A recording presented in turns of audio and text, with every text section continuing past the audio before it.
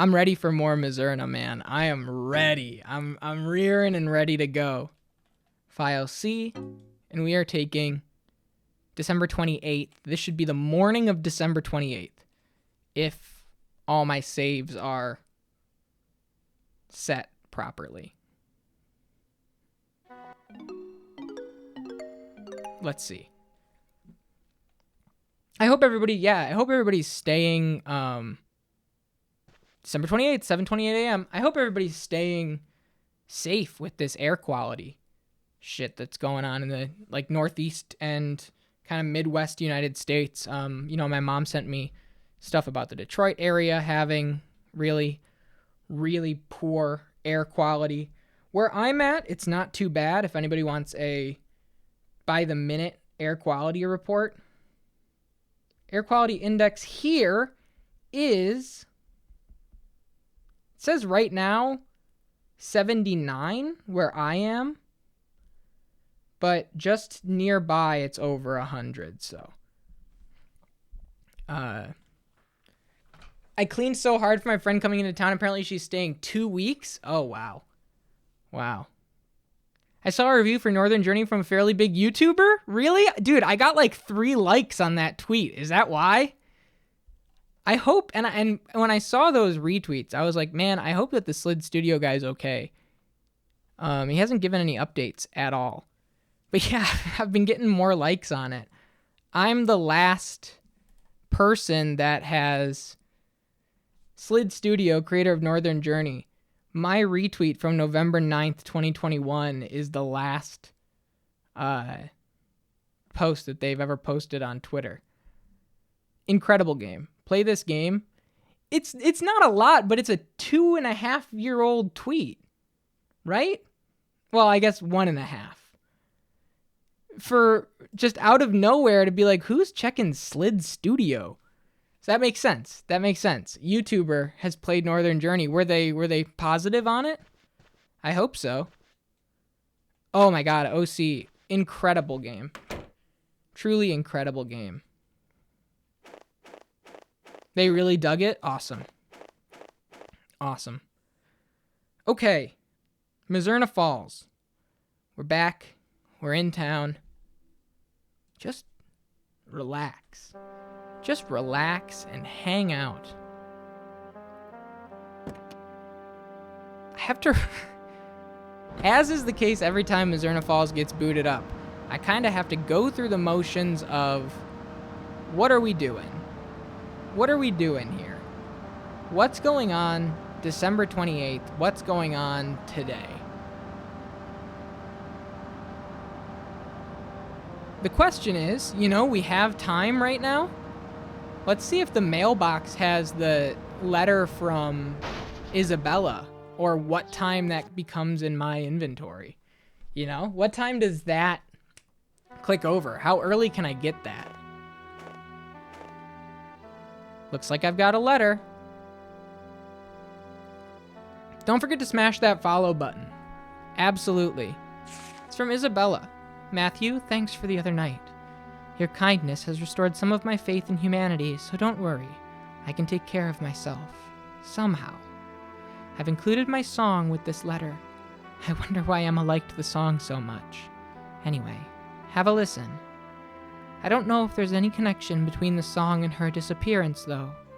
That having been said, don't come to my place again.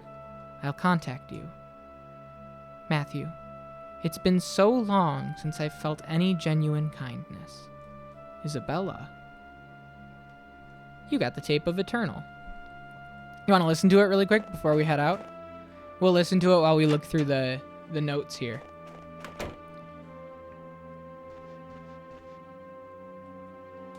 Hugged her on Wednesday? I don't remember.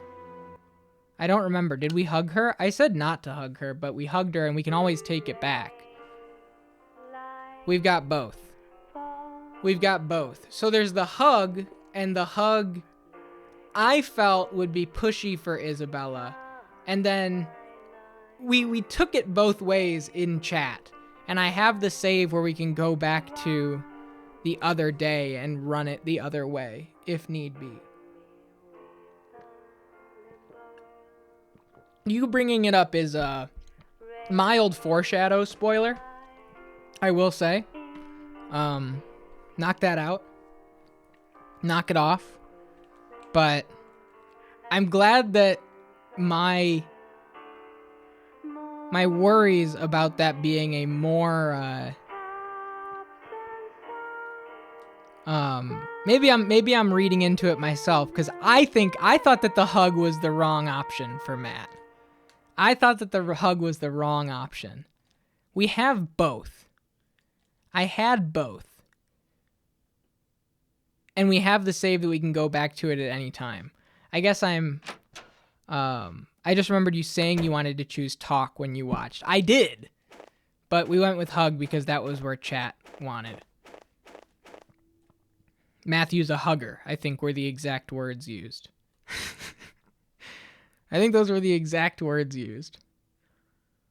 Hug Winona, hug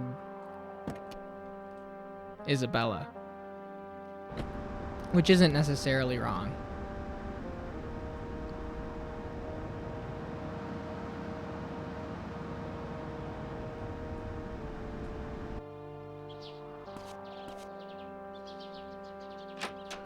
We have the chase today. That's exciting. That's very exciting. Right? That's today. I don't know. There's so much in this game. I can't talk to Morgan. Yeah, there is the chase today, because he goes missing.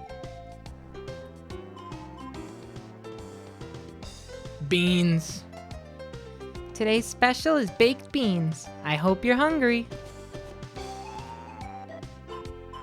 Matt also seems to hate walking in the snow. He'd drive for 5 seconds to get from his house to the diner.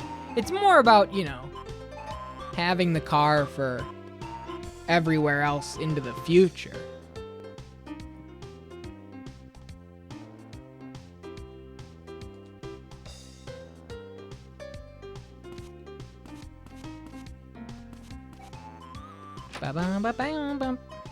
How you doing, Mitchell?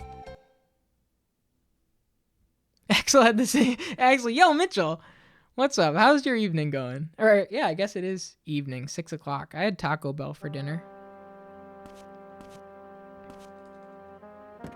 All right. We don't really have much to do in the morning until I get a cheesy gordita crunch. If you get the Taco Bell app, Nancy, you can get a cravings box. Like one cheesy gordita crunch on its own is like $4.79, some absurd price. That's the era that we're in. The era that we're in, and I think it was KCG that said it the best. Code KCG said, we're in a moment in time right now where brands desperately want you to have their app so bad that they are willing to give insane deals just for the return on investment for having the app loaded onto your phone.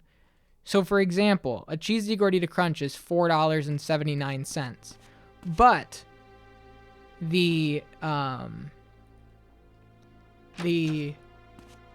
app has a cravings box where you can get a cheesy gordita crunch and an additional item. One of them is a 5-layer burrito and a snack, which is like a cinnamon twists, and a drink for $5.99.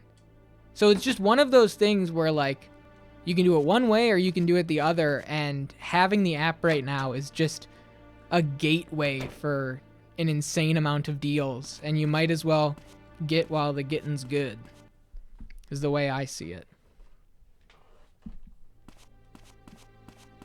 But it does suck.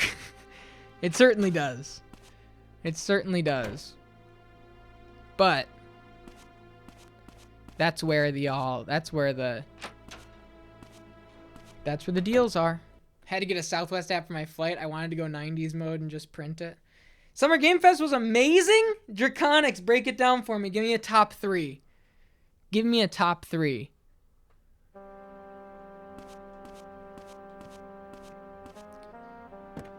One of the best fast food deals on the market, but yeah, if you frequent a fast food place and don't have their app, you are losing money. Absolutely. It's just where we are in the world right now. Top 3's hard, I can do 5. Hey man, that's even better. That's even better. Love to see some infectious positivity. Hit me, what's up? Yeah, Axel, I hope that, you know, just chilling here and enjoying your time is 5 times a day, Morgan? Oh my goodness. I hope that you're able to get some form of relief, man. I hope it looks up for you. You know you're always welcome here. You're always here to chill. Anytime.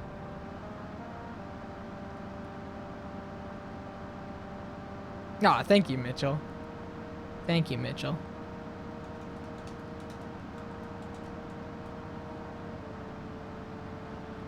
I don't think there's anything to do before 11, which is when Winona calls to say, hey, Mel's getting out. Did that not pop? I love how Japanese this American video game is. Oh, yeah, totally. Did that not pop? One sec. Let me refresh. Try it now. There we go. I got you one. Cohen comes here, and I want to know what he talks about. That was one thing that I wrote, is that Cohen's at the high school before 10:45. I don't know what time he gets here, but he is here before 10:45. Final Fantasy Rebirth, perfect. Prince of Persia, dude, Prince of Persia: The Lost Crown, I thought looked amazing. That's the Rayman Legends team. That's Ubisoft Montpellier, which is insanely cool. To have them in like a, you know, it looks like a Metroidvania. They described it as an action-adventure platformer, which I feel like is a Metroidvania, you know, but like in corporate speak, to assign Metroidvania to your title is like pulling your spotlight away and putting it on another developer's titles. So I can understand. It's like when Earthblade, the new Celeste team, XOK, Extremely OK, when they said that Earthblade was going to be an exploration game, which is a name I like, I guess. Alan Wake 2, hell yeah. I didn't watch the Alan Wake 2 part because I want to play Alan Wake, and it just seems like the kind of thing that is so linked to its story that, as we talked about this before, that just by virtue of a sequel existing more or less spoils the first one to a certain degree, and so I want to mitigate that as much as possible. Pal World, okay, you're in on Pal World, nice. And then Sonic Superstars, dude, I thought Sonic Superstars looks really good. I thought Sonic Superstars looked really good. Co-op is fun, doing like a new Super Mario Brothers co-op style multiplayer inside Sonic. At least that's what it looked like to me. Just a lot of cool options there. And I thought it looked good. I thought it looked good. As we've talked about, I've never beaten a Sonic game in my whole life. Made the right decision for atmosphere and gameplay spoilers. Yeah.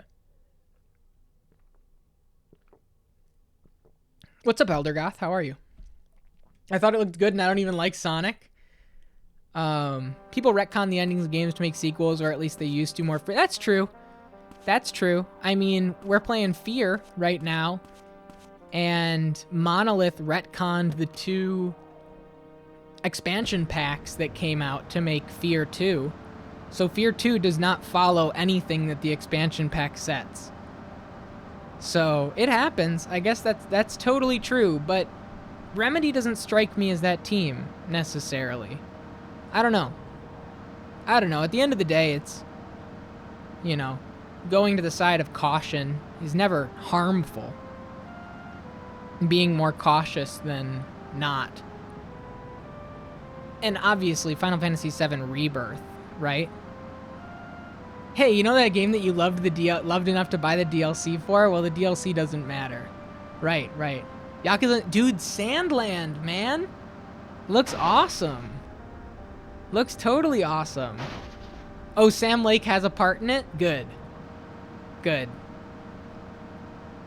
Yeah, I liked the show. I talked about the Sony show. And one of my growing frustrations with these events is the Nintendo Direct format, right? The Nintendo Direct Sony State of Play format doesn't give the titles enough room to breathe, in that you're just going from game to game to game to game at such a breakneck pace that, like, there's no digestion time. And what I liked about the press conferences of old was that digestion time, to be like, you know, now we're going to have Nick Cage on stage for a little while. And when Nick Cage is on stage, okay, now I can think about, oh yeah, there was a Street Fighter 6 and Exoprimal collaboration event. And so they're going to treat Street Fighter like Monster Hunter. And they called it Collaboration Event 1. And so that implies that more are coming in the future. So this world tour mode of Street Fighter 6 is going to envelop the Capcom and beyond, you know, could be even beyond, collaborative efforts to make it a completely more broad and diverse title, which is cool. What I learned through my other frustration with that Sony show was an idea of not really having a sense of identity for the PlayStation 5 in the next few years. As far as you ask me, it was Spider-Man at the end. But Spider-Man came out on PC and whatever else. And so, whereas I think Xbox is really pushing, like, Game Pass Xbox, here is the future of Xbox, Starfield Showcase, whatever. Besides Spider-Man, that PlayStation Showcase, which is what they called it this year, just felt very multi-platform, felt very wide. And one of the things about the Summer Game Fest, and why I don't think that it works the same way as press conferences of E3's past, is that there is no core, for lack of a better word, and this may be the wrong word, or whatever, there is no core team to root for, which is, in Jeff Keighley's case, directly by design, because Keighley is celebrating gaming, like video games as an industry as a whole. And, you know, he's very, very, very vocal about that, and brought, you know, who was it? Jack Tretton and Phil Spencer and Reggie on stage at that Game Awards one year. His whole thing is like, there is no, exactly. There are no teams. There is one roof, and it is video games. And so to that end, I think that the Summer Games Fest worked really well. But at the same time, it's like, I don't know, there's something very compelling about a show in pulling... Who is this? I don't know you. Is this the adult kid? I've never met this one before. My hobby's finding out what time places open and close. I just added a new one to my collection. The church is open from 7 a.m. to 8 p.m.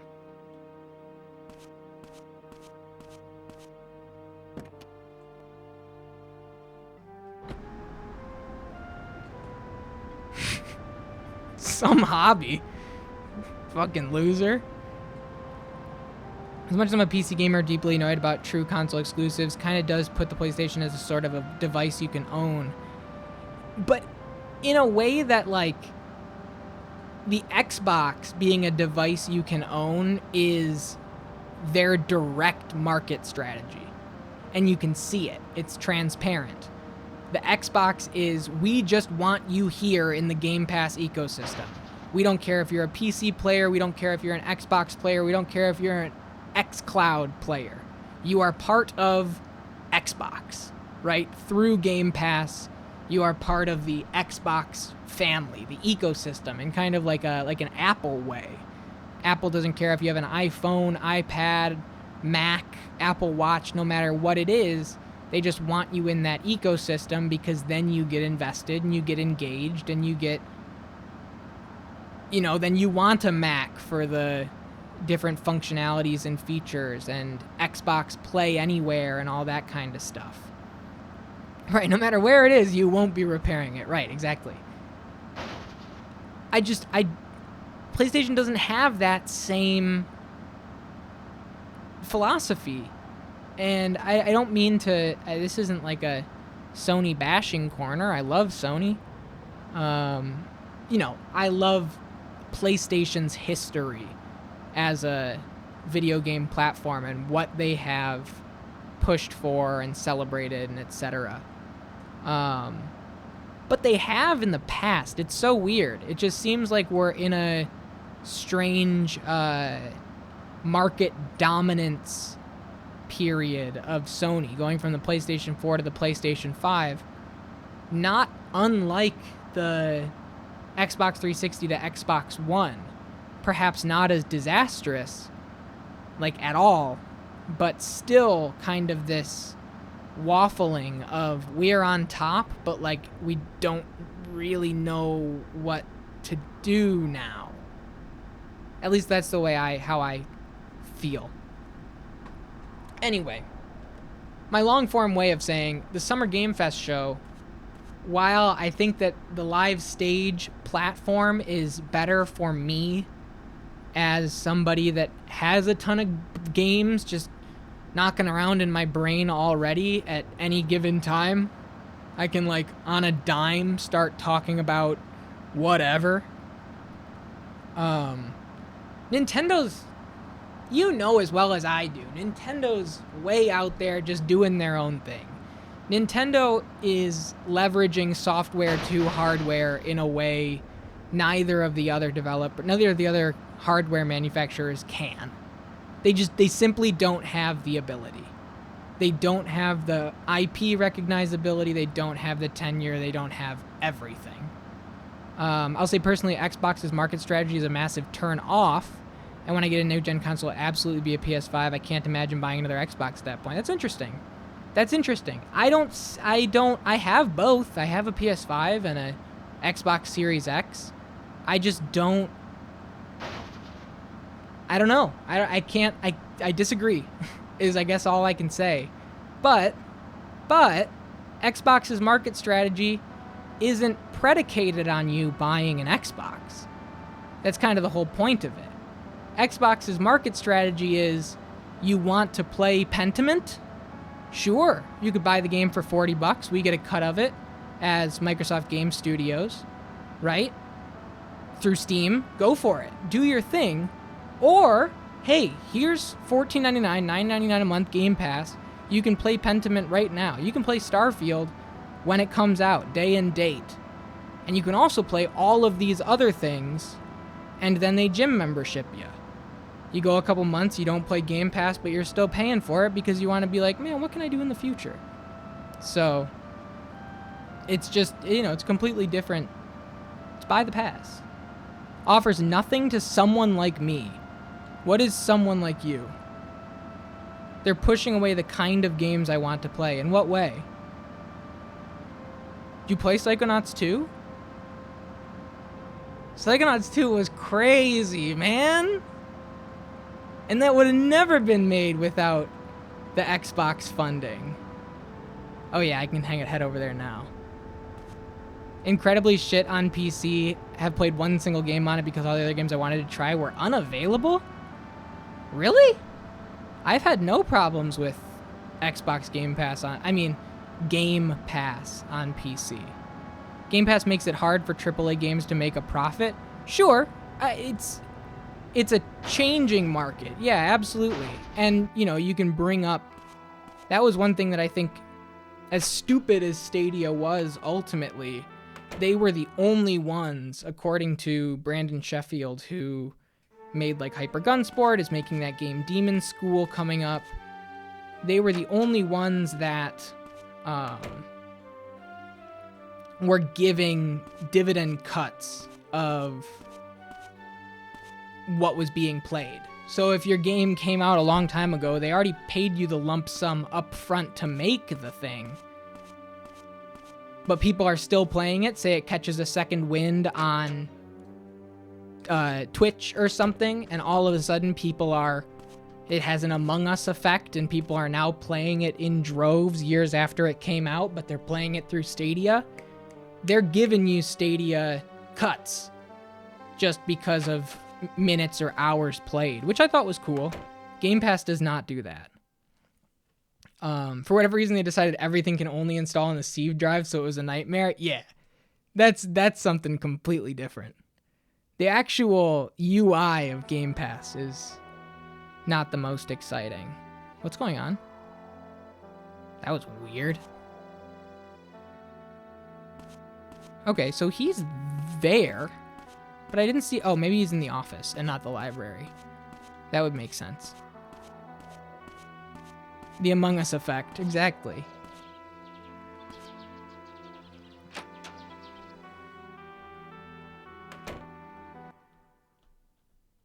Game companies want to get dividends on streaming platforms like part of the reason for the writer's strike. No. Game Pass. Xbox, Microsoft Game Pass. Where the fuck is Cohen, man? Does not give dividends. And maybe that'll change in the future, but as of right now, they don't.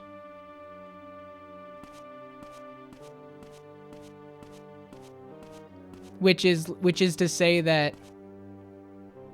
Oh, cool, this is new. So you were in the military? I had no idea.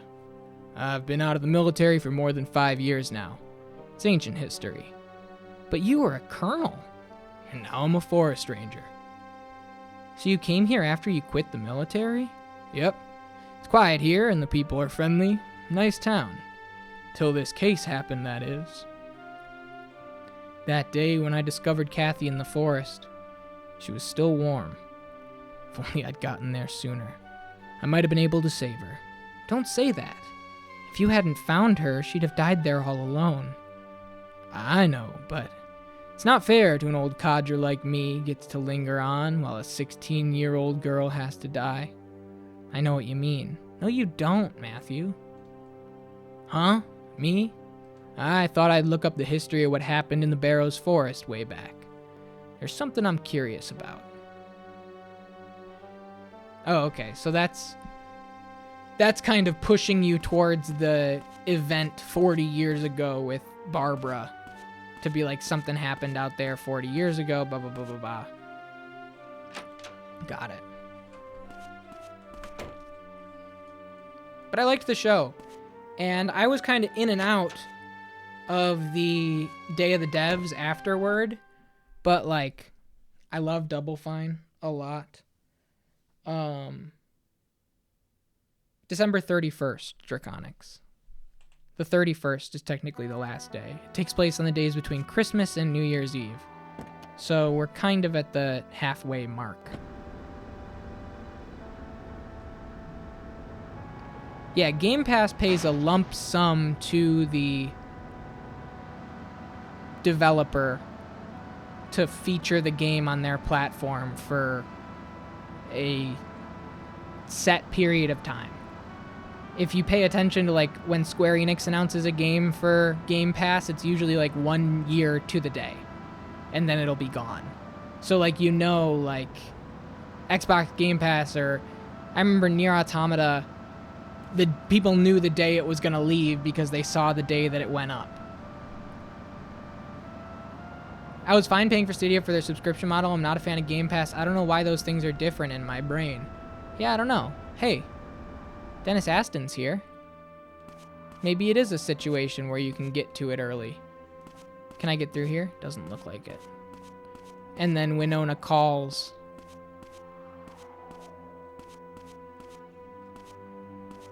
Let's see. Whenever it comes out, June 22nd, dude. Pretty soon. No. So where is he in this case? Is he downstairs talking? I don't want to fuck this up. So we have to make sure we leave before 11 o'clock. Because I really don't want... I feel like taking a nap. How long you been standing there? Go away. All right.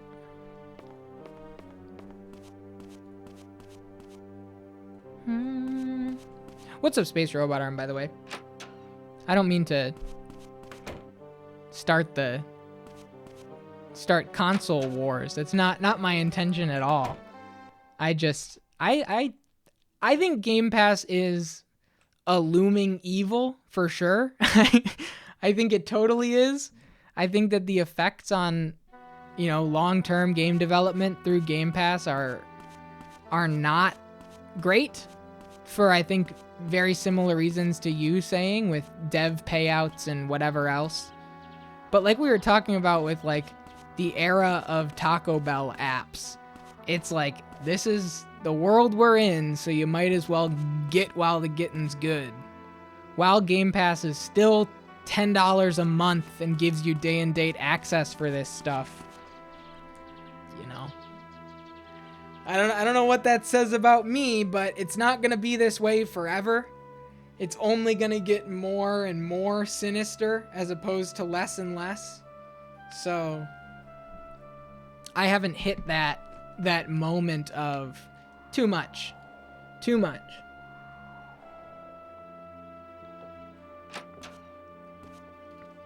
All right. All right. All right. Fair enough. Fair enough. Key the investigation is questioning locals. If someone seems like they might know something, go talk to them. Yeah, I get it. But even if you go to their house, they might be out. You should call them on the phone first to avoid a wasted trip. All right. Enjoy it before it gets too evil? I mean, yes. Yes.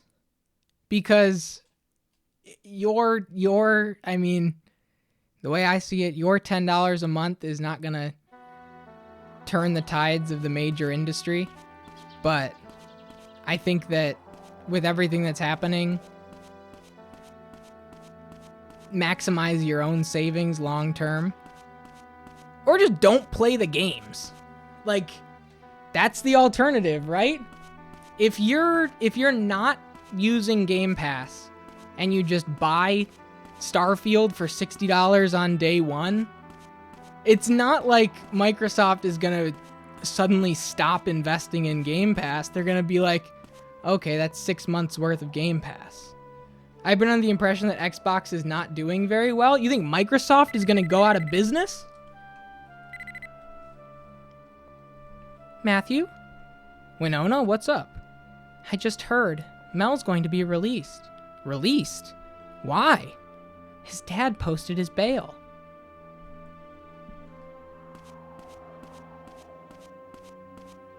Gaming is dead. The Xbox product? Xbox, by way of Microsoft, is the brand that has the ability to keep this going the longest term. Because, yeah, it never made money itself. It is used as market leverage. And so, it's just a piece of their pie. Whereas, like, Nintendo, it's everything. Whereas Sony, it's a much more major part in this decade than it was, say, in the 90s when they were entering the space. I didn't get maybe I have to restart. I didn't get the cutscene. I hope I can leave and re-enter.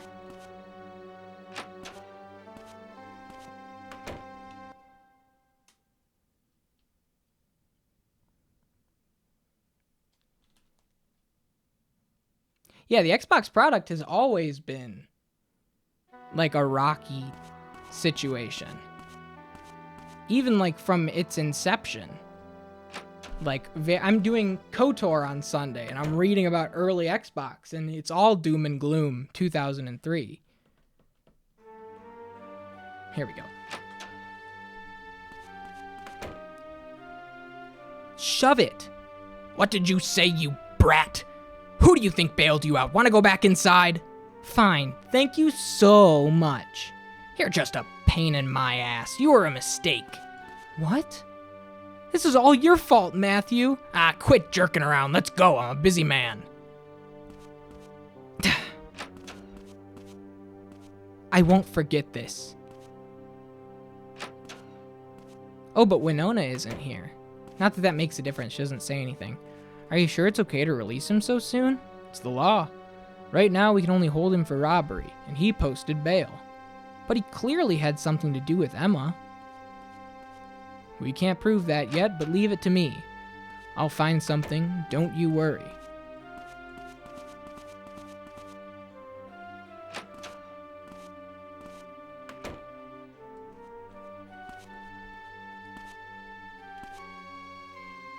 Nope, nothing here. Yo, what's up, Percenter? How are you? How are you? Microsoft's share of the video game market, not just profits. The general sentiment is I've seen is that they have no games worth playing. I think that when you get into the concept of worth playing versus not worth playing, you're dealing with such subjective language that, like, I'm just at a point where every game is worth playing to somebody, right? There's somebody out there that not only was very excited for Redfall. Redfall came out. They were still excited. They beat the game. They were excited. They loved it. That person exists. Absolutely is out there. What's up, Juno? There are people, fucking Gollum game has a 38 on OpenCritic, and there are people that are fucking stoked about Gollum. That they're like, Lord of the Rings heads that are like, we're here, baby. Oh my god, the Lord of the Rings universe has been extended, and now we get a video game off of my favorite character, Smeagol. It's like, no game's worth playing. Again, that's Pentiment. That's Psychonauts 2. That's Starfield in September. That's Forza Horizon. Is Redfall making back its investment? I don't think, and this is something I have brought up before, I think the only games that are making back their investment are like fucking Grand Theft Auto 6 and Destiny. And that's why we are where we are, because development costs are so insanely expensive. It's like, is every single Netflix show making back its investment? No. But people are watching them, and there's people excited, and so they subscribe to the thing, and then the things are being made, and somebody else is excited, so they subscribe for that thing, and then why does Sony? Is it your place to like argue? I don't know what's going on. Biggest sellers? Oh, absolutely. And that's why fucking MLB The Show has all of this, is going multi-plat. MLB The Show got put on Game Pass. And that's a PlayStation Studios joint. Because they want to get more people into MLB because the fucking money is in those cards and stuff, like NBA.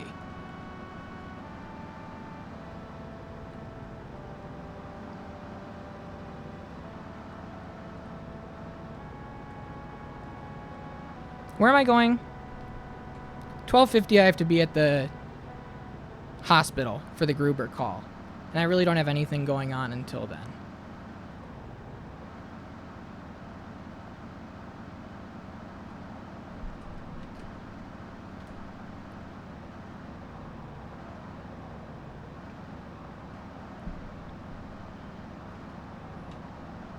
it is coming off as combative when the original conversation was the reason why these shows and these E3 shows, the reason why like the Sony show didn't work for me at the time was I didn't see the PlayStation long-term plan in that show. Whatever the fuck that means. There were games, there were a lot of them, they were back to back to back to back. It just didn't feel like a PlayStation thing. And I said, in the inverse of that, I think that I'm looking at Xbox and I see a box of planning. I see the idea of we're leveraging Game Pass. Here are Xbox Game Studios titles. Here's the diversity, and it's all coming to you for however much a month. Sony's thing is PlayStation Studios. Unmatched prestige first-party titles from astoundingly good studios. And the world of video game development at this point can't sustain a year-over-year show off of that because games take too long to make. And they're, too expensive, and getting people ready to showcase something is just not the same. And so that's all. That's all. That was the core of it. That was the core of it. And so watching Summer Game Fest, I loved it. It was great. Keighley showed a lot of cool stuff and is just celebrating video games as a whole. And so obviously there's stupid stuff that comes out of that. Like, you gotta pay the bills, so here's a 49-inch ultra-wide monitor. Who cares, Samsung line Keighley's pockets so that he can make another stage show because he wants the days of mid-2000s tech TV back. That's fine. Whatever, right? But I think that putting like Day of the Devs right afterwards on the same showcase, on the same channel, on the same place, by a completely different group of people than Keighley because he's busy with Summer Game Fest, whatever that entails, I think is a way of kind of extending out the we're all in this together olive branch of the industry. He has to make his big, expensive stage show that has Nicolas Cage come out for 15 minutes to say, I'm part of the club. Yeah, Fortnite Transformers gets shown. Fortnite's a little different because Fortnite has an insane market draw, right? Fortnite is like, people are tuning in to see what the new Fortnite season is. And not in small numbers. People are tuning in droves to be like, oh, fuck, Fortnite news tomorrow? The new season of Fortnite's tomorrow? And are like genuinely excited. There are millions of people that play one video game right now, and it is Fortnite. And the fact that Jeff Keighley had that reveal is enough. It has the kids. It has the adults. I know plenty of adults that are all in on Fortnite. Look at where we are on the minimap right now. We broke the widescreen borders, everybody. We broke through the letterboxing.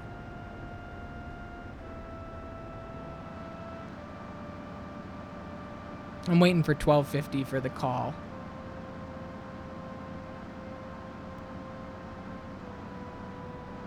But like, there were 40 games there. That's cool.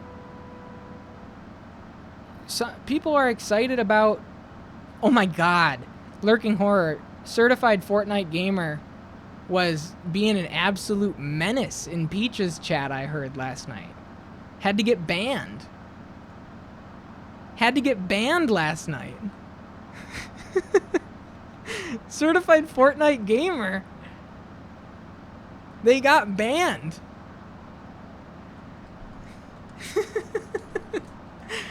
Yeah. I reached out and I was like, hey, listen, man.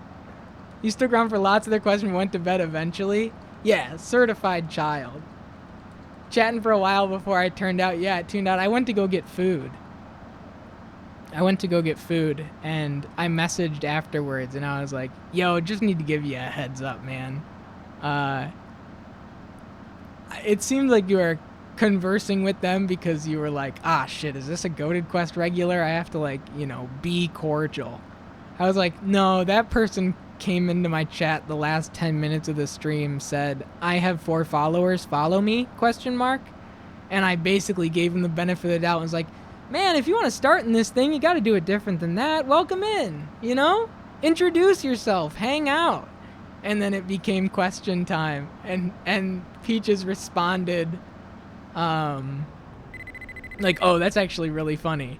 Because, like, I was trying to engage and I didn't know what to do. And it makes so much more sense like that. Got it. Is this Matthew Williams? Yeah, who's this? It's Dr. Gruber. About the drug you asked me to identify? Where do you get it? It's a long story. Well, never mind. Just come to my office as soon as you can. Okay. All right, here we go.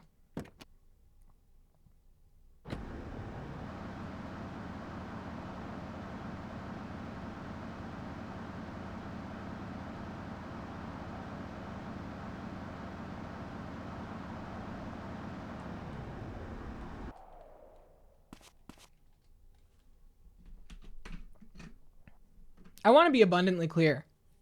As I've talked about in the past, I don't have all the answers. I hardly have any of them. I'm only speaking from my personal view of this thing. I don't have industry connections or anything like that. So, like, everything I say is not any sort of objective anything. Because I don't know. I'm just speaking from my place, looking out into the world that I see. I just want to be upfront about that. And also, I don't want anybody to take anything I say out of here and go like, I've seen that guy play 50 video games. He knows what he's talking about. I don't know what I'm talking about. I'm just watching fucking Jeff Keighley in sneakers and an ill-fitting blazer show off video games. I just like games. I don't know. Whenever it comes to business, who the fuck knows? It's way out of my pay grade. It's way out of my even realm of care, right? And so I think ultimately, like, the answer is I don't care. And I just have to be more upfront with saying that. It's just like it's not what I'm here for. It's simply not what I'm here for. And that's all. Yeah, I have an outlook. It's not everybody's, but I do like the conversation. It just sometimes hot takes get you in hot water though, and that's my least favorite place to be. What game before? And it sucks. It's sometimes funny to like tweet a hot take or go into a Discord server and post a hot take and then just turn your phone off and walk away. That's insanely funny. I live for that kind of stuff. I live to just be a menace and just say something that gets a lot of people mad and then leave online. Because who cares? But when it's like here, I have to like not only account for everything. That's why I try to be as, personal and subjective and opinions, and there's no truths to this stuff. A lot of the time it comes across as attention seeking. Yeah, it does. It absolutely does. And so that's why I try to avoid it, because I'm not here for me. I'm not here for me. I'm just here to kind of celebrate this industry and celebrate some video games. My refund got confirmed. Okay, Minky Moo went to Whole Foods and returned something. No, I know. All right. Morgan, why are you here? Samuel called me. What's this about? I discovered something about the drugs. The ones Matthew asked you to identify? Yes, I've finished analyzing them and, well, spit it out.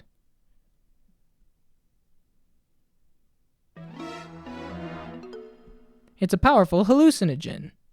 What? What exactly is it? It's called APOC. It was very popular on the West Coast in the late 60s. Then how'd it get here? I want to know that myself. Where'd you get it, Matthew? Matthew, explain. The truth is... In order to tell you that story, I have to tell you this. I see. APOC here? This is Mizzurna Falls, not Vegas. What the hell is going on? Kathy and Emma were into heavy narcotics. We're not just talking about bears anymore. The drugs have to be Mel's. He robbed the diner to pay for them. His behavior's starting to make sense. This must be why he stole Emma's diary, too. This is the proof we need. Arrest Mel! You're right. I'll get a warrant. But I can't believe this is how Kathy and Emma were linked.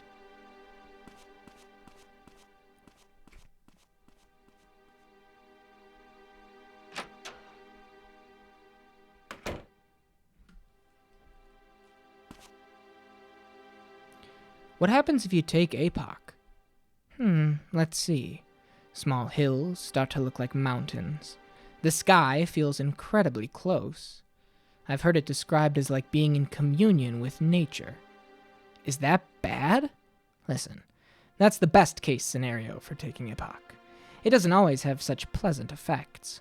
Plus, unlike other hallucinogens, it's highly addictive. What happens if it's a bad trip then? Typical paranoid hallucinations, seeing the devil, acute anxiety, irrational fears, hopelessness, and so on. In severe cases, dissociative episodes that make you doubt your own existence. That's quite the range of emotions. I've never taken it myself. Like I said, the effects aren't always the same each time. Supposedly, it lets you experience a world that you'd never normally be able to. Yeah. Samuel knows because he took it? Absolutely. Absolutely. All right, now we jet over to Lorraine at the diner.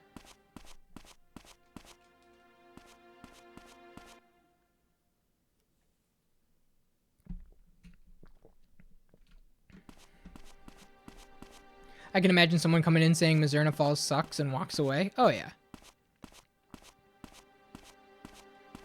I worry someone would come in and spoil the game. Hopefully the game is rare enough that those people don't know it. I'm worried about that with KOTOR, man. I'm worried about that with KOTOR.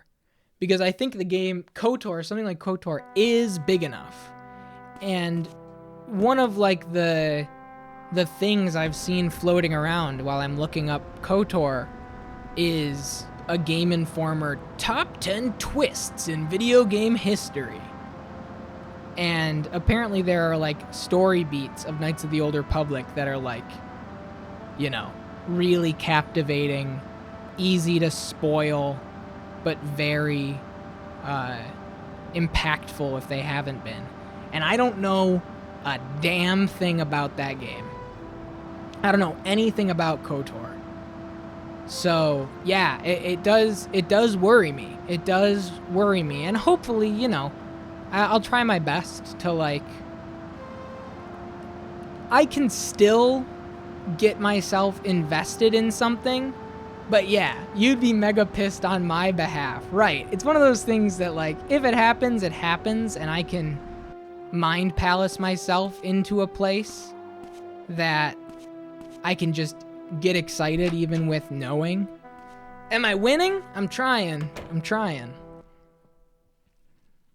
Maybe put an extra graphic on the actual stream border. I'd hate to do that, you know? Some people don't check the tags, that's true. I should put, like, first playthrough, no, but sometimes I feel like putting, like, a no spoilers tag is like a kick me sign. You know what I mean? Because the people that are gonna spoil are, like, bad actors that are gonna come in and spoil, right? it's a tough thing to balance.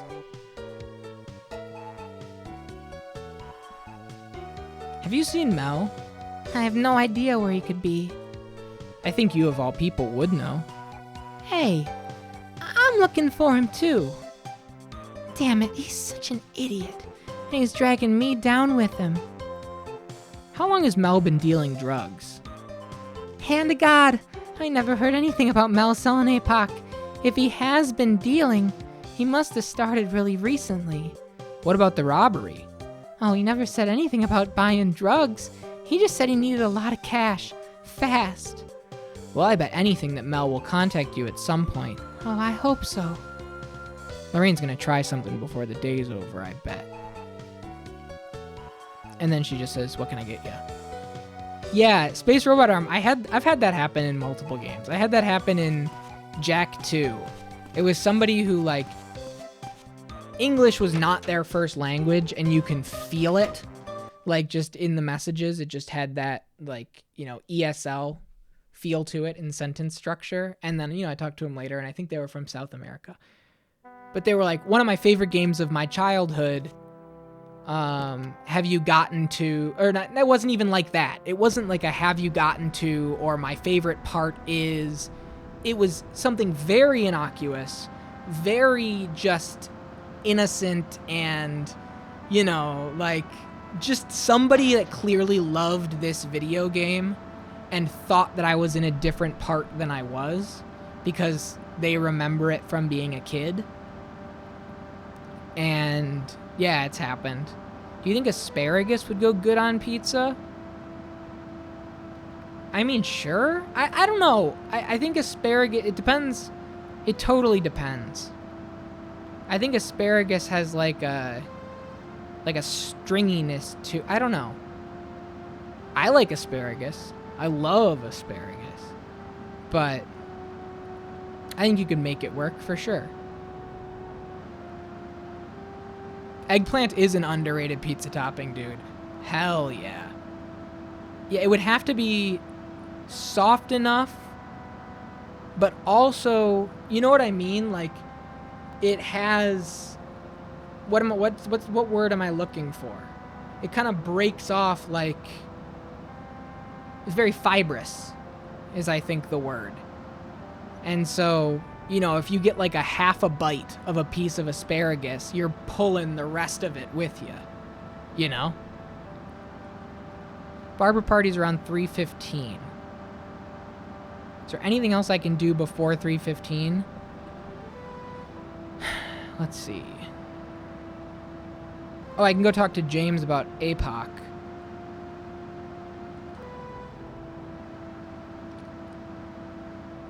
Eggplant's awesome on pizza. I mean it like, you know, it goes hand in hand with like an eggplant parm. An eggplant parm is so good.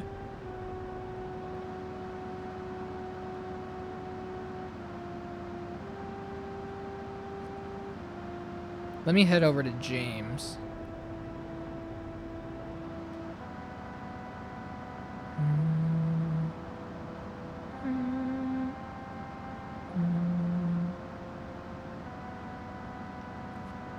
Sorry, Dennis.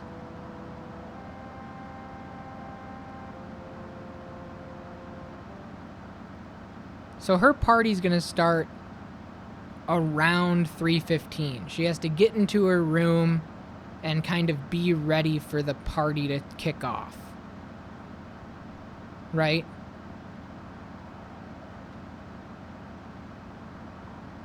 Around 5:30 we can go to the diner, and then so we have a lot of downtime in this day.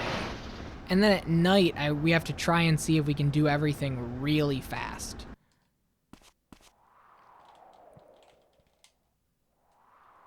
I love it in Ratatouille, not the thing from the movie, the real kind. Eggplant hater, I think it's because my mom doesn't use salt. Yeah, it definitely needs salt. It definitely needs something. Like Brussels sprouts.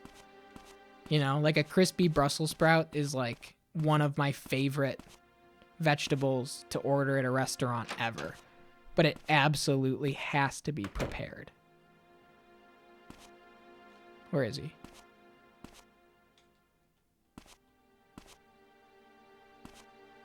Avocado. Yeah, absolutely. Absolutely. We went to a Mexican restaurant that just opened up around here, I think on New Year's Eve. We were so excited about it. And we went and we had a full meal. It was like their soft lunch and all this kind of stuff. And it felt like the kitchen just didn't have salt. And so the like guacamole it just doesn't work. It's just like dipping into a texture. Sorry, I have to go visit my grandmother now. If you want to talk about Emma, let's do it another time. Yeah, I know. It's your grandma's birthday. You think we don't know that?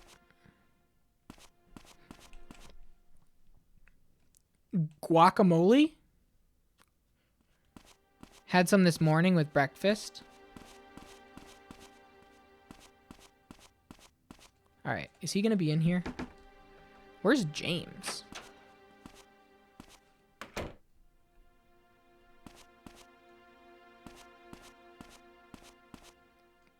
Like, when I think of Source Engine missing textures, it's like bright pink and black checkered.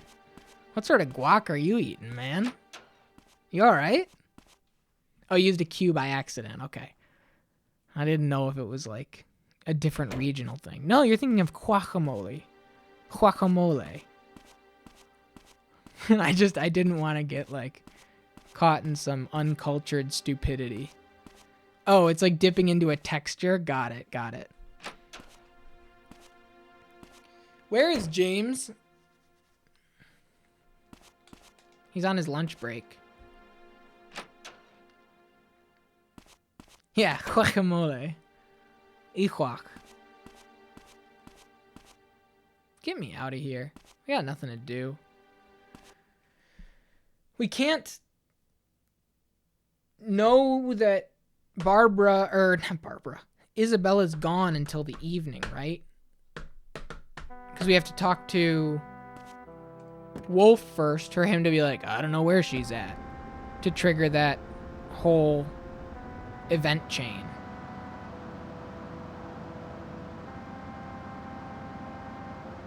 I don't really know what else. I mean, what else is there to do? It seems like there's a lot of time to just sleep.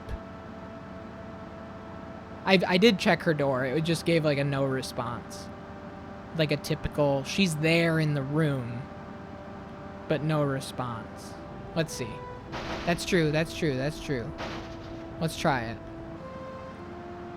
We got time.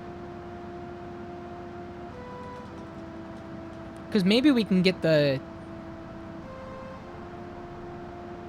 junkyard thing during the day. It would be absolutely crazy. I don't think we can, but maybe.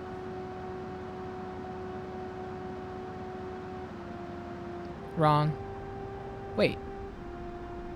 Wrong? Right? I don't remember where I am. Right. Next to the barn. Next to Al's toy barn.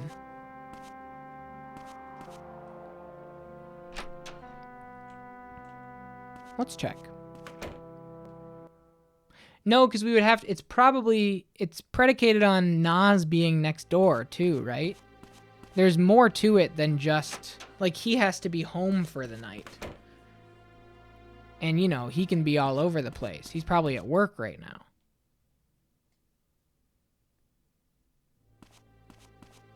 Let's give it a try. Whatever. There's Wolf leaving for work.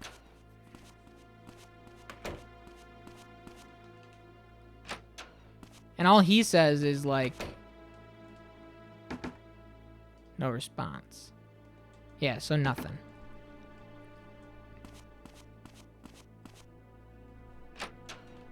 I'm excited to hear about the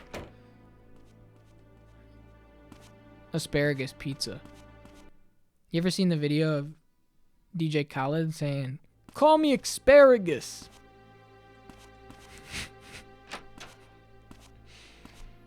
You know?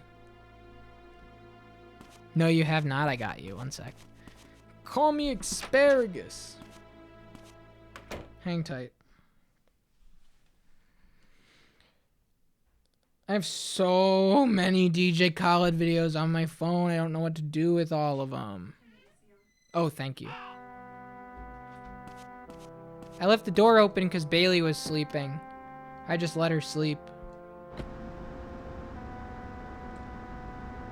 Where is... I'm driving one-handed while I text and drive.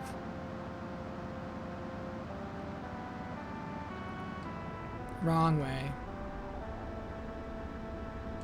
Where is he? Where is Call Me Asparagus? Call me Asparagus. Oops. Where are you, Asparagus? A lot of videos of Percy here. Is this the wrong way? No, we're good. December 25th, that's way too late. This was definitely a 2023 event. As some of you may know, I have like 6,000 videos on my phone. Hey, I found it. Ready? Call me Asparagus. One sec. I gotta send it to myself. You just save shit to your phone all the time. Call me Asparagus. All the time. I'm always saving shit to my phone. All the time. I'll post it in the Discord. Classic video. One of the greats. Shout out to DJ Khaled. What's up, Minky Moo? How was your trip?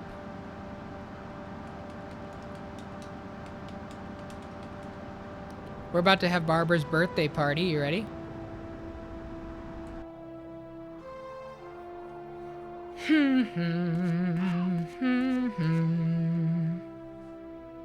It was okay. Did you get any ice cream? Not that you were asked. Today is a day of waiting behind the slowest people on Earth.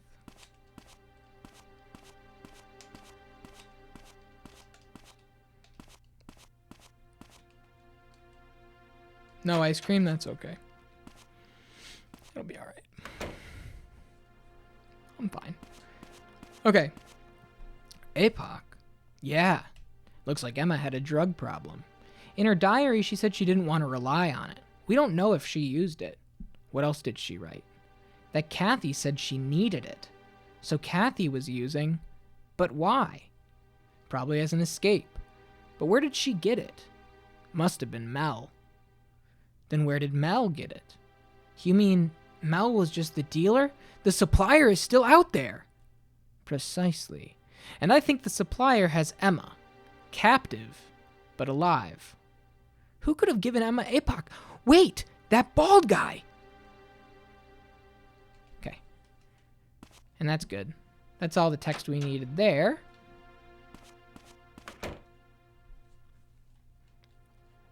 Now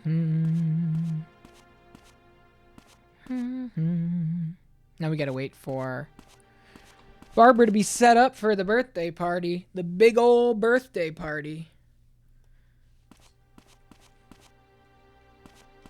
And I think if we beeline it right to... Okay, nothing yet. We gotta wait for her to be really set up.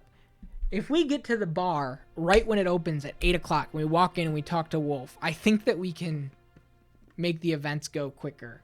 But I don't know if we'll actually get Dennis, you know, arrested or taken in for questioning, rather, today. It might be like a tomorrow morning, first thing in the morning thing. So I suppose we'll see.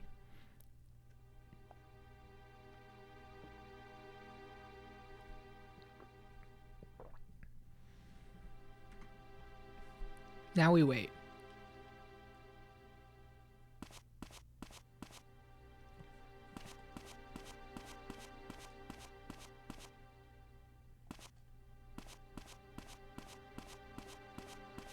I don't see Barbara. She taking her sweet time.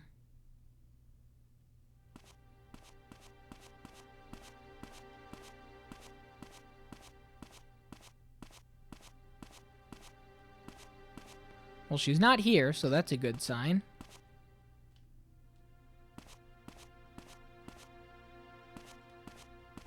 Take the elevator. I love that the elevator works too. You know? Second floor.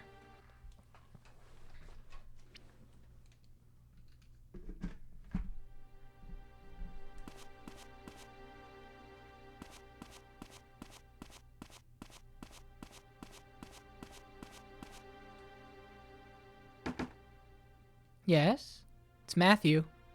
You didn't come empty-handed, did you? No, I've got him, don't worry. Splendid! Come on in. I can't believe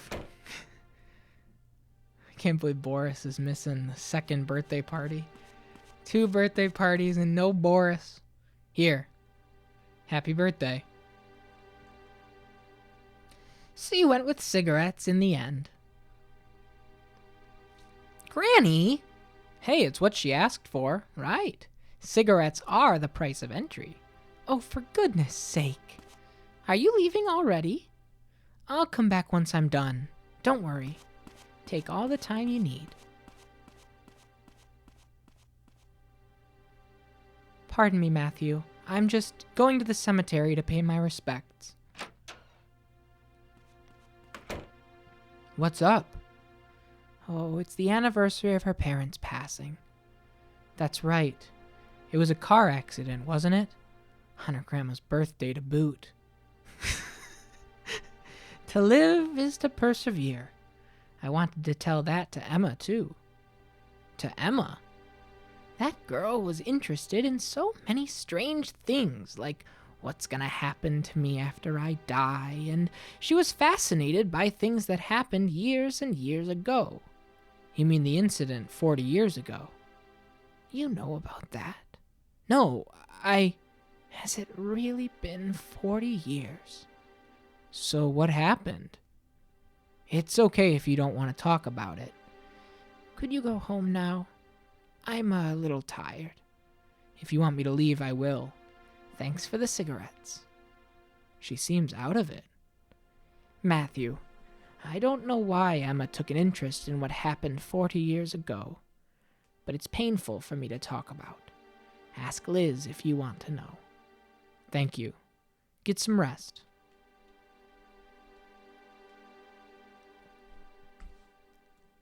I'm curious at how that situation... I want to see the translation difference, you know? Yeah, it's the forest. Okay.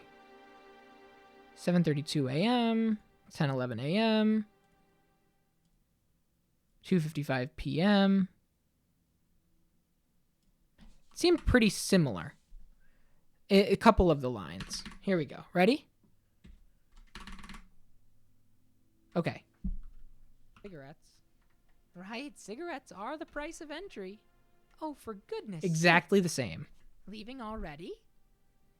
I think I'll stop by one more time before I go home. I see. That's different. Take care. A lot more vague. Excuse me, Matthew. I'm just going to the cemetery for a bit. Okay. Liz goes to the cemetery, remember? What's with her? It's the anniversary of her parents' passing. Similar. I see. Similar. Very similar. It was a car accident, wasn't it? Living. It's all about making it through the tough stuff. I wanted to tell that to Emma, too. To Emma? That girl was interested in the oddest things, like what's gonna happen to me after I die. And she was fascinated by things that happened years and years ago. You mean the incident 40 years ago? You know about that? No, Has it really been 40 years? So what happened then? 40 years ago? I don't mind if you don't want to talk about it. Could you go home now? Pretty similar. I'm a little tired. If you want me to go, I'll go.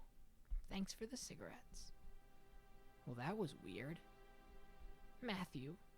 just I don't a know little why bit I'm a deep more. interest in what happened 40 years ago, but it's painful for me to talk about. Pretty close. I would say that this one's a little bit more, again, conversational. I think that there's just a little bit of a Some party. more Everybody, happy birthday, bud. naturalistic conversational. Yeah. It's interesting. It's interesting to see the differences. You can tell that they're both using the same base. Absolutely. Because only certain lines are, adjusted to be more natural, I guess, is the word that I would use. But I think that the owl one is more in line with, other localizations of the time. It's interesting. I don't, both work. Both get the same job done. This is what we started with. What game before? Yeah. Going forward, we're gonna do, as we take the days back and optimize and do new stuff, we're gonna be jumping between the translations to kind of see what the differences are. Just for fun. It kind of lends itself the perfect structure for something like that. Yeah, to bring some variety and just showcase, how much a localization can do for the text. Hello, Matthew. Hey, Miss Holden. I hope I'm not intruding. You're fine. It's nice having company, actually. Granny can't come out here anymore. I'm sorry for your loss. Time flies. It's been 10 years since the accident. I missed one line. You either forget the pain or drown in it. The more time passes, the easier it gets. I'm curious about doing one thing, really quick. I want to do this, and this, and this, and this.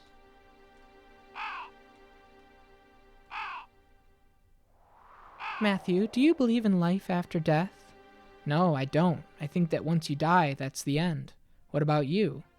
Oh, I don't believe in it either. But I think Emma did. She was fascinated with the afterlife, with the mysteries of the cosmos and all that. I wonder why she was so interested in that stuff. Life is hard. It's only natural to want an escape. I was the same once.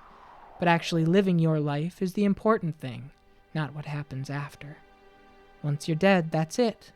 You can't waste your life running from reality. I couldn't agree more, Miss Holden. I should get back. Matthew, no matter what happens with Emma, remember what I said.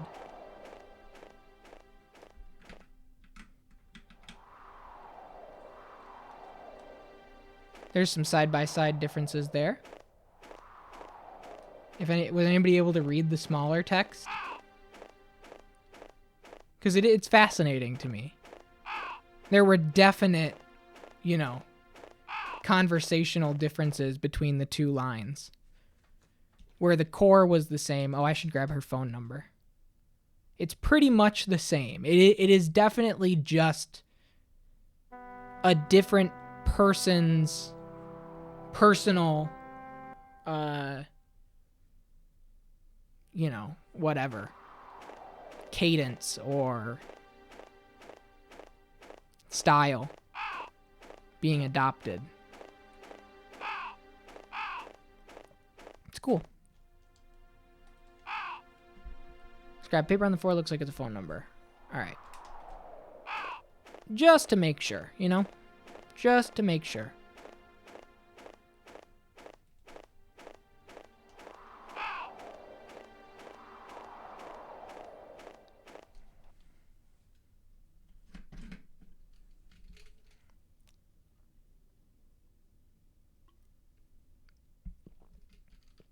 And now we rush back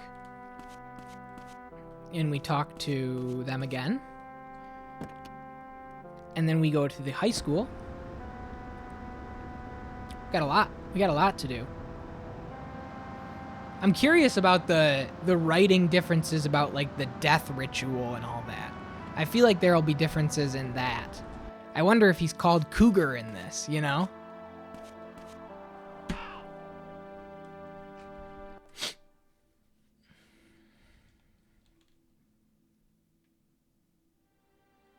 It's James. He was just contemplating something. Don't mind him. Oops.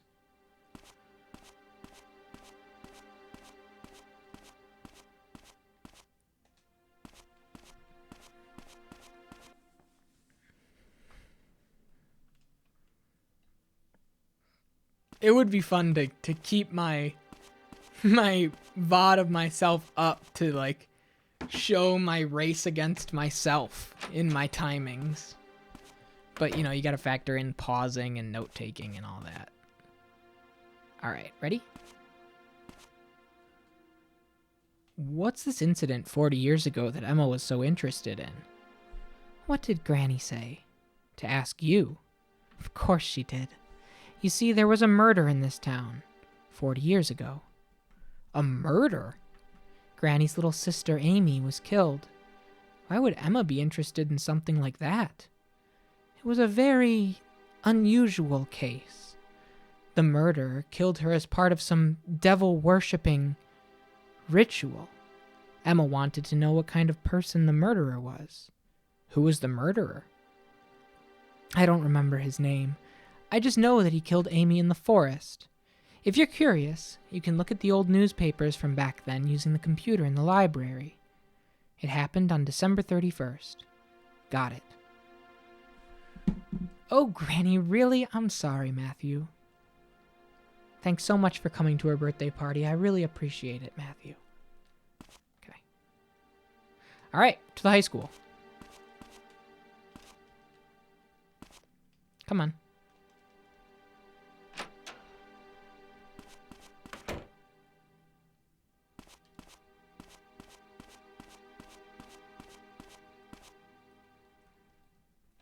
Because I don't think that talking to James right now does anything. We have to wait until after. We can chat with him. He's probably still sitting there contemplating, if I had to guess.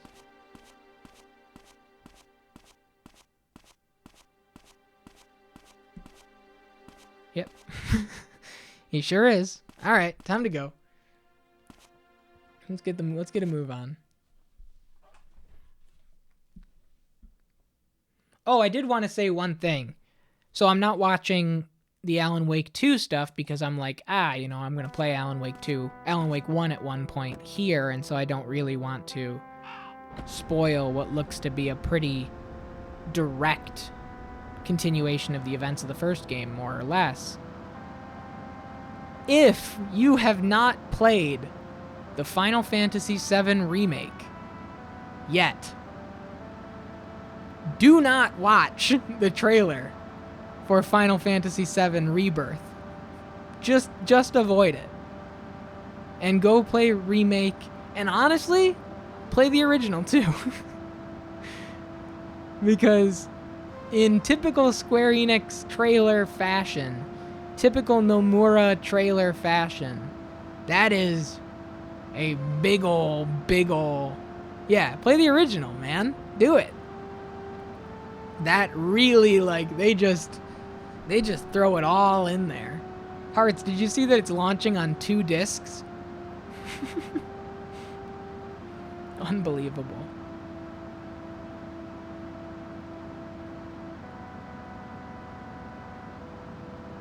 And they locked early 2024, which was to be expected, you know?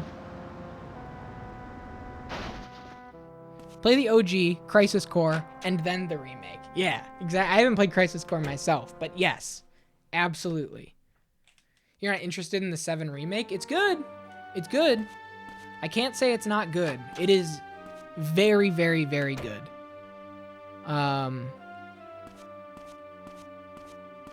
From a storytelling and world building perspective, I think that it... Oh, you've played it. Okay. I thought it was great. I can look at newspapers from 40 years ago with this. I'll just input the date, and here it is. December 31st, 1958. A local youth living at St. Peter's Church, known only by his street alias Cougar. Okay, interesting. I'm curious. This one's gonna be pretty different. It feels pretty different. The whole street alias. Hang on. All right. Ready?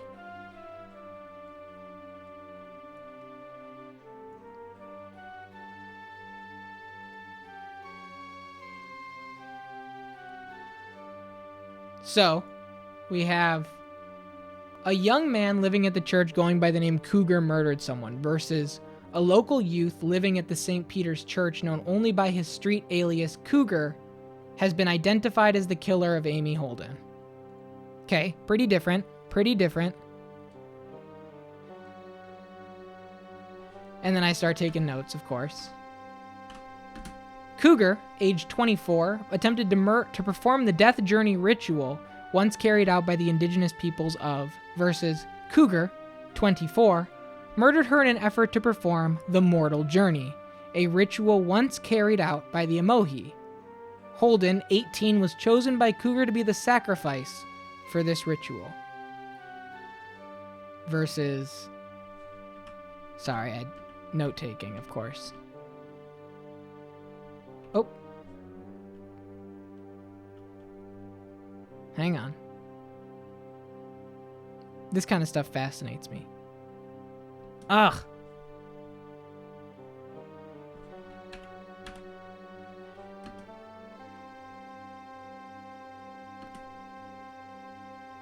So it seems like in this translation, Matthew is reading a newspaper article. In the Owl translation, Matthew is recounting, like processing an article. Because he says using Barbara's 18-year-old sister versus Amy Holden carried, you know what I mean? It's a different lens of the article.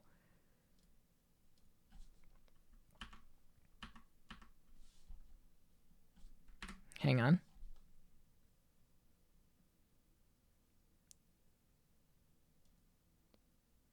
Ah, shit. Cougar killed the girl and attempted to revive her as part of the ritual versus Cougar believed the ritual would allow him to kill Holden and then bring her back to life. However, paramedics were unable to resuscitate her. So this is a lot more. By dying and coming back, you can gain eternal life, Cougar is alleged to have said. Police believe Cougar used Holden as a guinea pig to test if the ritual worked.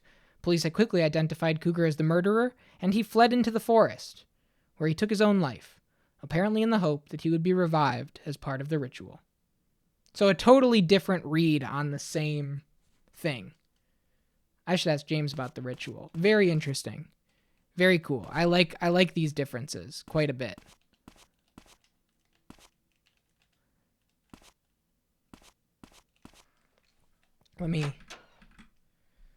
Yeah, I think the remake's great. What Game Before?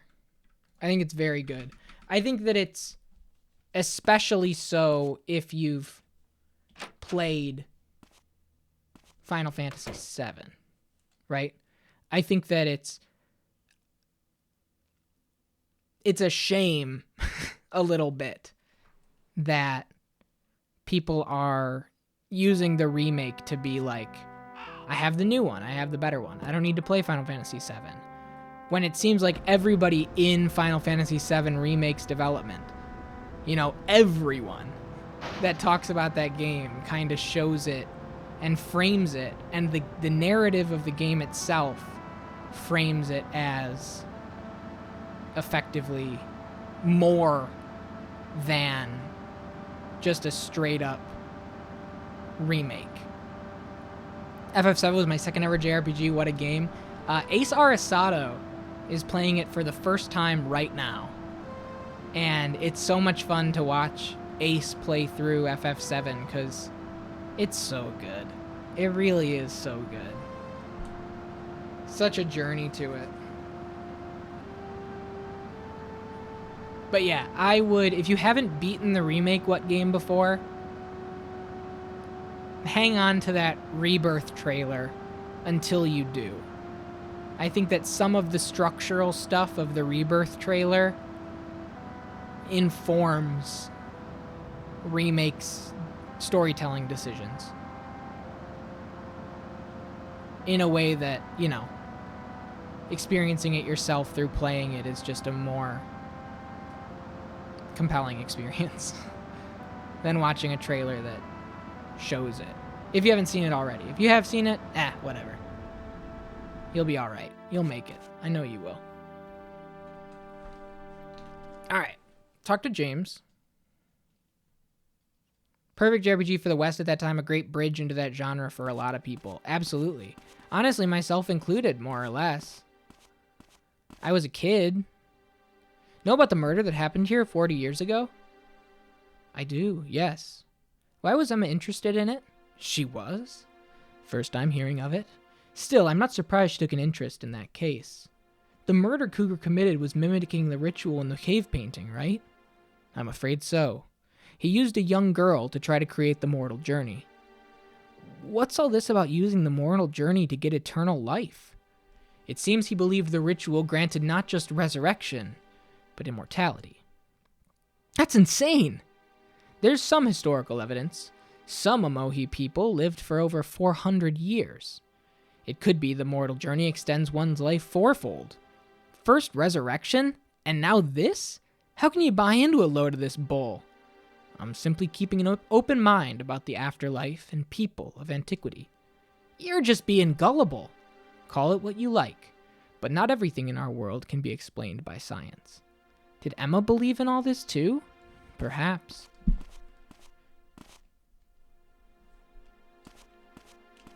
The asparagus pizza is good. Let's go. Let's go.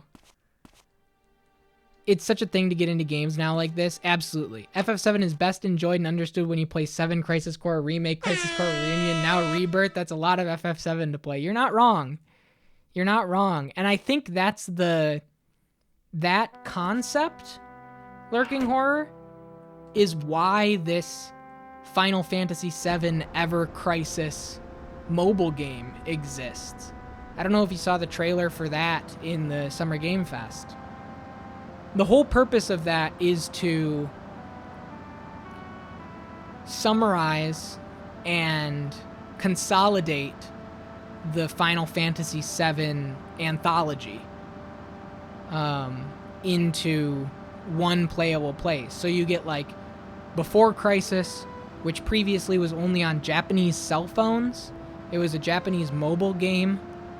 It recently got like a Game Maker recreation, so you can play it in English now.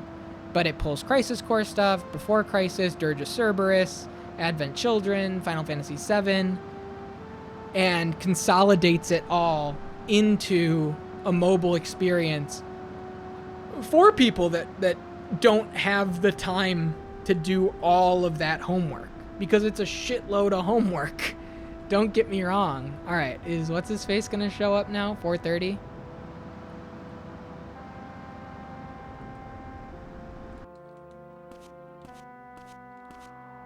Yes, okay, cool. Beautiful. Beautiful. We're doing great, folks. We're doing great.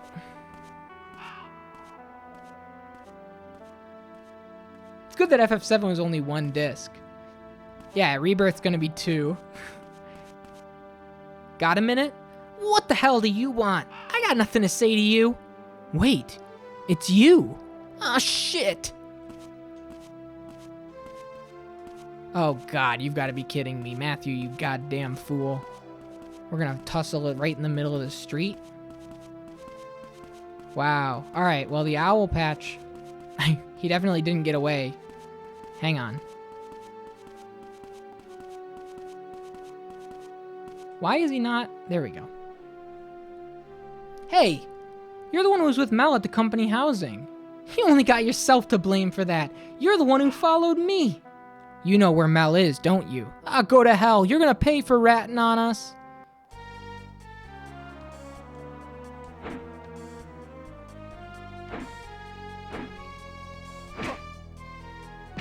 Ow.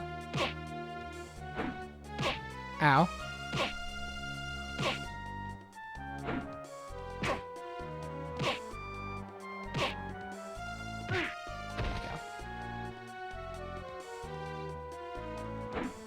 Oh, come on. Ow. Ow. My head's not in this one. My heart's not in this one.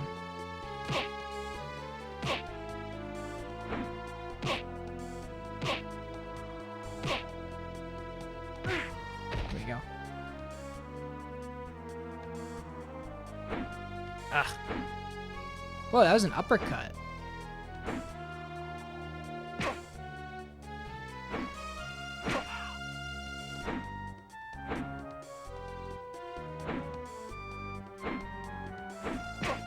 Nice.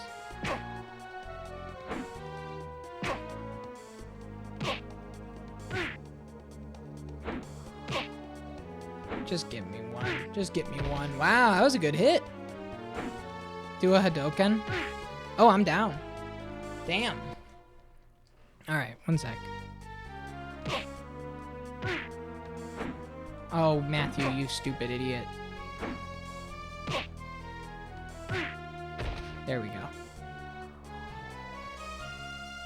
That was good. That was good, Hearts. You got robbed. You know what? It was worth it. It was worth losing that first fight so that you could get that out. All right, back up because I don't want...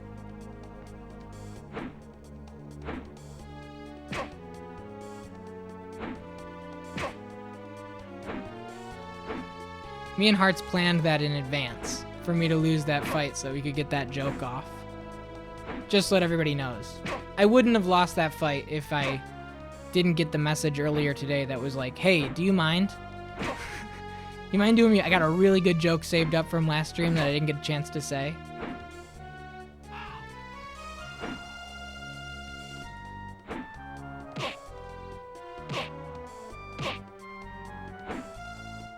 Get his ass.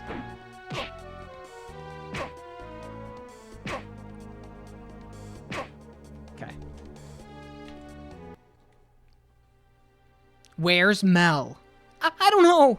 He just asked me to give a message to Lorraine, that's all. Message? What message? Fine, I guess I'll have to bring you to Morgan. Damn it. Look, all he said was I'm waiting in the room at the lakeside. The lakeside? Is that all the message said? See, in this one, it didn't say motel. It just said waiting for you in the room at the lakeside. And so that's why I was like, okay, Matthew may have thought the lakeside motel, but what he actually meant was the lakeside cabin. That's where my original thought process was in that first time we did this. That it was like a clever little misdirect. There? Oh, crap. He slipped away while I was thinking. Do you have an MP3 of the clue noise? I want to make it a notification sound on my phone? I sure do. Let me throw it in the Discord right now. I got you. I'm going to just post it in general, all right? Where did I put it?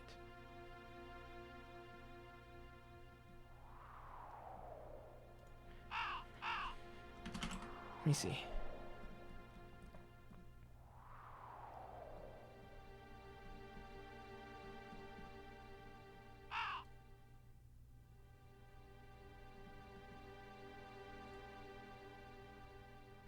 Is that it? Yeah. Here you go.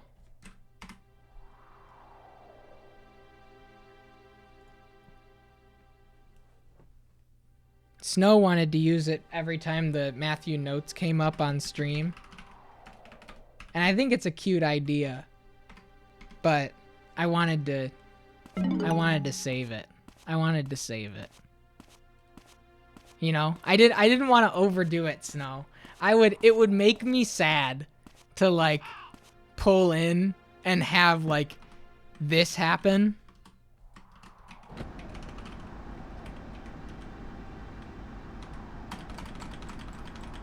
If this happened, my heart would drop.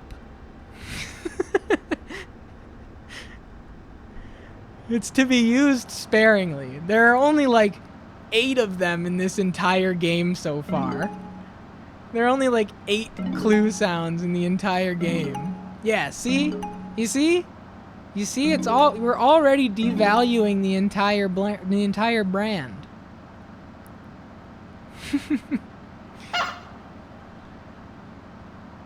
We need a parchment sound instead? That's true. That's true. We need like a writing down notes sound. Now what? Now what? Stop, I keep checking my phone. Diner at 5, we already did that. That's motel. What else do we have? We don't really have anything. We don't really have anything. We could go up to the... We went up to the church, right?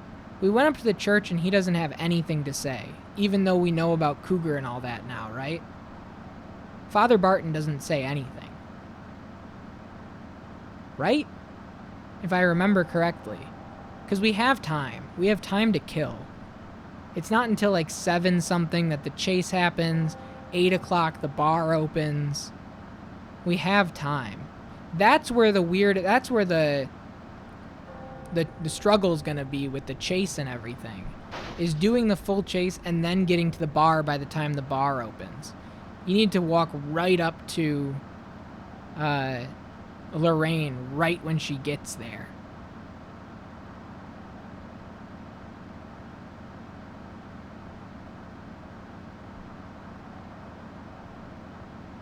Unless...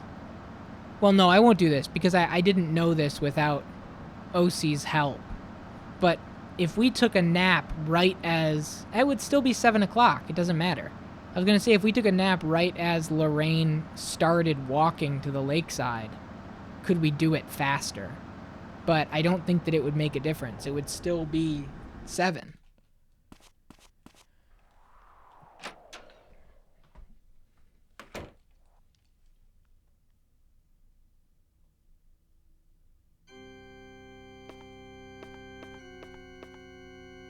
Matthew, did you hear about the drugs at the motel? Yeah, it's unbelievable. My little girl doing drugs. I don't buy it. Emma and Kathy weren't like that. It seemed that way, but we can't live in denial. She truly was a sinful child, my Kathy. That's it. He doesn't really give much of a shit. Okay, see ya. He really doesn't too much. No, he doesn't. I just put together, I need to jumble my nuts as the nut jumbler notification.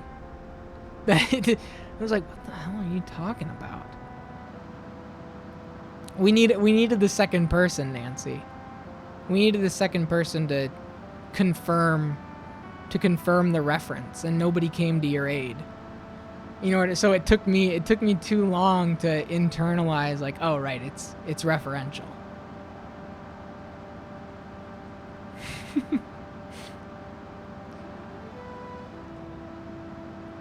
All right. So we really don't have anything going on. We don't have anything going on until 7 o'clock, when the chase happens. And then following that, we have to like rush to the bar in order to kick off the chain of events with the bus. I don't think there's anything else going on between 5:30 and 7.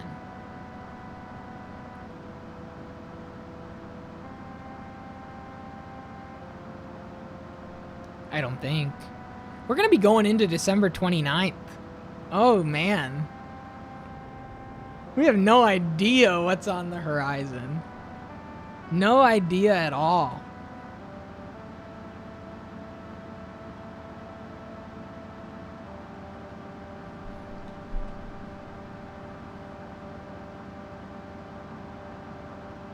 Oh, hey. What's he doing here? Come on. Fuck you. God damn it. Ugh. Okay.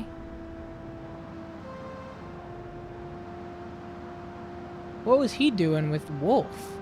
at 5:30. Sketchy. Sketchy, sketchy.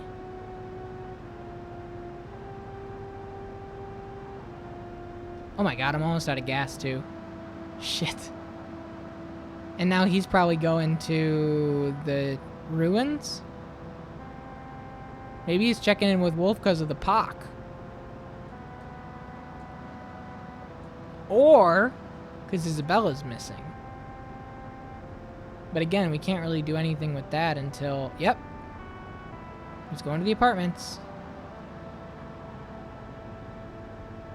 Maybe? Yeah.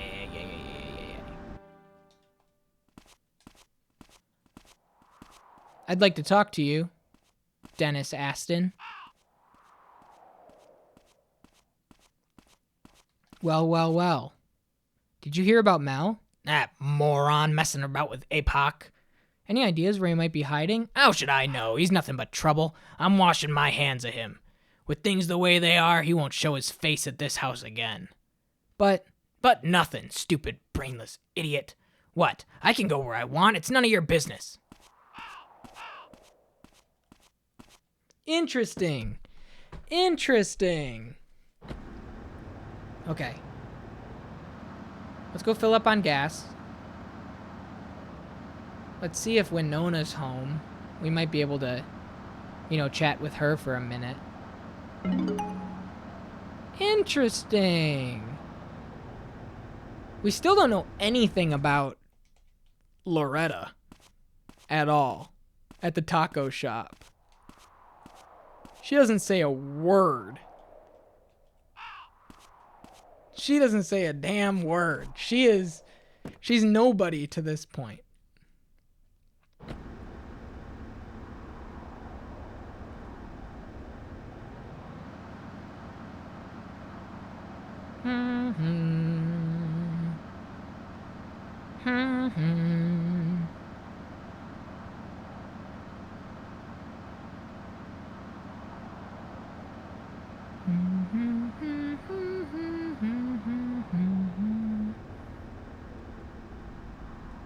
Okay.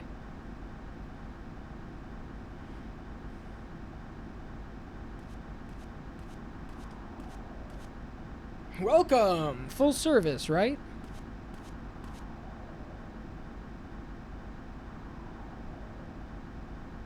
All done. Thank you.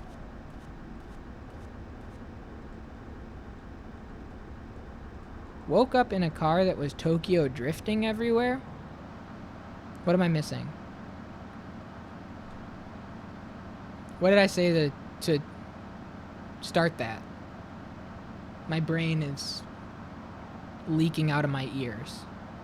A Brad Neely reference? Oh, I don't know who that is. Got it. I don't know what it was that I said. And I don't know who that is. I'm glad somebody does.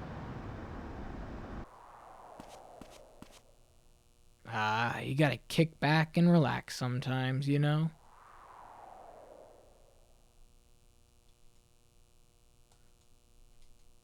Isabella. Her song's on this tape. And she gave this to you? Yeah. That's surprising. Isabella hates most people. How'd you win her over? Okay. Nothing there.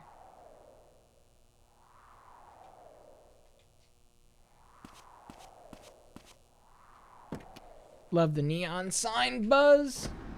Oh, he's the China, Illinois guy? Got it. I know China, Illinois. I used to like that show.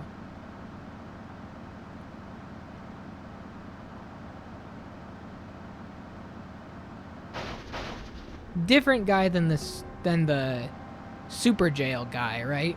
I liked Super Jail too. Super Jail was just, as plotless and surreal as I liked. Super Jail is like the expansion of Happy Tree Friends.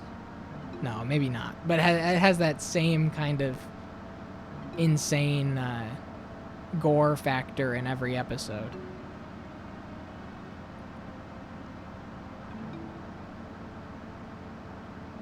I remember China, Illinois. Remember the theme song. Professor Bro's Baby Cakes. Pre-China, Illinois, including the short that became China, Illinois, are all amazing. I may have seen them years and years and years ago. But nothing off the top of my head.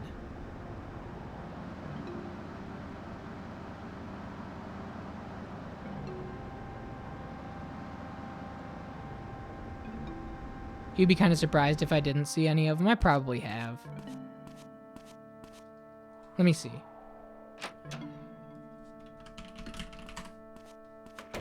Right. The real Brad Neely. YouTube, I'm assuming?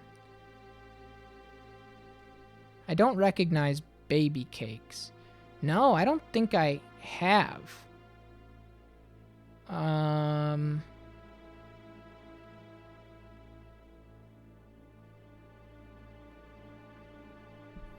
I don't think I have.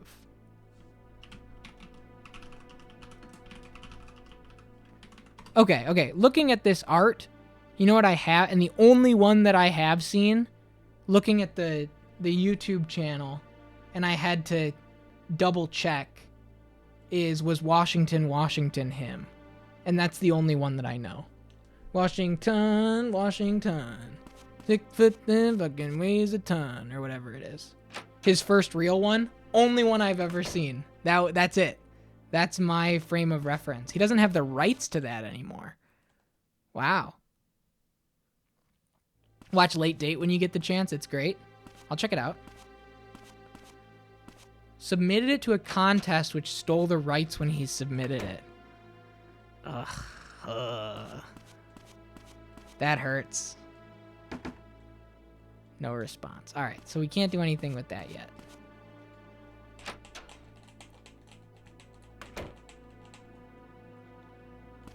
Yeah, but that's the only one that I knew. I don't remember. All I remember about China, Illinois is the guy walking and everything happening around him with the song. And maybe I only ever really watched like the Adult Swim bumpers for it and never the actual show.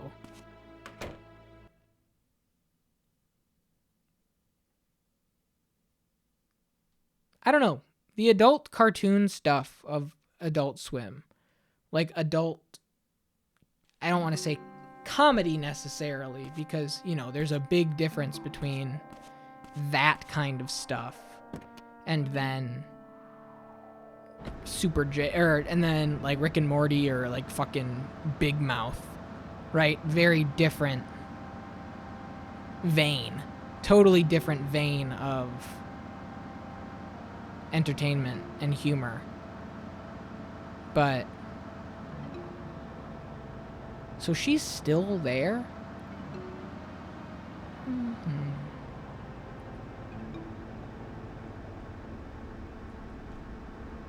Wizard People Dear Reader is one of the funniest pieces of media ever because it pissed off Joanne. Hey, there you go. 2 birds, right? 2 birds, 1 YouTube video.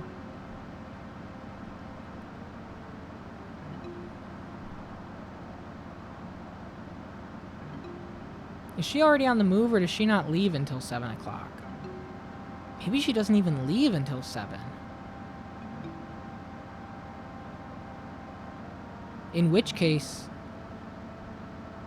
Oh, wow. The timing is way tighter than I anticipated to make it to everything we need to make it to. Because an hour skips when you get to the junkyard, right? Huh. It's a full redubbing of the first Harry Potter by Brad with him having no knowledge of Harry Potter. Got it. My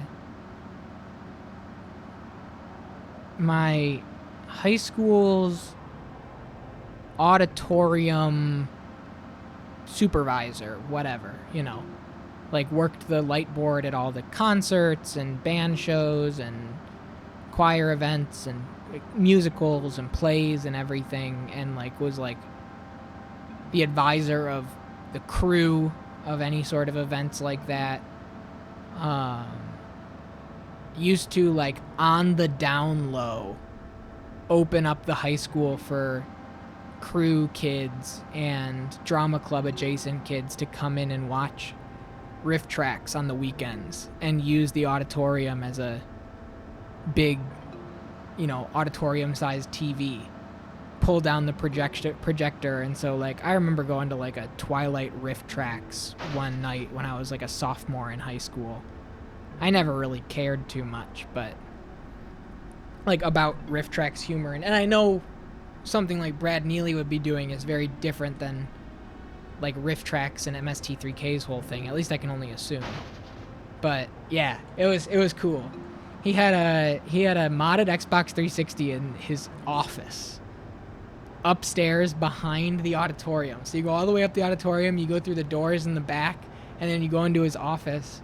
And I remember playing Black Ops on his modded 360 in the school, just I think online, like on the school servers. He would just sit there.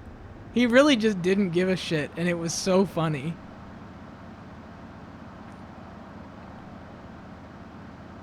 So I can't do anything until Lorraine gets to the Seaside Rendezvous. And the bar doesn't open until 8, so I can't do the bar, right? He's still standing outside? Okay, so we are kind of railroaded time-wise. Which is good to know. Because we have to wait until Lorraine gets to the motel. In order to trigger the motel event, we have to get to the bar in order to talk to Wolf, in order to start the Isabella event, and so we're kind of just stuck in between two worlds right now. So I think that's it. So I think we did it right the first time through, because I didn't miss anything.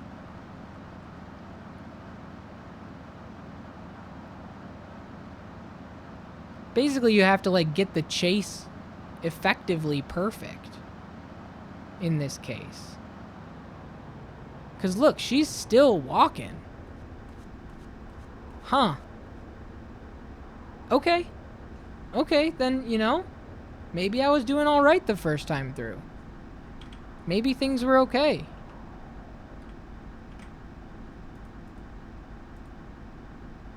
Let me go to the video and see, like, what time did I kick all that off,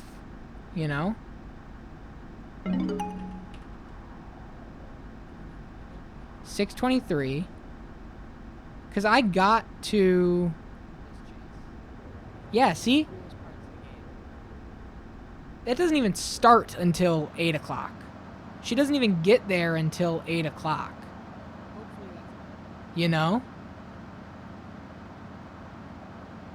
And you can do that, like, right at 8 o'clock on the dot. So the only other thought would be to hit the bar first. See if we can do it this way. Hit the bar first right at 8 o'clock, right? Trigger the chase event. From the chase event, it teleports us to the sheriff's office. Then we go to the Ruin Apartments and we run it all that way and see if we can get it done faster that way. If we pull up right here at 8 o'clock and start this, is that faster? Or does it matter at all? It's probably a tomorrow, I don't think it's necessarily, it might be a tomorrow thing. I don't know.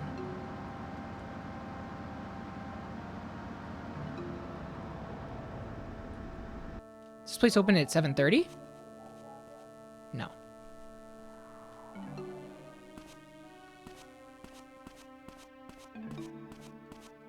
Let's see if we can't just hit these events in a highly specific order and make magic happen.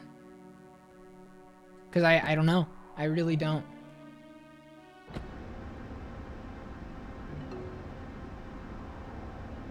We'll get the car ready.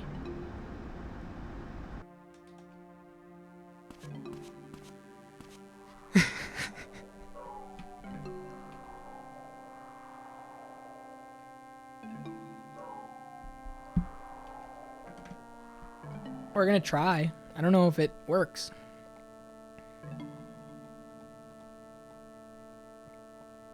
Sorry about the buzzing, everybody. What's that a reference to? Frame perfect door entry right as 8 o'clock hits.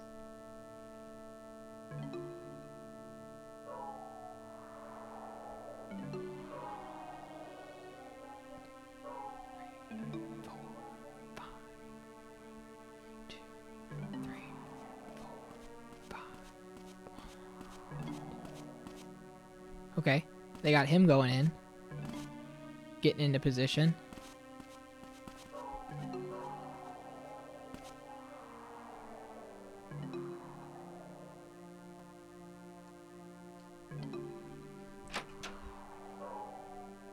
Godfather, I might have flipped the 2 items. Got it.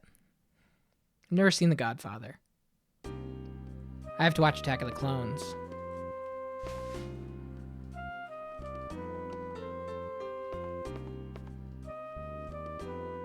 Wow.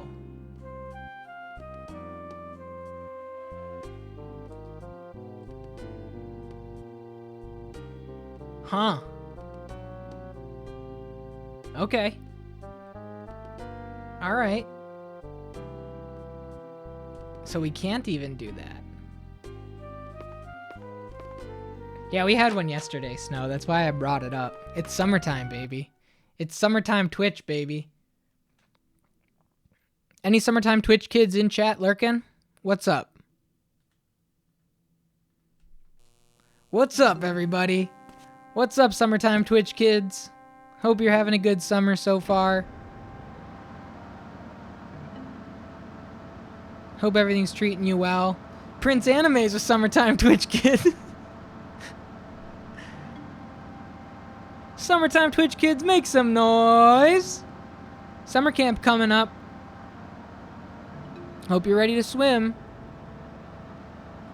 You got on my GF broke up with me, so I'm coming on Twitch? Wow. That's fun. Funny.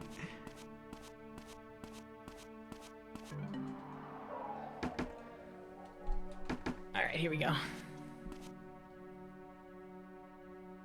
So let me see him. I know he's a moron, but he's my moron. Lorraine, he knows something about Emma and Kathy. He knows and he's hiding it. There's no time to... Mel, he's getting away.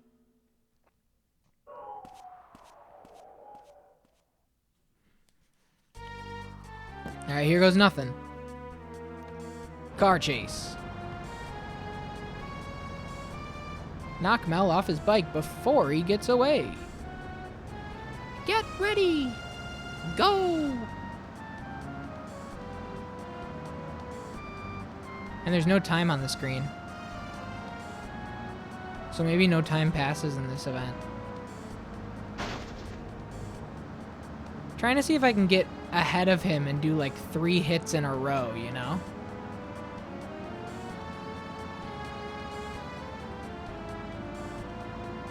I hope the guy who just got broken up with is doing okay. I hope you were able to provide some sense of, you know, respite. Just get his mind off things for a while. Their mind off things, I suppose.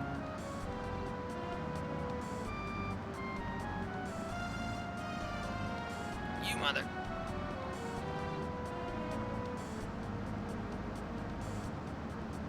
Go, go, go, go, go, go, go. Okay. That was our best yet.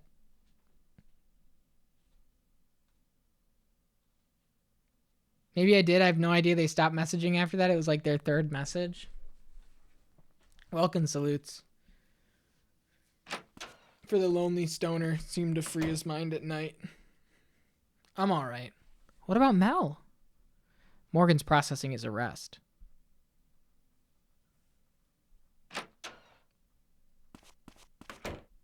Morgan, what's going on with Mel? He spilled his guts.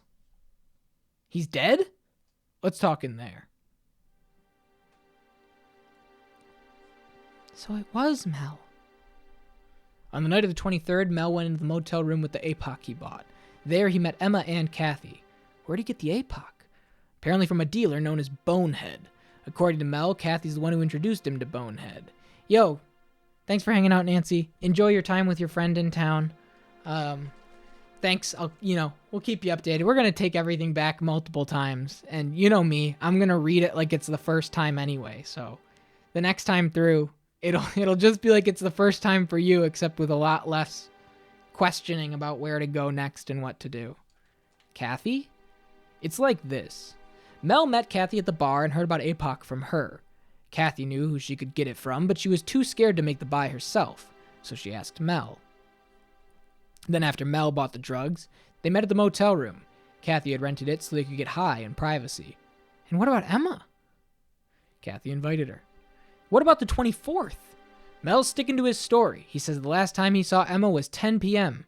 that night. So he wasn't involved in whatever happened on the 24th? So it seems, but Kathy apparently said something strange that night. What? Feels like the night before a festival. She must have been talking about whatever they planned to do in the forest on the 24th. No doubt about it. Then Mel must have been there too. No, he says he asked to come, but Emma told him you're not up to the task. It seems Kathy met with someone else on the 24th. Do you know where this Bonehead guy is? Mel says that Bonehead was always the one who contacted him, not the other way around. He doesn't know where the guy lives. Can I talk to Mel? Sure. He's in the cells. Try safe, not like Matthew. Right. She doesn't want to say a word. 8:10. Okay, all right. We can still make this happen.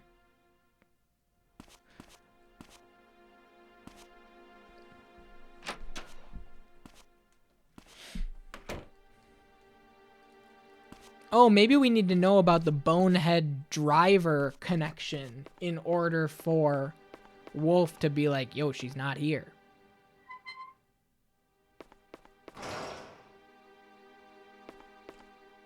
Oh, great. Just the person I wanted to see. You here to gloat? I want to ask about Bonehead. I ain't got nothing else to say. I told the pig everything. He's that bald guy, right? You're still hiding something, aren't you? Listen, I ain't hiding anything. How did you arrange a meeting with him? What the hell are you thinking? Stay away from that guy. He's dangerous. I'll be the judge of that. God damn. You just don't quit, do ya? All I know is he used to work as Isabella's driver. Isabella? She's involved in this too? Duh! Kathy heard about Bonehead from Isabella. What the hell? Look, I don't give two shits whether you live or die, but you shouldn't get tangled up with that gang. Gang? I've said all I can. Now get lost.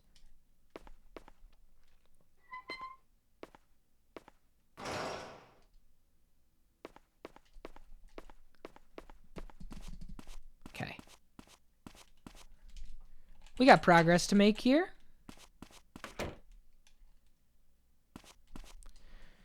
See how fast we can do this.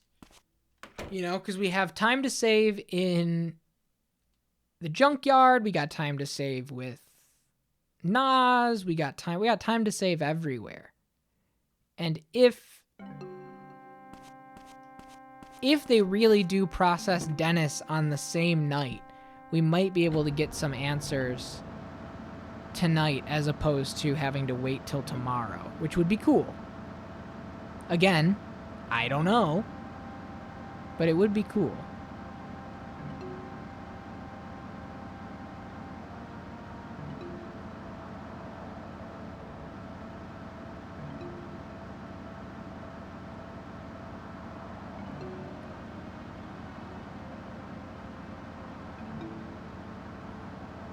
Anybody have any fun weekend plans besides Nancy having a friend in town?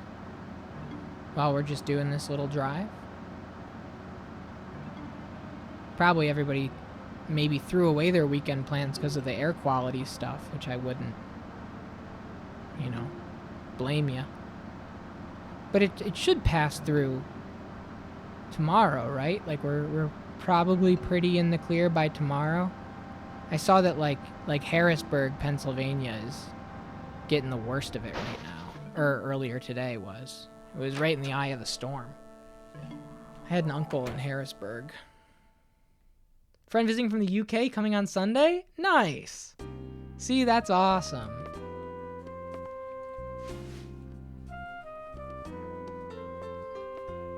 Supposed to do something tomorrow, I can't remember what. I'm just gonna wait until someone phones to ask where I am. Isabella, she exhausted herself. She's taken some time off. Sorry to hear. I wonder if she's at home. What do you want with Isabella? Nothing in particular. You the creep who was peeking into her apartment? What makes you think that? Heard about it from Isabella's driver. Her driver? Now that you mention it, do you know her driver? Bald guy? Oh, Bonehead? Yeah, but I don't know him that well. I'd like to meet him. Why? Kiddo, just this once, I'm gonna give you some free advice. Don't get involved with him. Why not?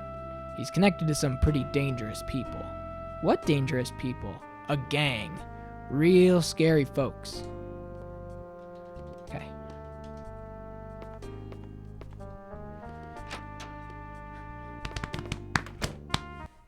And I think that's all that we could have said to Wolf, and then he just says something random.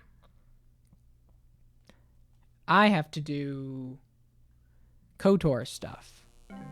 For anybody that doesn't have weekend plans, we are going to be watching Empire Strikes Back, as well as Return of the Jedi. Empire Strikes Back on Friday night in the Discord at 10:30 p.m. Eastern, and Return of the Jedi on Saturday night at 10:30 p.m. Eastern.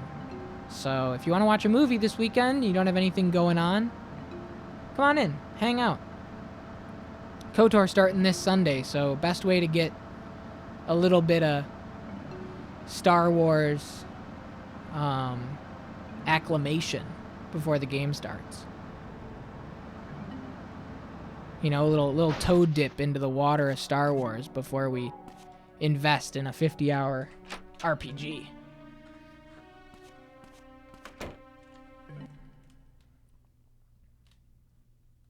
I'm very excited for KOTOR, by the way. Have I mentioned that?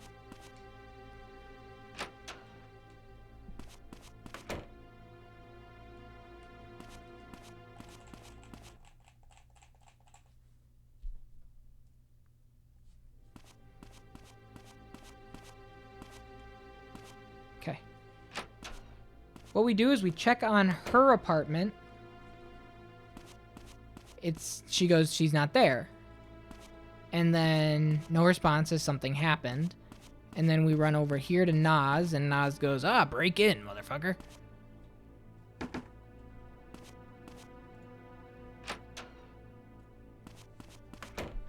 Oh, Matthew, what are you doing here at this hour?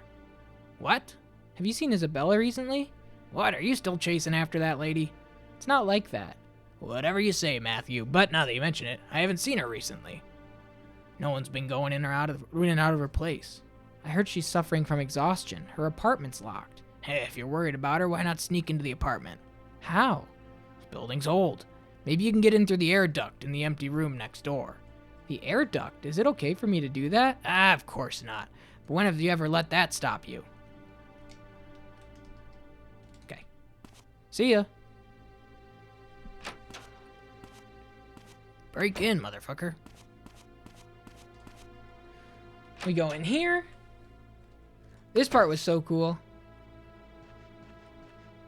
Like the realization of the weeks that we've been dreaming about going up this air duct. And check this out. If you didn't get a chance to see this last stream, check this out.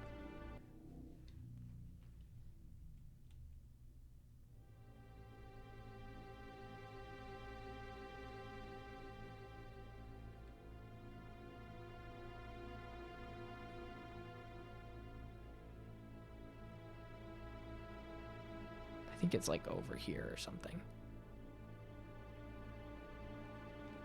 Is that it? Did I just go in a circle?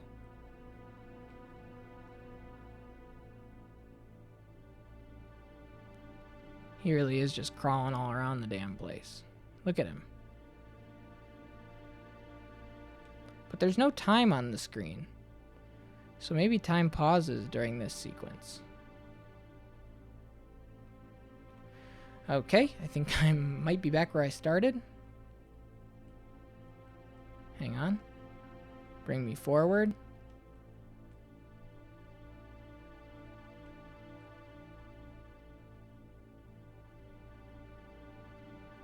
Right here? Is this where I started?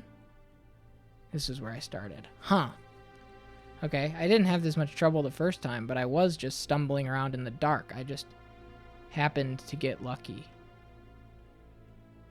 Right here? Right there. That it? Maybe? Back me up. Bring me here. Bring me here. No. I don't remember where to go.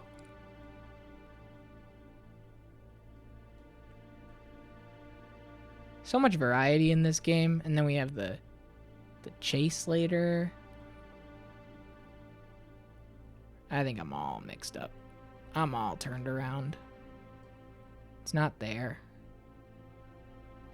My internal compass of this is all mixed up. Not there. Is it this? There we go. This is the place. I should hurry.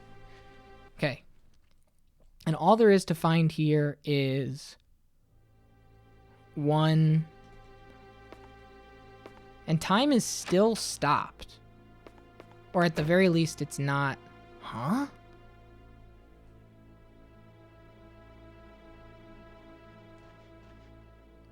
What happened?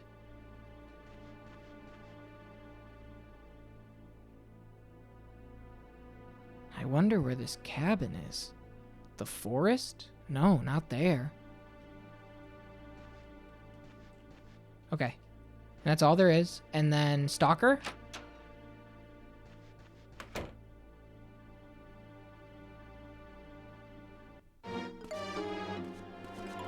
Love it. Love that.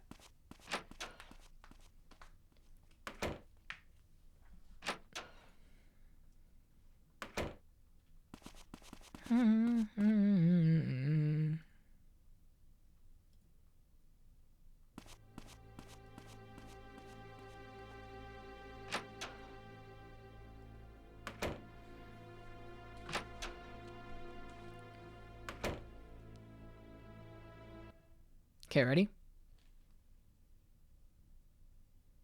I don't think we fight this time, though. I don't remember fighting. I think it's just like a stop right there thing.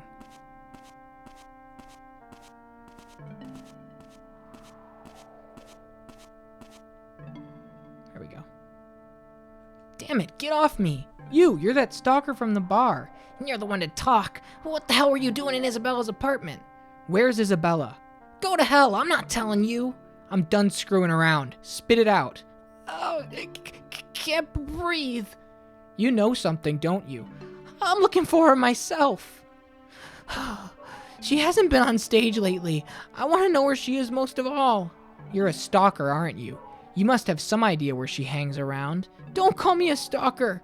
Whatever. I'm sure Isabella doesn't just go back and forth between the bar and her apartment. I saw her leaving the junkyard once, okay? That's it. The junkyard? The one on the west side of town? Yeah, I don't know what business she could have had in a place like that, but that's enough, right? Let me go. The junkyard. And then they get away.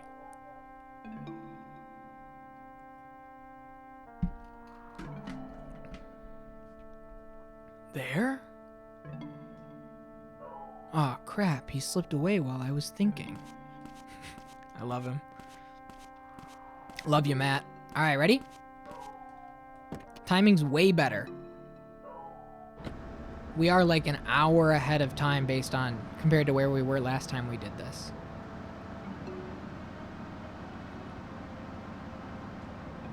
Nope. Wrong. No, wrong again. Yeah, I gotta go... Because that takes us to the... I'm all mixed up, man. I'm all mixed up. This way. There we go.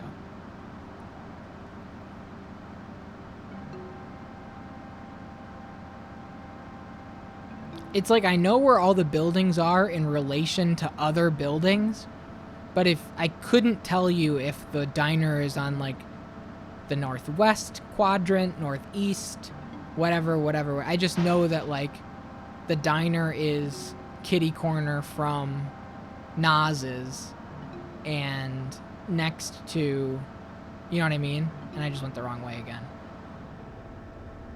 Actually, you know what? We're fine. We're still way ahead on time. We're going to be all right. If it happens tonight, that is.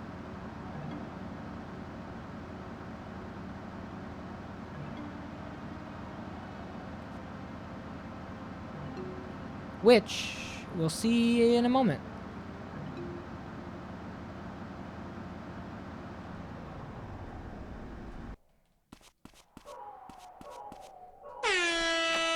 I suppose we'll see, Axel. I suppose we will see.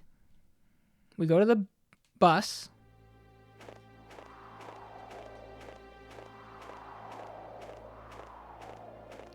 Back door of the bus.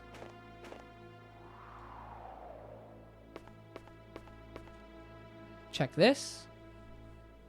This is blood, isn't it? Check it again. What's with this seat?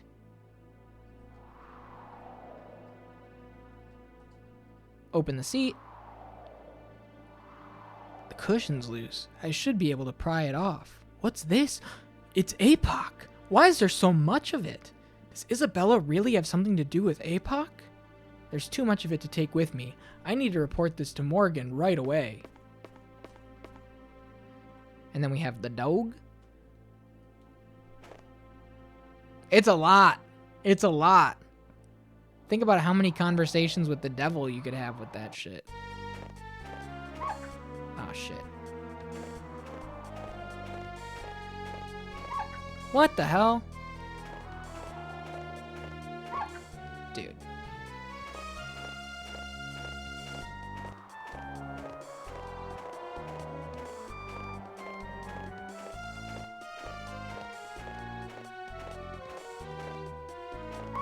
Shit.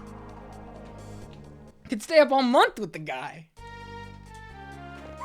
Oh, man. Controls of this.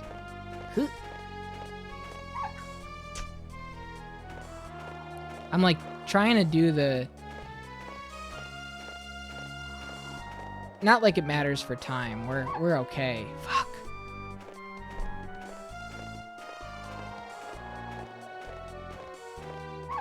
Damn it, man.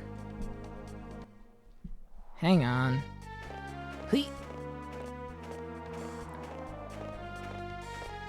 You just gotta keep crossing this dog up.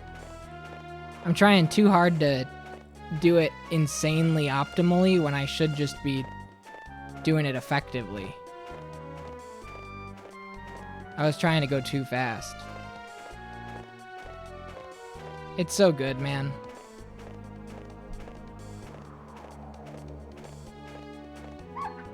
We got one, but that's okay. We're good. Matthew reported what he found in the bus to Morgan 1 hour later in front of the junkyard.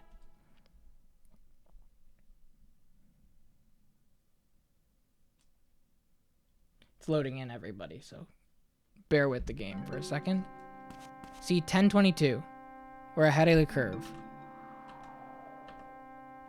It's locked. Yeah, but you gotta talk to the guy, man.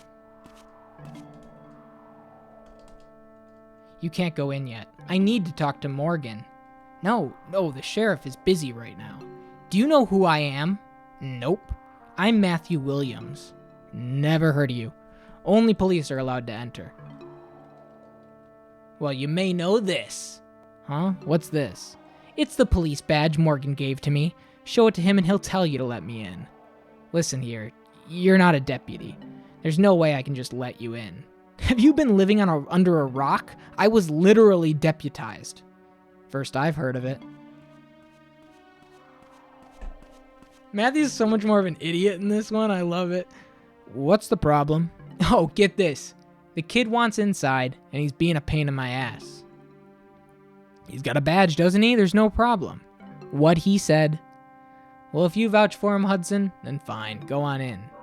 Thanks. All right, and then... Yeah. Him being dumb really shines through in this. Have you been living under a rock? I'm literally deputized. Matthew, how'd you get in here? With that badge you gave me. Sort of. Oh, that? Huh.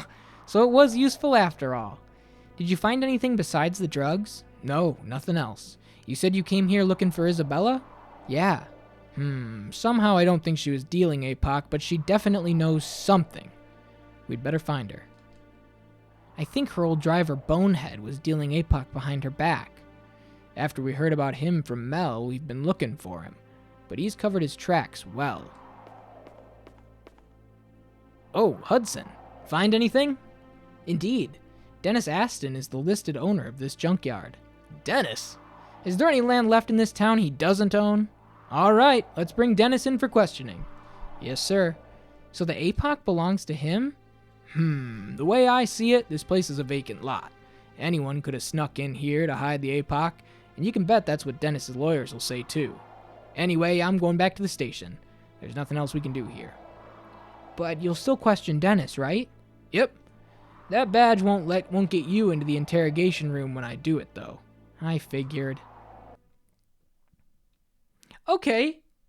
That gives a conversational scripting reason why we can't go to the police station and talk to Dennis. They bake it into the script that, he's already gone, right? Unless he's here. I guess we'll find out.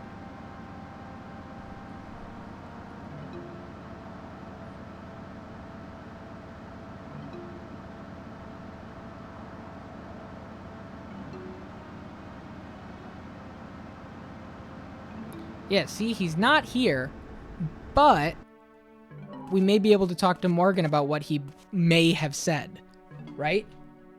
Oh, no, it's locked. Interesting. All right, so no matter what we did, it's still too late to get to the sheriff's department tonight. They lock that up for the night. You cannot get there before 10 o'clock. You can't get all of that in order so that you can get there by 9. And even if you could, I think that it would maybe sequence break or something. OC, are you here?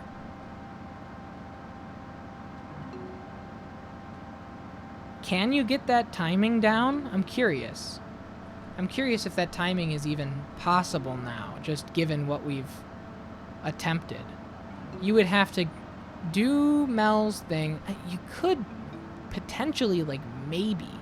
It would be so close. I guess now we check the bar.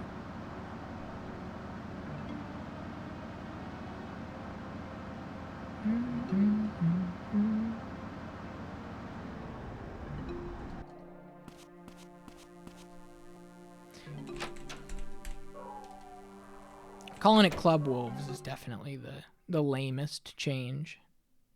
No idea why they did that. I guess maybe the thought is it has a live singer. What? So he doesn't care. James. I hope we can talk to James before he leaves.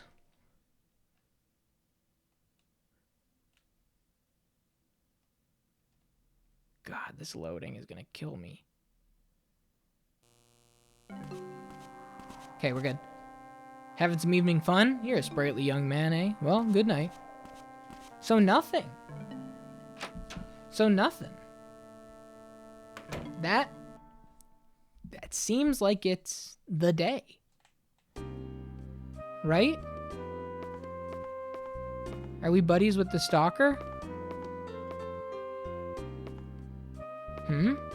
What? I've got nothing else to say to you. Are you thinking of stalking Isabella again? Hey, watch what you say about me. You're always scribbling stuff down. What are you writing? Oh, this is just her phone number. You've been harassing her over the phone, haven't you? No, I'm not. It ain't Isabella's phone number. And, like, that's not gonna do anything.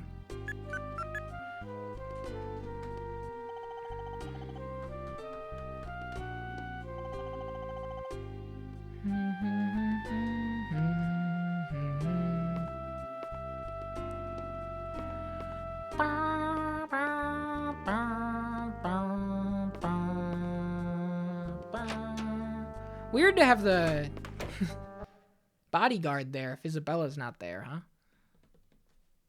I will say. Kinda strange. Okay, I don't know.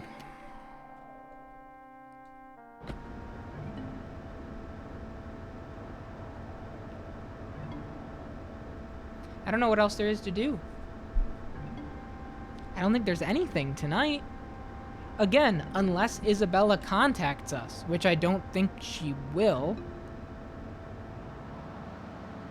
The police station is locked. Everybody's in their beds. Everybody's tucked away.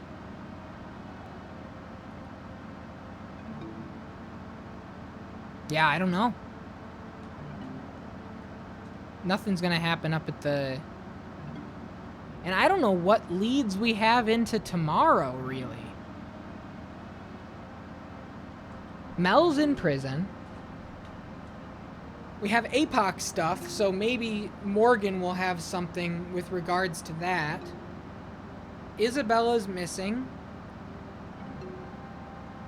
Dennis stuff. There's nothing else going on in her apartment. I really have no idea what December 29th could even possibly bring. No clue. No clue at all. He won't let us rent boats. He says they're all under maintenance, remember?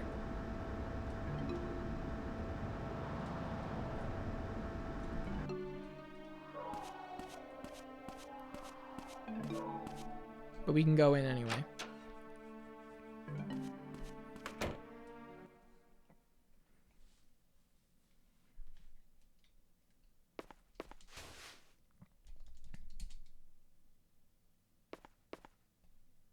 I'd like to rent a boat.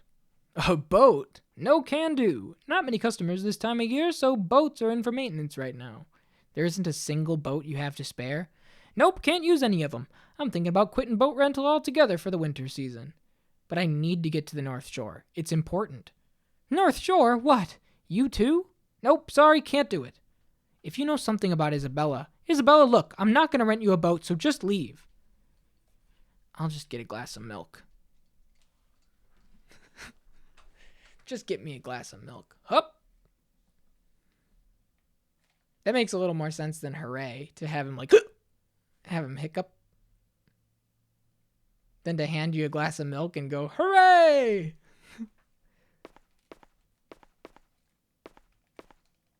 Alright. Well, can't do anything about a boat. I really am kind of at a loss here. I'm kind of at a loss. What do I do from here?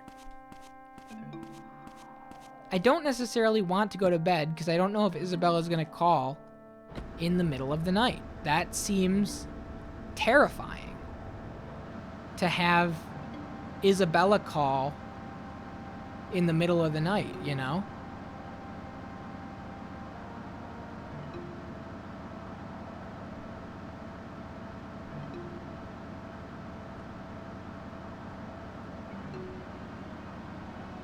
I have no clue. Trying to think.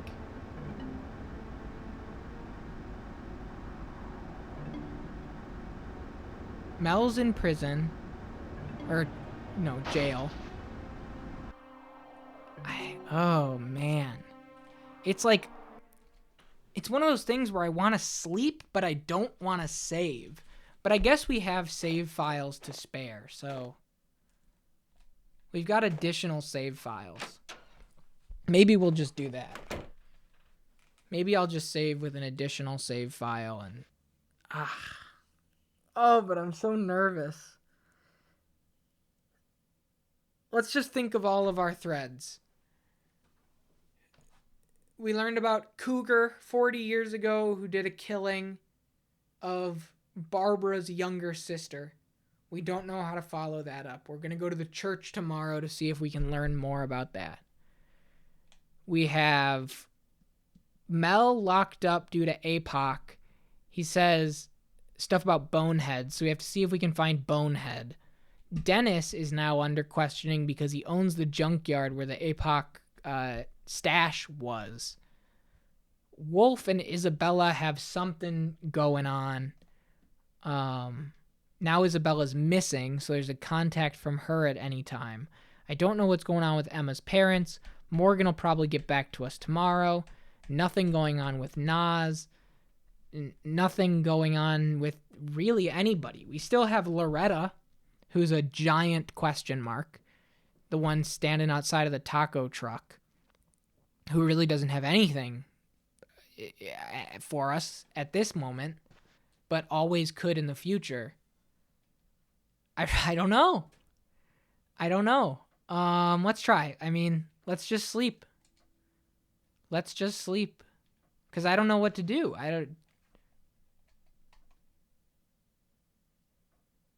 Either there's a phone call late tonight. We gotta sleep at some point, because we have to sleep to save. But the question is, will we get a call late tonight?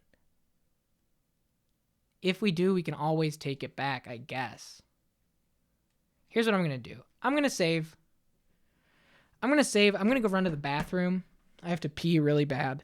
And then when I get back, we'll do our first steps into December 29th. I have no idea what could possibly be on the other side of this at all. No clue, like, what's even possible. I don't know what the potential is. So hang tight. I'll see you in a minute. When I come back, we'll save and we'll do everything there. All right? See you in a moment. Hey, everybody. I'm back. Crisis is such a meme series, I don't even know more than the single thing everybody knows, which is, can you run it? That's the first hint I ever got that there were alien robots or something, and it's in the very first trailer. Dude, you want to know something crazy, Lurking Horror? Did you know that the first Crisis has a 91 on Metacritic? Like, insane scores. Like, not only, like, its historical filing has been, can you run it? Can you run Crisis? But it was like an incredibly acclaimed game at the time. It's not just a tech showpiece. It's absolutely like huge. Intelligent, thrilling gameplay, easily one of the best, greatest shooters ever made. Nobody talks about it like this. Graphics, sound, and atmosphere. With due modesty, this is the world's best first-person shooter so far. Combines all the virtues of its predecessors, a thrilling story, open game world, physics simulation, and graphics to marvel at. It's crazy. Like, it's really wild. And maybe Jeff J is the only one that is seeing through this illusion. Crazy. Totally crazy. One of these days, huge. You weren't aware? It's crazy. I wasn't aware either. I think I looked it up one day when I saw the trailer like you. It's huge. I mean, if we go to the Crisis Wikipedia page, what was its response like awards? Awarded Best Shooter And Best of 2007 saying open-ended emergent gameplay, the ability to let us tackle our challenges in whatever way we wished. Best PC game. PC Gamer gave it Game of the Year and Action Game of the Year in March 2008 Game of the Year Awards issue. PC Gamer remarked the crisis has pushed PC gaming to a new plateau. And this is the same year as BioShock, 2007. So it's wild. It's totally wild. It's so much more than just game that has great graphics. It's insane. I don't know. We'll see. We'll see. I bet it rules, man. I bet it rules. Huge. Okay.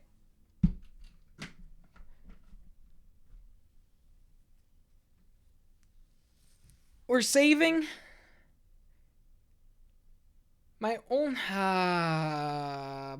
other thought.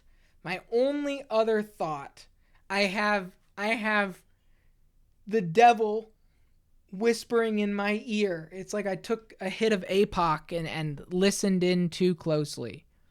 I'm hyper analyzing on OC saying, did you hug her or did you push her away? I forget which one you did. Did you hug her or did you push her away? I don't know which one you did. Which one did you hug her or did you push her away? I promise that I didn't look it up. I swear, I can show you my phone history. I was looking at Twitter, and then before that, I was texting Minky Moo. I didn't do anything, but I want to see, does anything change if we go to the night before, which we have a save for, and we don't embrace? Does she still go missing? Does everything happen the exact same way? That felt pivotal to me, and I don't know if it's pivotal, and I am scared. I'm simply scared. We only have 6 save slots total, and we have 6 days worth of saves, and so I guess we just run it, right? We just run it. I don't know. You know me, guys. We're investing so much into this. And I don't want to miss a call in the middle of the night. That's the biggest thing right now. Is like, should we take this back? Because she said she'd contact us. Should we keep going? Should we? There's so many options. I have no idea.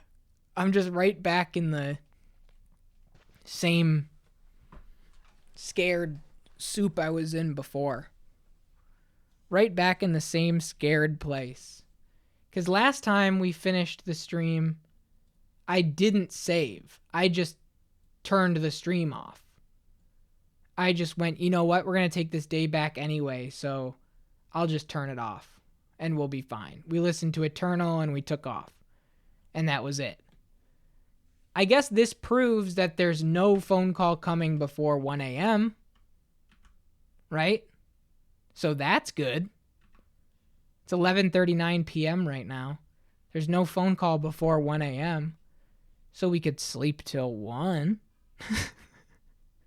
I'm scared to miss stuff. I truly am. And it's the kind of thing where, like, we could just sit here. Let me just do a 1 hour nap. We'll wake up at 12:45. All right. And this has the weird. So we're going to go save to file. So right now, here's what we have. We have save A on card 2 is December 27th at 10:24 p.m. right before we go to Isabella's apartment. I want to keep that. I want to keep that because I want to try it again the other way and see if anything changes. I really do. So I'm going to save to file B, overwrite file B, but I want to go memory card 2, which means this is going to be December 29 at 12:44 a.m.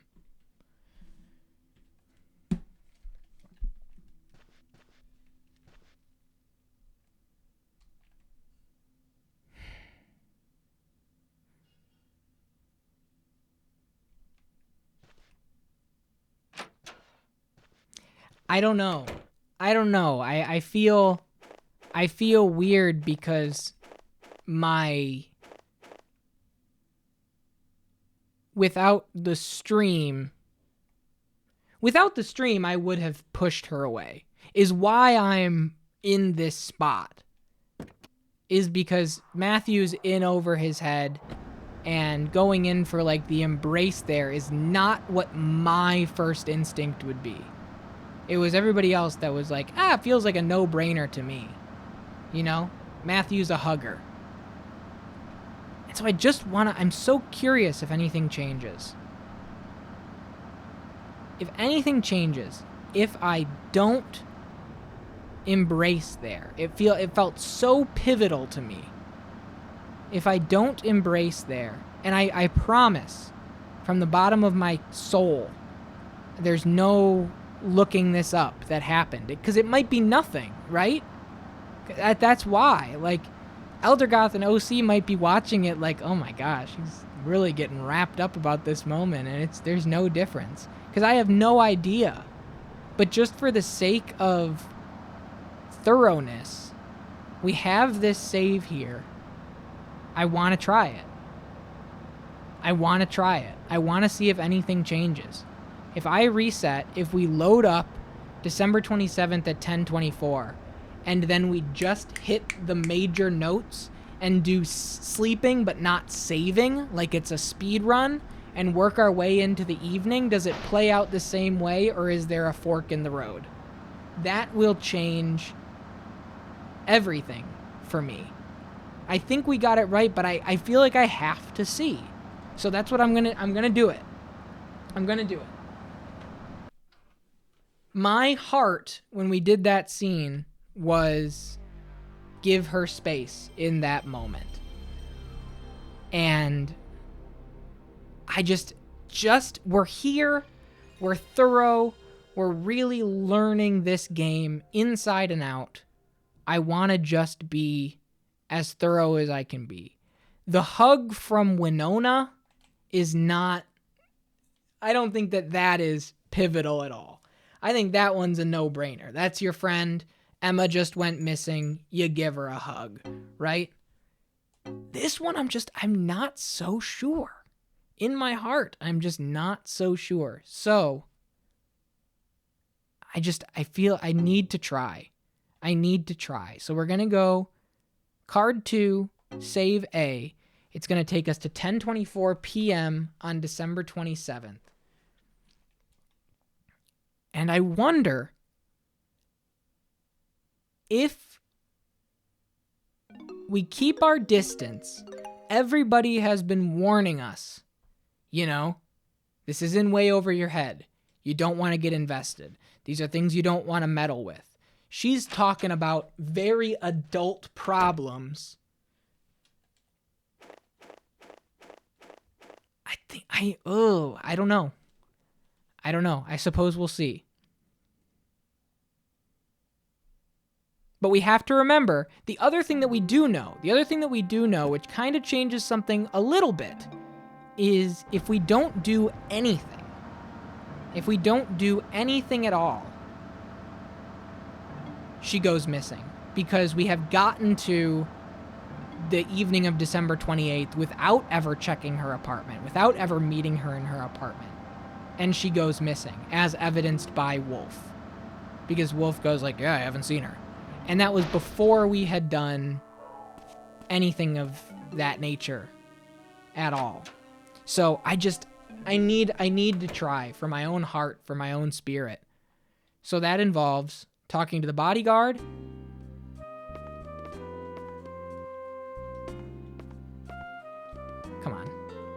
talking to James, going back to the apartments,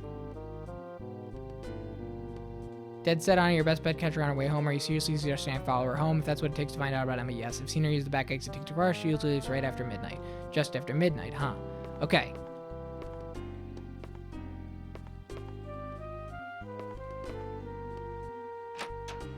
All right. Now, I think what we can do,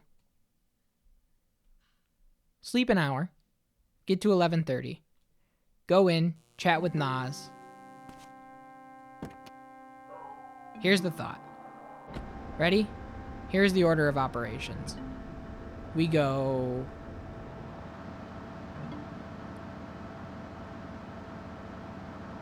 because there's nothing else that we do on Wednesday night besides this. And while we're here, we didn't ask her about the ring. We didn't get a chance to, like, actually chat with her. So we'll be able to go back and actually attempt that kind of stuff. So what I'm going to do is I'm going to go 2 hours of sleep without saving. We're just going to sleep. 2-hour naps. Get us to, like, 12:38. Right? She should be home. We go to the apartments. 1 hour nap. Save data? No. Wake up. 1 hour nap. Save data? No. Go to the apartments. Talk to Nas. Talk to Isabella. Okay. 1 hour nap. Save data? No. Speed running.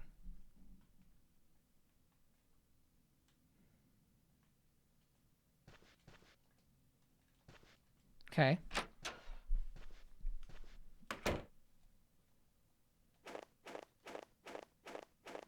Early game hug test was to reinforce the player that hugging women is a good thing that progresses the plot. You know what? I think that's you may have something there. You know, they test it first in a very innocuous, obvious hug your friend who's, you know, worried about the disappearance of her best friend. And now this one has stakes. Or maybe it doesn't. Or maybe it doesn't, you know? I have no idea. Yeah, no, I think you're right. I think a lot of games do that.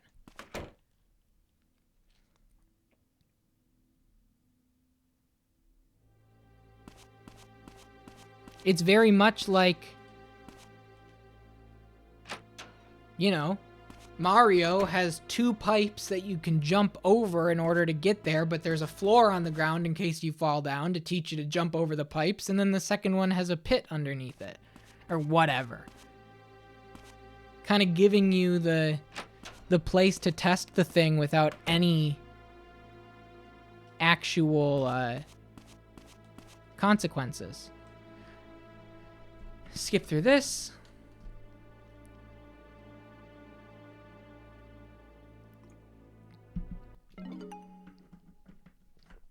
Pretty lady with the gray hair.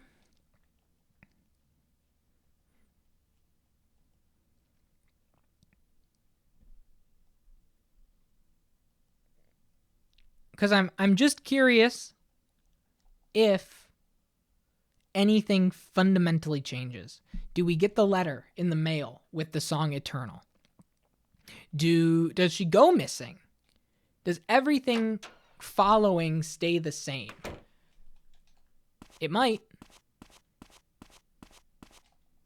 Okay.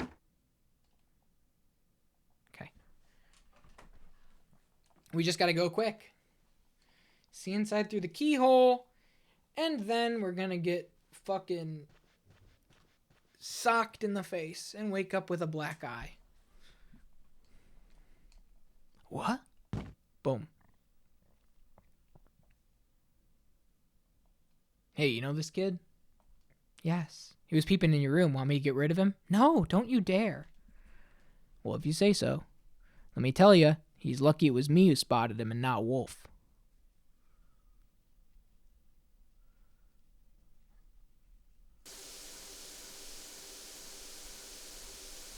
Oh, my head's pounding.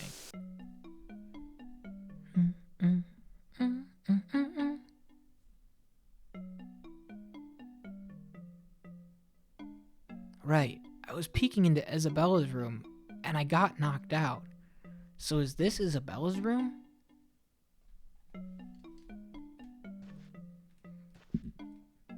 There's nothing to see here besides the photograph. And that's when she gets up. Isabella and a man smiling without a care in the world. This guy, he looks familiar.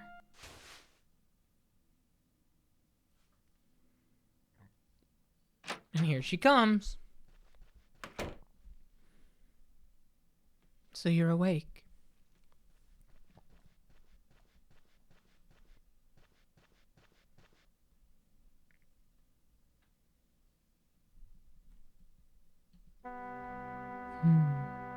Your head must be pounding, but that's what you get for being a peeping Tom. Sorry, I had to talk to you. I'm not angry, just don't do it again. Something much worse could happen to you next time. You're Emma's friend, right? I am. What do you know about her? It's not like I knew her well or anything. She was just a fan. Oh, I was hoping you'd know what happened to her. You're looking for her. Yeah. But I don't know what was going on in her head before she vanished. I think I might know how she was feeling.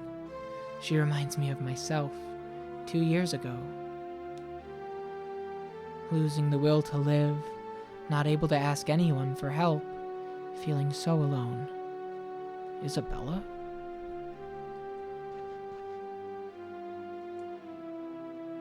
What do you know about this ring? No way. That ring. I found it at Emma's house. Do you know something about it? I gave it to Emma. You gave it to her? You shouldn't go showing that ring to people. Why not?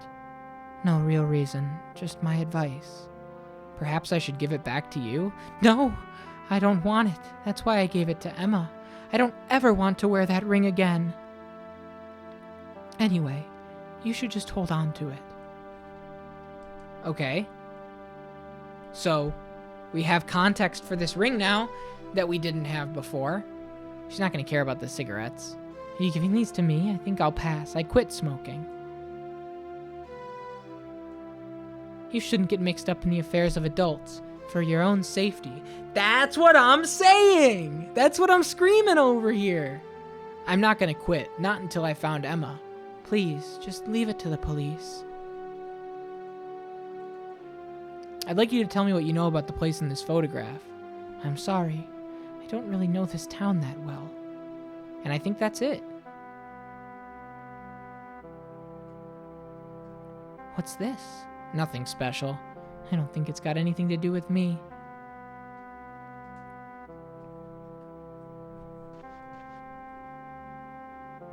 What's up, Axel? That photo's from 2 years ago. I was living in Denver then. Who's the guy in the photo with you? He was my husband. Was? He died 2 years ago in a car accident. How come you're living here? Look again. Doesn't my husband resemble someone? Wolf! He looks like Wolf. Are they brothers or something? That's right. He was Wolf's younger brother. 2 years ago, after I lost my husband, I was all alone. Wolf's the one who saved me. He gave me somewhere to perform my songs. You mean Eternal? That's the name Emma gave it. It originally didn't have a title. Emma named it? 2 years ago, I was in the car with my husband when we had the accident, but I was the only one who survived. But on that day, I did die. Temporarily, at least. What do you mean? Doctors call it clinical death. It's when you stop breathing and your heart stops beating. Your brain is still alive, but not for long. After a few minutes, you're dead for real. It's possible to be resuscitated before that, but it's rare. That's what happened to me. The paramedics revived me after my body shut down, but before my brain could die. I had a dream while I was in the ambulance. Before they resuscitated me, I was enveloped in a brilliant white light, and when I listened closely, I could hear the most beautiful melody. I wrote Eternal using that melody, the one I heard in my dream. When I told this story to Emma, she cried and said, "That's so wonderful." She said, "The song makes me feel like I'm in a world of eternal peace, where I never have to worry about life, death, or anything else." And that's when she named the song Eternal. I liked it, so I changed the lyrics to incorporate the word. It's quite a story, Isabella. I'm sorry, I didn't mean to reopen old wounds.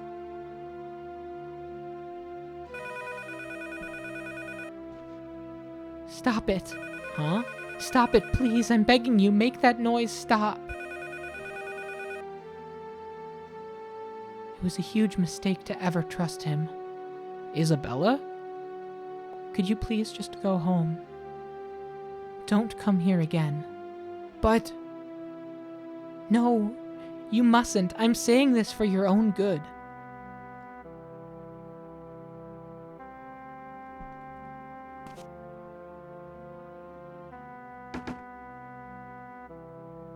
And then we went right back in, right? Can I come in? I told you not to come here again. It's open.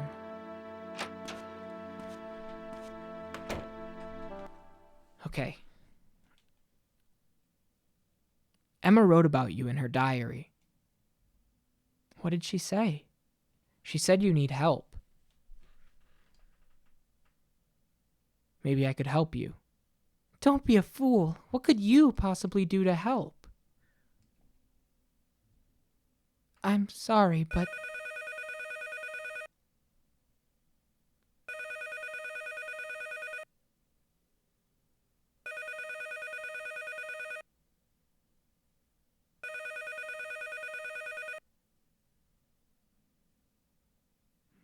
It's all right. Everything's fine. So true, Axel. Yes, all right. What a legend. Nice shoes, beautiful jacket. I have no freedom. My cage may not have bars, but I'm still a prisoner. Isabella?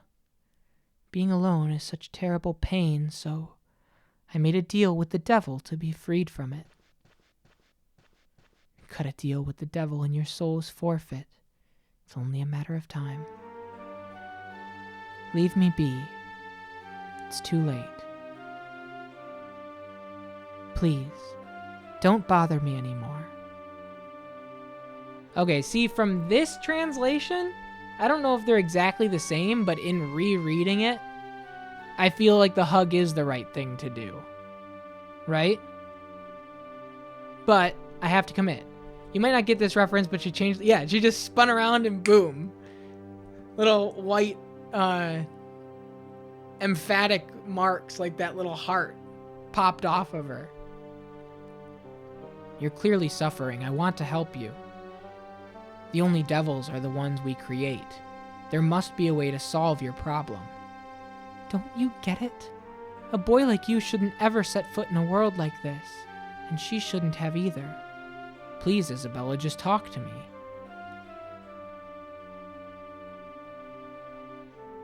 Naive little boy. Thank you.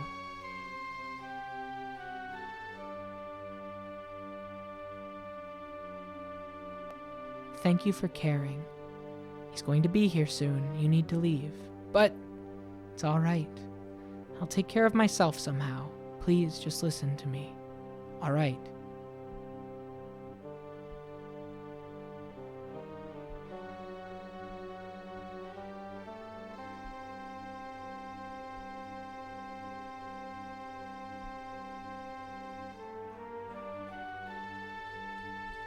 Here. What is this? My song. I wonder why Emma liked it so much. Anyway, have a listen. I don't know if there's any connection between the song and her disappearance, though. Thank you. You got the tape of Eternal. You know, I still haven't asked your name. It's Matthew. Matthew. That's a nice name. Thank you, Matthew. It's been so long since I've felt any genuine kindness.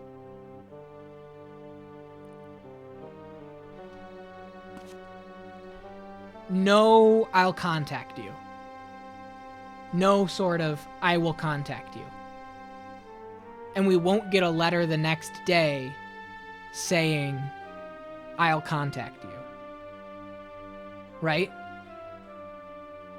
In the other one, we got a letter the next morning in the mailbox that gave Eternal. No further comments. Have a feeling this isn't the translation. Me neither. I think that we did the right thing the first time. Because this is a pretty hard stop. Here's the song. See ya. I'll do it myself. Whereas the other one is keep an ear out. I will contact you. You know what I mean? Let me see if I can find the letter.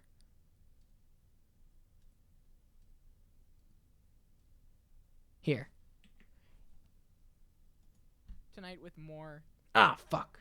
Mizzurna Falls. And last week on Mizzurna Falls, we spent a lot of time here. I got from Uncle Mike. Really don't want to live.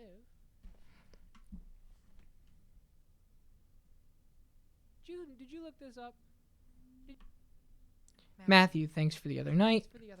Oh, I'll just read myself. Kindness has restored some of my faith in humanity, so don't worry. I can take care of myself. I've included my song with this letter. I wonder why Emma liked this song so much. Anyway, have a listen. I don't know if there's any connection between Same the song lines. and disappearance, though. Also, don't I'll come to my contact place you. Again. I'll contact you. It's been a That long did time not since I've happen been human. here. We got the same lines.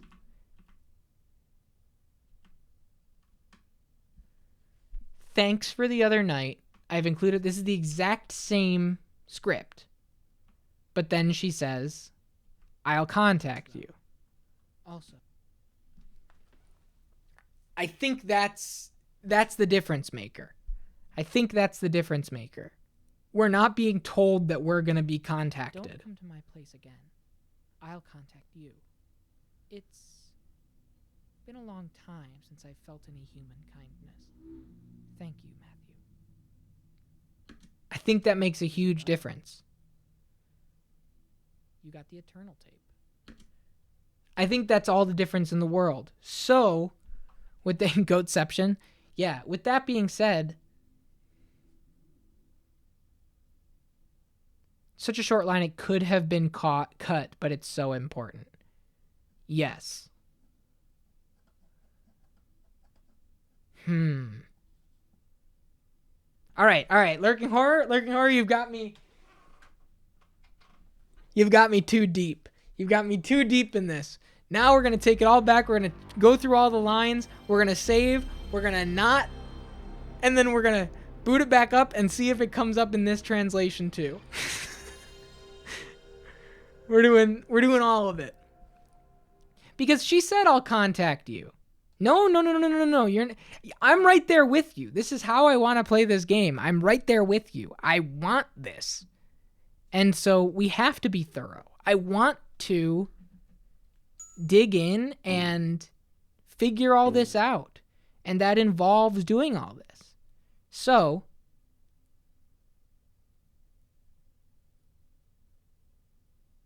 we need another camera with a physical corkboard scene. Yeah. I mean, the first thought is this. This is the easiest way to check this. We go here. We can check the mailbox. If the mailbox says the words, I'll contact you, We're good. Right? We don't have to do the whole scene again. All we have to do is see the words, "I'll contact you." If she says that she'll contact us, then that means that that thread is not resolved. And that means that there's more to do in the Isabella lane. And it should be right here. Beautiful. Okay, here we go. It's from Isabella. Matthew, thanks for the other night. Your kindness has restored some of my faith in humanity. Don't worry, I can take care of myself somehow. I've included my song with this letter. I wonder why Emma liked this song so much anyway. Have a listen. I don't know if there's any connection between the song and her disappearance, though. That having been said, don't come to my place again. I'll contact you. I think that means we're going to get a contact at some point. At some point. I don't know when it is. I don't know what time it is. I don't know where it is. I don't know what it is. But you don't write that into the game unless Matthew's going to get a phone call at some point from Isabella that will be some sort of lead. It's been so long since I felt any genuine kindness. It's a fundamental difference. I'll contact you. I'm convinced. All right? We're continuing it from where we left off at 1 a.m. or whatever it is. It is straight up different. Straight up different. Cool. Beautiful. Thank you to everyone in chat that said, "Hug her, you idiot."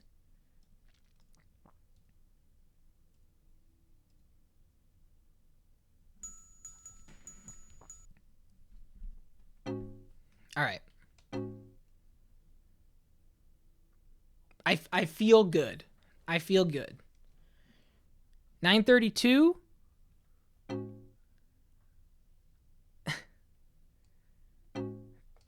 We're going into December 29th.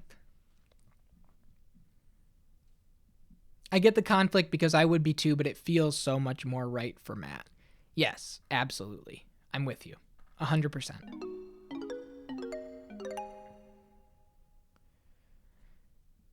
For the sake of the drama, for the sake of the story, it's, buddy, you got to follow this all the way down the rabbit hole. Very Blue Velvet. But for the sake of Matthew being a real life guy in a small town, if I was his friend giving him advice, I would be like, all right, man, I get it. But listen to her. Leave it to adults, dude. I'm scared for you.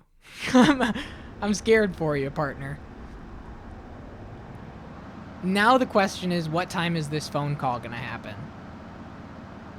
And that freaks me out. So, here's one thing that I do know. Time does not pass the exact same way everywhere on the map. There's an area on the map which has a faster frame rate, so time passes faster. And that place is the junkyard. We're going to go to the junkyard, and we're going to sit. And we're just going to hope. Yeah, Axel, time passing in this is linked to frame rate. And the frame rate, as you can probably see just by watching it in motion, is not very stable. So in areas like the city center, and this is thanks to the OC. The OC mentioned this in passing.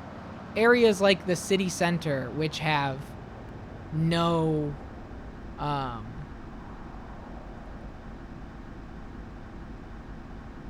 this is beautiful.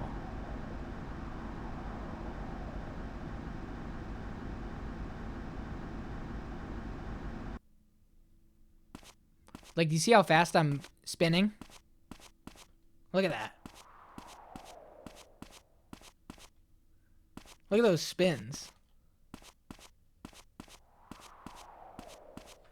I was going to say I would play this whole situation fundamentally different from Matt's approach, largely avoiding the adults and the authority in general, but then I realized, no, I would play this exactly like him. I'm a total fucking schmoozer. These adults work for me as much as I work for them. Yeah.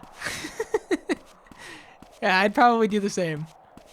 But yeah, you can see, depending on where you are, if you're in an area that doesn't have assets to load in,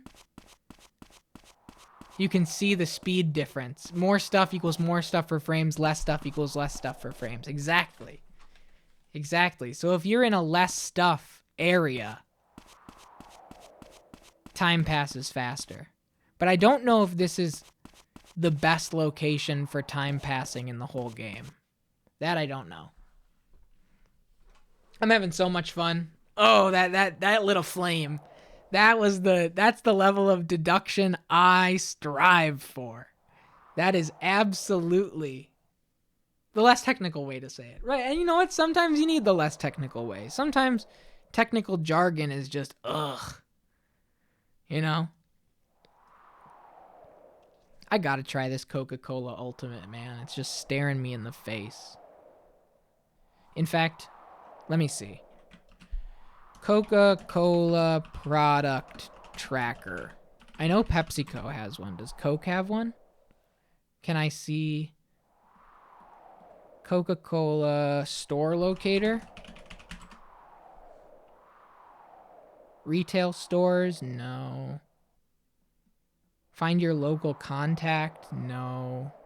Celsius store locator? No.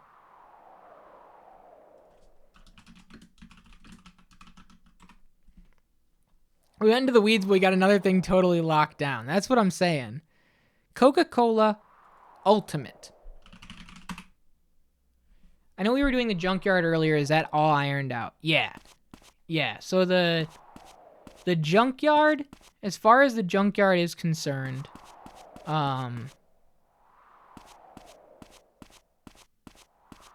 we did everything we could. And no matter what you do, when you try to go to the police station after, the door is locked. Coca-Cola's newest flavor is aimed at gamers. Want me to read this CNN press release? Coca-Cola is launching a new limited edition flavor for gamers, a demographic increasingly pursued by mainstream food and beverage brands.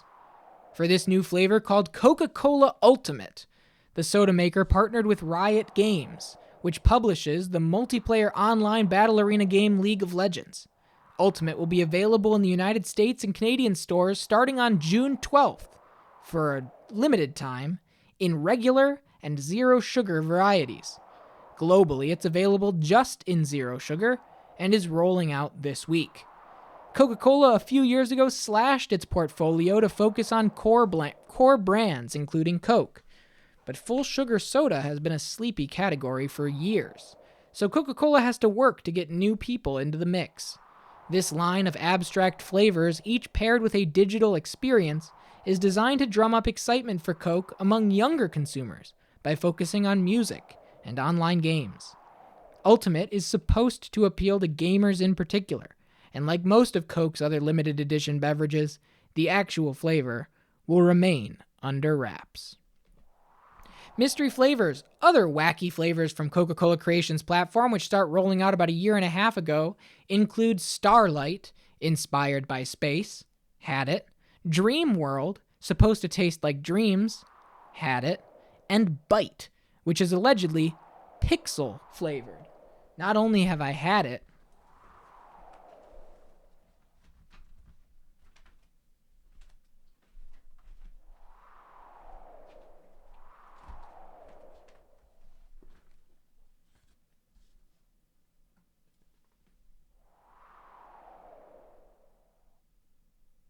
there's the sticker for it that came in the Coca-Cola Bite box. Because this wasn't sold in stores. I don't remember. Not good. I would not get it again. But it came in a box. It came in a box. I've long since gotten rid of the box, but it came in a box that looked like this.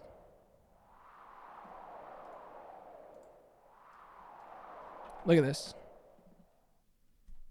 Came with 2 cans. A player 1 can and a player 2 can. Minky Moo had one and I had one. Coca-Cola, taste the game.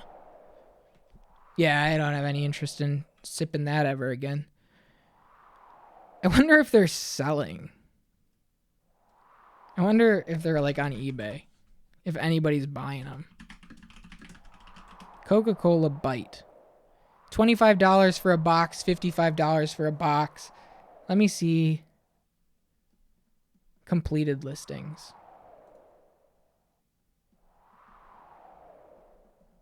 Nothing. Nobody gives a shit.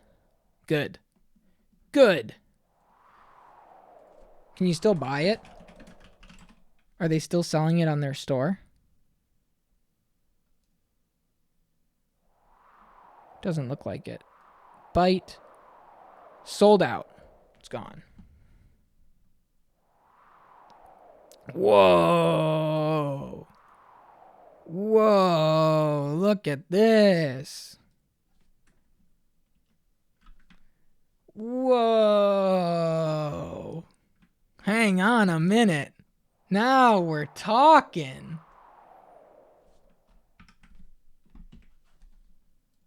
All right. Coca-Cola has also partnered with musicians Rosalia. I've had that one. That one is transformation flavored. That is trans Coke. If anybody's ever had it. Rosalia Coke is trans flavored. It's very good. It is my favorite one. Coca-Cola Move, taste the transformation. This one was really good. I liked this one a lot. And I wasn't kidding. Transformation flavored, right on the can. This one was great. Yeah, I'm waiting to see if a phone call is going to happen. Because I don't know when it could possibly happen. And I just want to make sure we're squared away before I save over it on accident. Oh, and we get to see the night sky. The 3 a.m. night sky. My favorite part of this whole game. At 3 a.m. when the sky glows blue. Look at that, dude. Give me a gamma boost. Post-processing. Give me a color boost.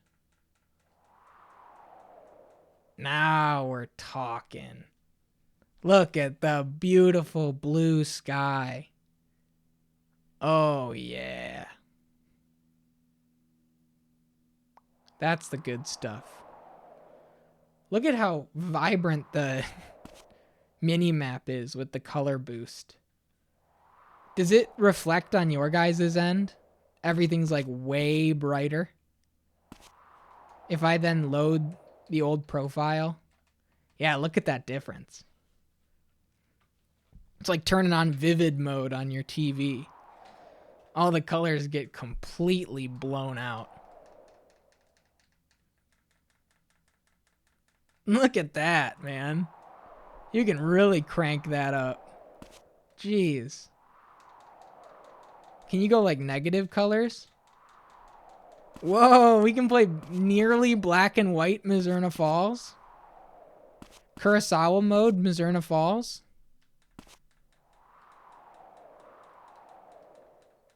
All right. And marshmallow. Limited edition flavors. I like the marshmallow one too. That one was good. Remind me, is this a mechanic we've bumped heads with before? Missing calls due to being unconscious, or are we guessing? She said, I'll contact you. And I don't know when that means.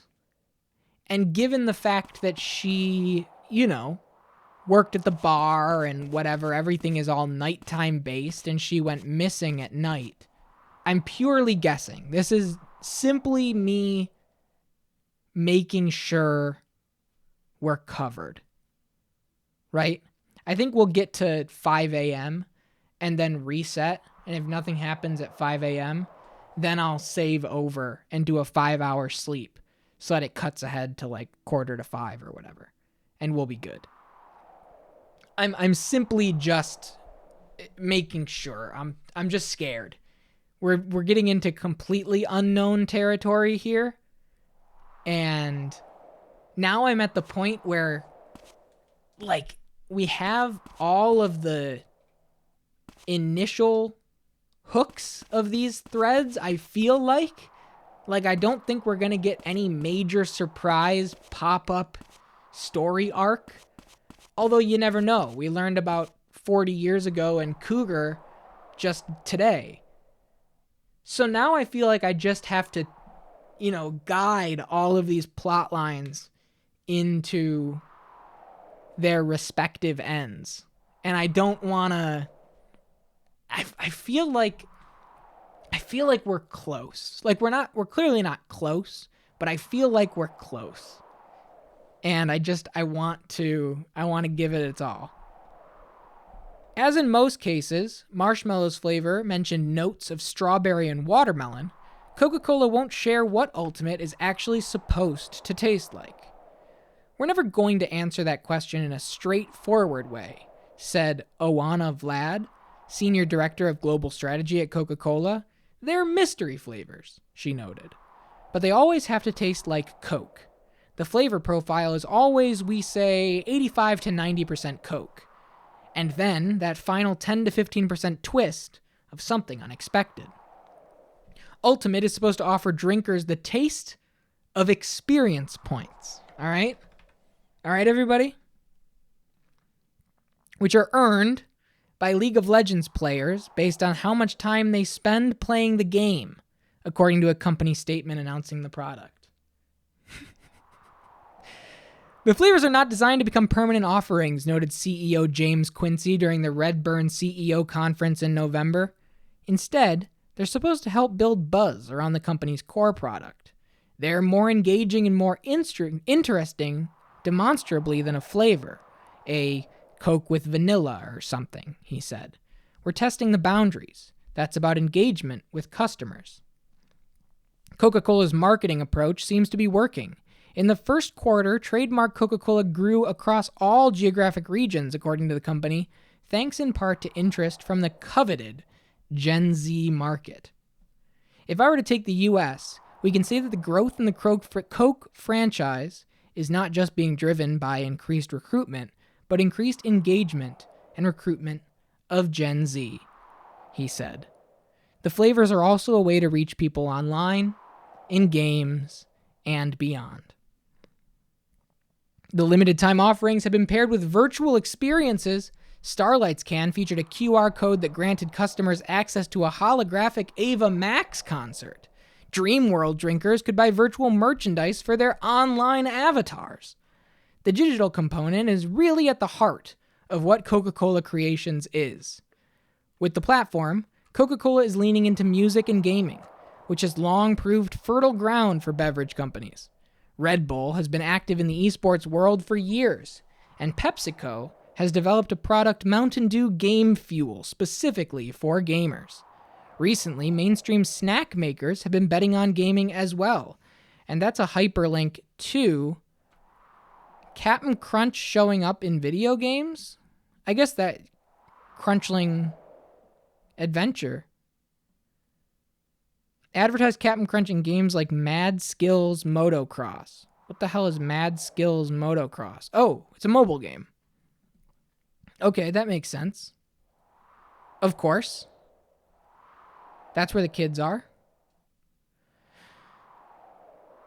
And the relationship between Riot and Coca-Cola is deeper than the limited edition flavor. The two companies announced a multi-year partnership in March of last year and had previously partnered from 2014 to 2016. With Creations, Coca-Cola is able to market to gamers in more ways. Bite, the pixel-flavored cola, debuted in Fortnite. Marshmallow's flavor appeared on the gamer Loser Fruit's Twitch channel. Ultimate naturally has ties to League of Legends. Players can earn Ultimate-themed emotes, kind of like in-game reaction Bitmoji, when they achieve certain goals in the game. I'm not This is real. A QR code on the bottle directs players to an ultimate Instagram filter. Ultimate is the crown jewel of our ongoing and evolving partnership, said Eric Kraus, global head of marketing for League of Legends games at Riot Games. That's it, folks. There it is. I'll get one soon. June 12th for a limited time. You already know I'll be sipping. You already know. Tastes like experience? Say no more. I'm there. All right, she did not call overnight.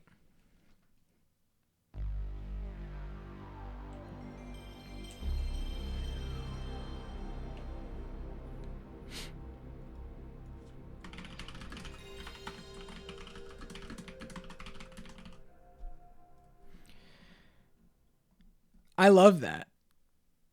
Players can earn ultimate-themed emotes, kind of like in-game reaction bitmoji. It does take something special to escape the brand skepticism cultivated in Gen Z generation, even if they aren't any kind of anti-capitalist. LMAO, it's kind of true. You need something special. You need some sort of sauce. Stuff won't sell itself. It has to have like some joke attached to it. And I don't know if League of Legends is the joke, you know? But that's like, I read Starry. I read Starry's entire press release, which is the new Pepsi Sprite alternative. And the whole thing of Starry is, we're targeting to Gen Z. We're targeting to Gen Z with a Gen Z eye-catching aesthetic with this and that and the other. Like, this entire brand is supposed to be, we're making a lemon lime soda for the kids, aka Gen Z. It completely is their plan. Full-blown Gen Z soda, whatever that means. Targeted at Gen Z consumers, called Starry. All right.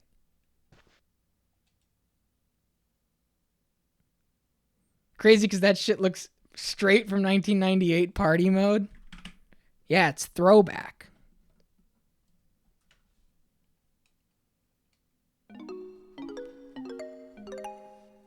I messed up. I really blew it. Save to file B of memory card 2. We're going to have to do this a few times. Your mom literally had a Starry this week. It's good. It's good. I tried it. We've gotten a 12-pack or two here since it came out in like January or whatever.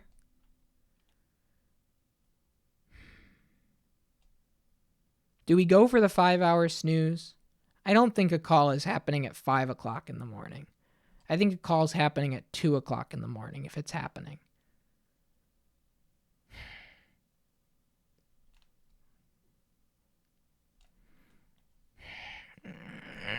I'm scared.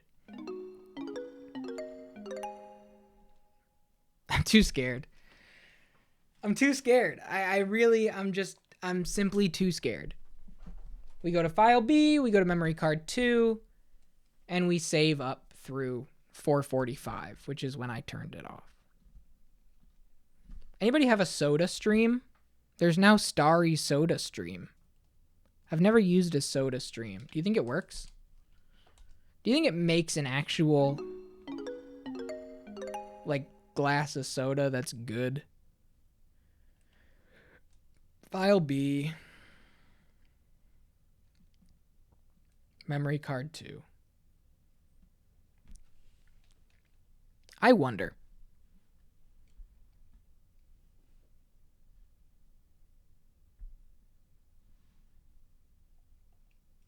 Had a soda stream since high school?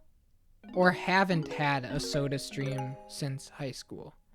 Your dad uses it to... Wait, what? You guys got a soda stream over there? Hang on a minute. Do they... Yeah, I'm assuming. Yeah, your dad still has it. Memory card 2. Do you think they've changed the hookups? Like, do you think that a new Soda Stream...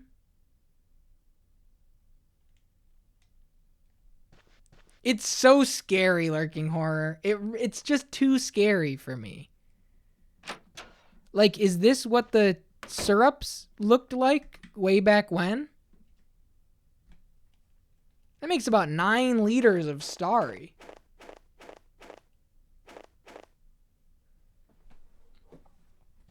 Or do you think they've, like, modernized it in a way that your old hookups don't work?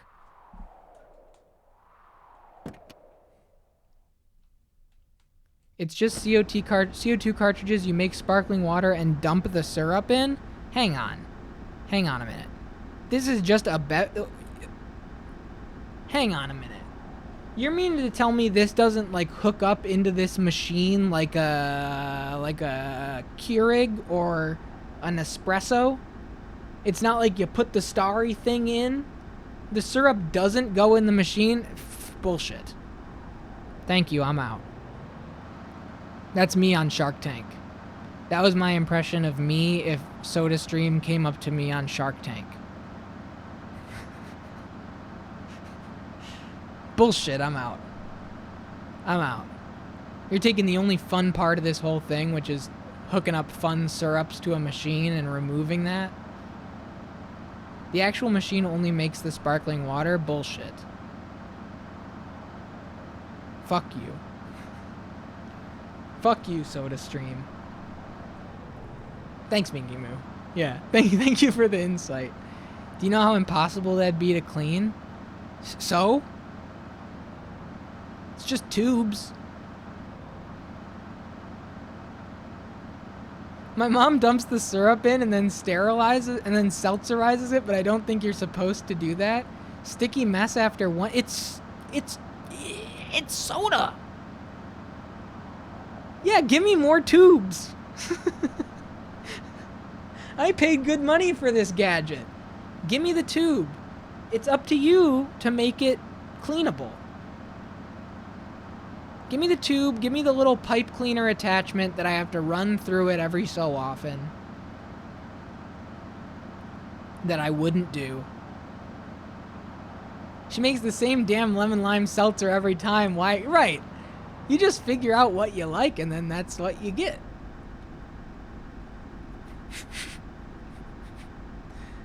I cannot believe that SodaStream doesn't attach. It's just a sparkling water maker?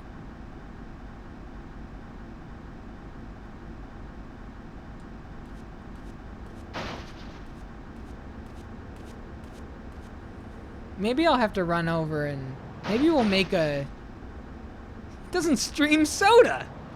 Yeah, hang on a minute. Maybe I have to make a Mizzy Fizzy for the last day of this stream. After we stopped getting the soda syrups, we would just mix juice in. More of my watered down juice lure. See, that makes sense. That makes sense. It's an electric device that you have to buy these giant CO2 canisters in order to make water bubbly. Crazy to me. Borderline can't believe it. Absolutely wild. That's the beginning and end of the device. No tubes? What's the tube count?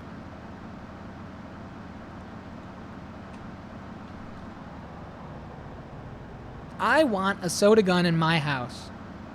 What do I need to make that happen? I need a personal soda gun in my home. What my dad has isn't even electric. You just pump a button till it's fizzy. Is it SodaStream brand? They have fancier ones now because he got it over 10 years ago. What the hell?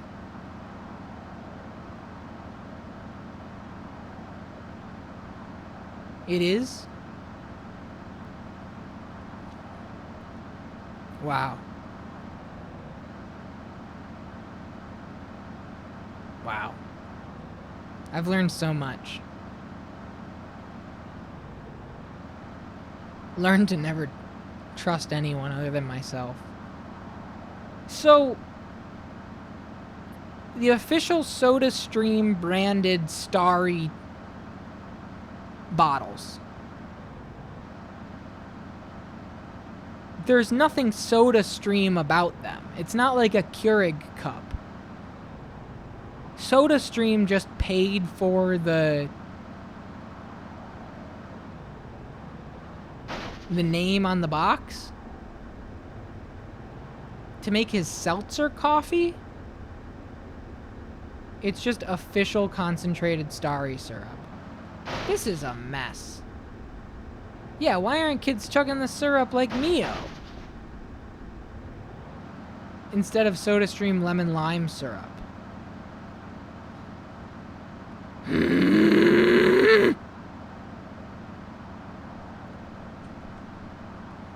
I'm mad at the SodaStream company. I'm so mad at the SodaStream company right now. I'm fuming. Sorry to ruin the vision. I'm crashing into a car head first. It's okay. It's okay. I wasn't meant to know. You know? I wasn't meant to know.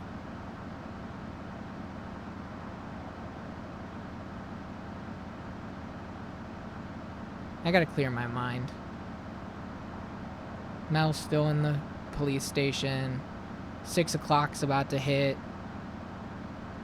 We're gonna go to the diner, get the daily special at 7. I can't believe this is true.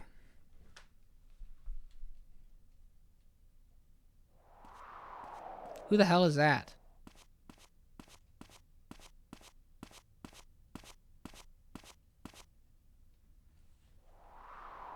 I'm gonna sit at the park.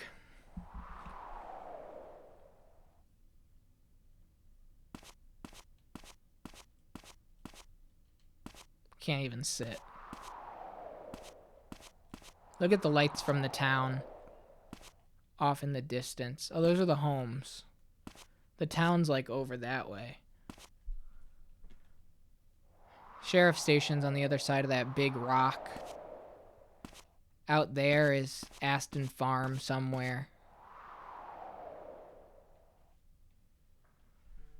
The little glow of the residents' houses. I love this game. So much.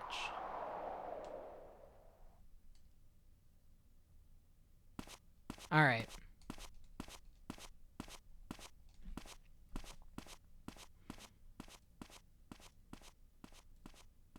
I simply can't believe it. I mean, I can believe it. It just hurts.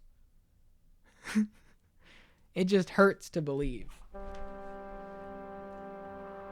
Hey, what's up, lady? Can I help you?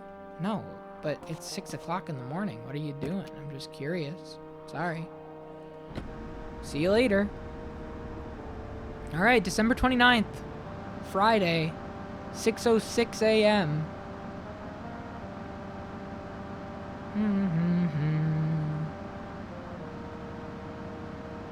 The whole SodaStream thing is like, here you can have soda water all you want and not have to buy a case of San Pellegrino. Yeah, no, I understand it. I understand. I'm just being dramatic. I understand it. And I've kind of gotten more into sparkling water.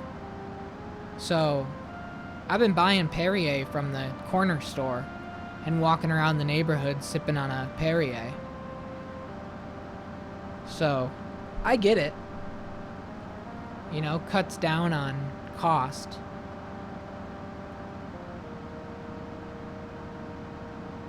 I don't know. I would just call it like Fizz Maker. Just call it Fizz Maker. Don't call it SodaStream. SodaStream implies so much more than Fizz Maker.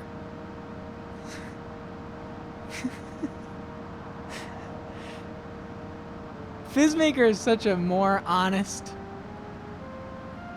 a way more honest depiction of what product you're getting.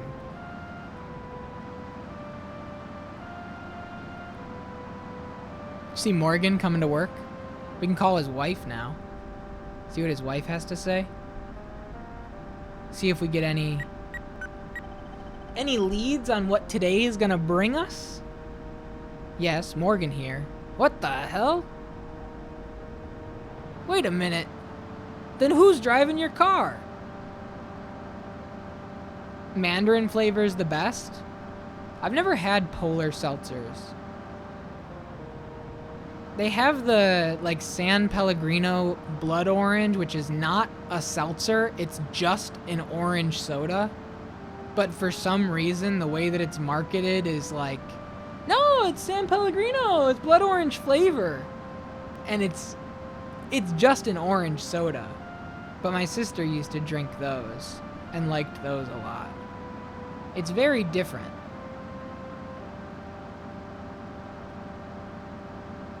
All right, we gotta wait for him to get to work.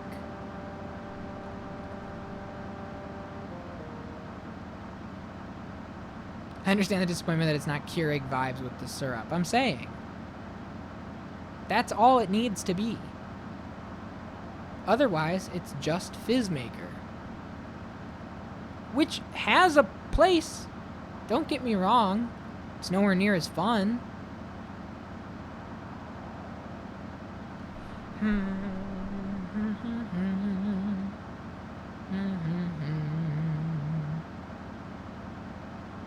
Oh, me too. They're really good. But they are sodas.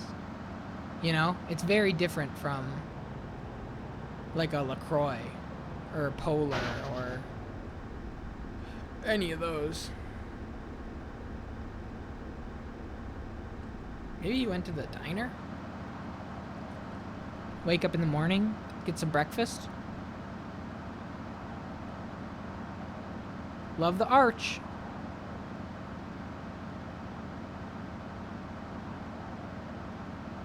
Dude, I have no idea what this day will bring.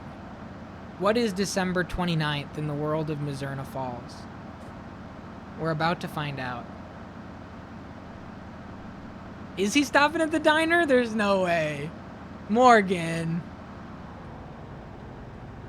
He sure is.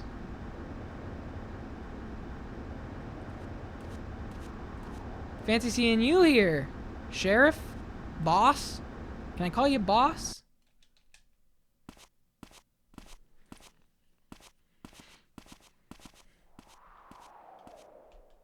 Is he in position? I believe he is. So, with him in position, we can call his house.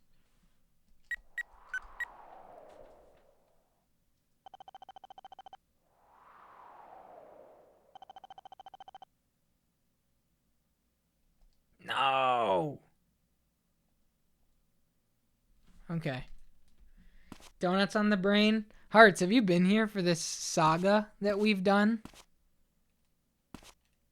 I had to be thorough, and I really dove in deep. And listen, we're doing something else. Cool. Yeah, we really, I had to make sure that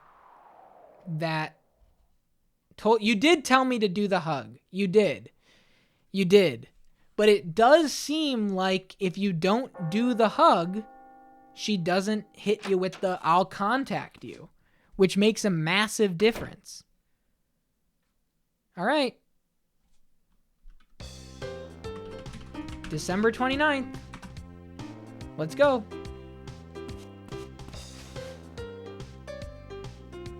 Morning. You eating your 3 meals a day? Eat up. When I was your age, I ate 5 meals a day. Oh, okay. Feel like a bite to eat? What can I get you? What's it gonna be, folks? Daily special. Any guesses? Any guesses? Any guesses on what the December 29th daily special is? Franco's going pizza. Asparagus pizza. All right, we got 2 pizzas. It is a Friday. So it could be fish. Fish Friday. Axel's just saying ham, which would be an awesome one if it was just ham. We had a fish burger on the other translation. We had a fish burger on the other translation. Here we go. It's lasagna, folks. Pay up, pay up. Nobody guessed lasagna. Today's special's lasagna. Hope you're hungry. It's lasagna. Nothing like some 7 a.m. lasagna to get you going. Just carb load before a big day of investigation. Wash it down with a coffee.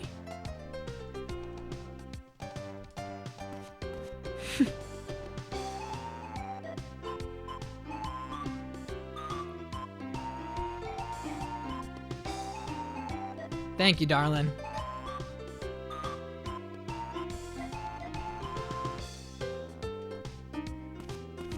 See if we can call Morgan from here.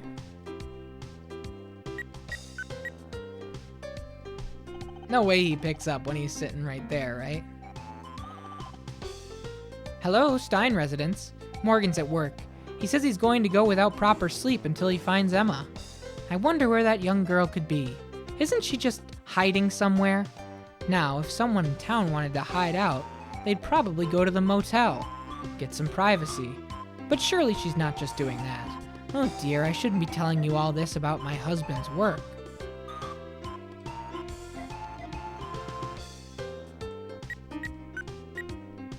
That's just the Mel stuff? Maybe they don't think that you could do the Mel. Maybe we're like over optimized here. Because that's referencing Mel hiding out at the motel. But we figured that out first time through.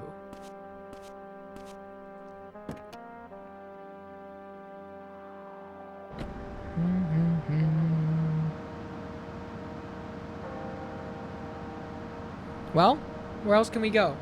Church? Church open at 7?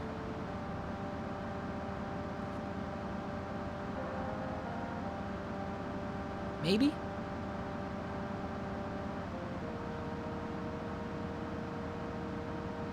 I hope they can test you on your knowledge of the daily specials. I hope so too. I hope so too. Big time.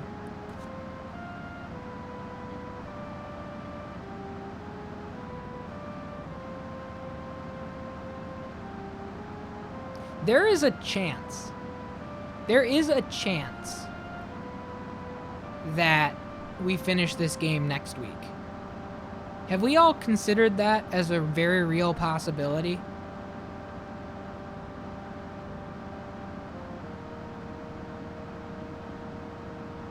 '29th, 30th, and 31st.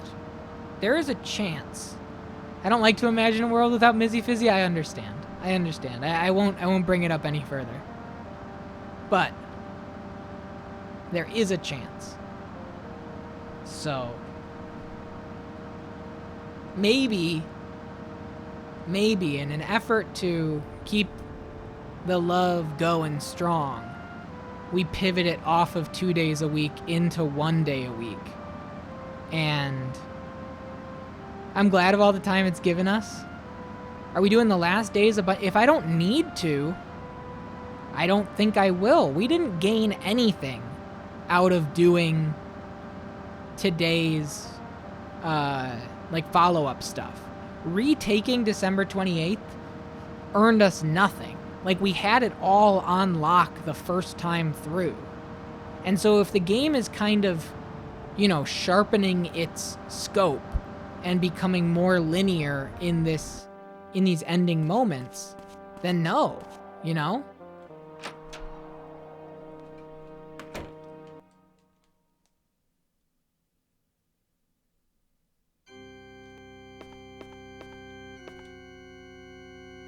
Matthew. Looking at your young face reminds me of Kathy. What a terrible tragedy. Isabella. Oh, yes, the singer at the bar. Do you know of her? Matthew. Are you frequenting that bar? Stay away from that place. Live your life decently. Got nothing else, so. We could look at the information board. It would just say that Mel's locked up, right? I don't think that we would get anything too riveting out of it. Unlock the Mizzurna DLC. We've been doing the Mizzurna. This is full investment. This is Fata Morgana tier of, full dedication. Mizzurna Falls Bulletin Board. News. Large cache of drugs discovered at town junkyard. The drug, known as APOC, was popular on the West Coast in the 1960s and is a powerful hallucinogen. The owner of the junkyard, Dennis Aston, 57, made the following statement. I haven't used that land in years, so if people were going in there, I wouldn't know. Town talk. I keep seeing dodgy-looking people going in and out of that ruined old apartment building. I've seen them myself. That old wreck is so creepy I wouldn't be surprised if it turned out to be haunted. So maybe we have to confront Dennis when he's scrounging around at night. Maybe that's the dodgy-looking people going in and out. We know that he goes there in the evening and just looks around in the garbage.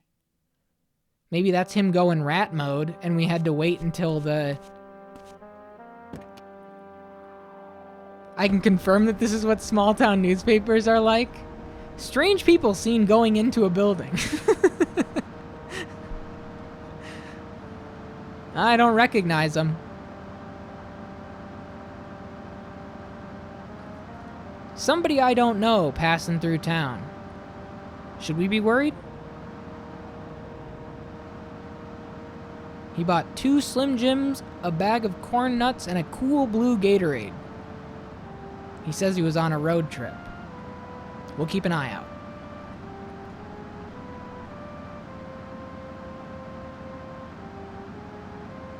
I'd eat a Slim Jim right now. You kidding me?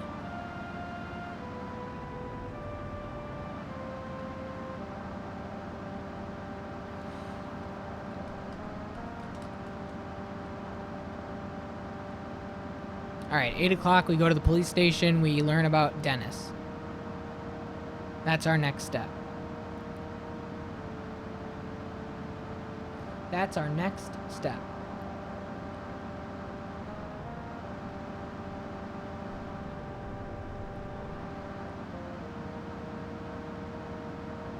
Remember the Macho Man Slim Jim commercials? Was that before your time? No, I mean, just through osmosis, I suppose. Probably before my time on, like, actual TV, but, like, I can visualize it. You know what I mean? It's one of those things. I don't know if I would, like, know a quote in particular, but it's just one of those cultural things that, like, has been on t-shirts and been on whatever else for so long. Hey, look out! That, like, you just kind of get something. All right, what else we got going on? I guess this police visit is gonna set the stage for the day.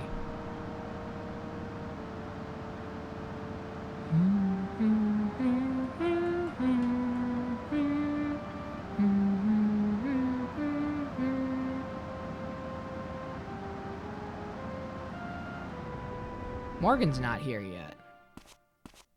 What's up, Motorcycle Racer 44? How's the motorcycles? How are the motorcycles doing? All right.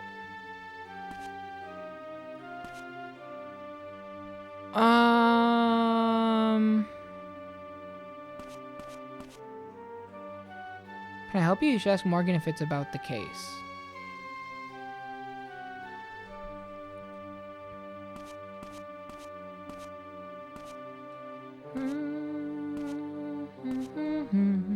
can't go in there right now. Whoa, hang on. Are they questioning Dennis? Oh, you know about it. Well, yeah. That guy. Every time he comes here, he's angry about something. I can't stand him. I think he's just always like that. Oh, really? I wonder if he's eating his vegetables. Don't waste my time. I'll sue you for her.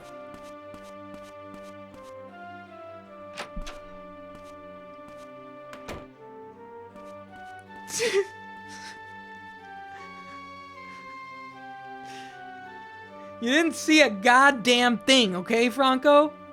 I'll sue you for harassment if you pull this stunt again. You threatening me, Dennis? Not a threat, a fact. You just think I own too much land in town, isn't that right? Just keep a better eye on your land so something like this doesn't happen again. I will. I don't have enough time to deal with crap like this either. Be right back, no problem, bud. What did Dennis say when you interrogated him? About what I was expecting. Hasn't used that land in years and wouldn't know if someone was sneaking in there. What about the APOC? Naturally, he denied knowing anything about it. But when I showed it to him, all the color drained out of his face. He can recognize it at a glance. That must count for something. Recognizing a drug when you see it isn't proof of any wrongdoing. Well, why not search his house? On what grounds? We have no hard proof tying him to the APOC. I can't get a search warrant off suspicion alone. Right now, our best chance is to find Isabella. Mary Lou, write up the recent developments on the board in the conference room. Oh, but my green marker ran out. I can use yellow instead, but it won't look very pretty. I don't care, use whatever. Sir, you have no call to get snippy with me. I'll put the junkyard info up in yellow, okay? That's cute. Like an in-lore way to show advancements in the... Why are they giving this a full cutscene like this? Just in case we haven't been here before?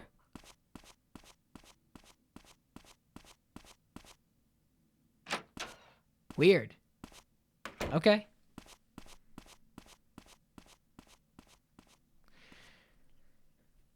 So I wonder if we don't confront him directly, right? If we don't confront Dennis... Ooh. Who is it? It's Winona. Can you meet me now? Sure, but what's up? Let's talk in person.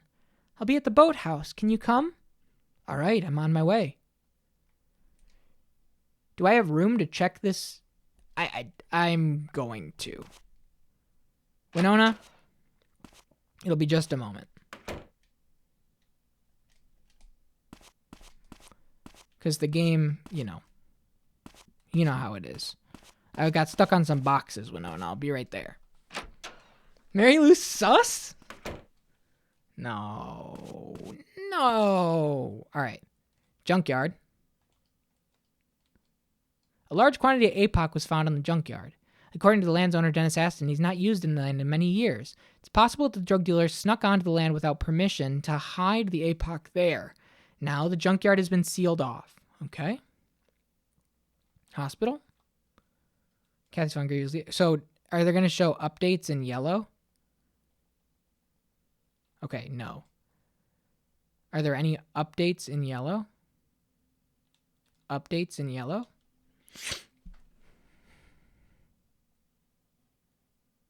Doesn't look like it. And they don't have the motel where he was hiding out.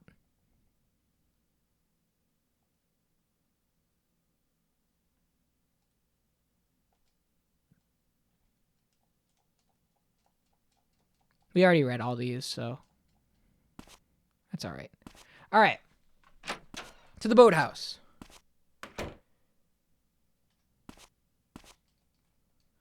To the boathouse.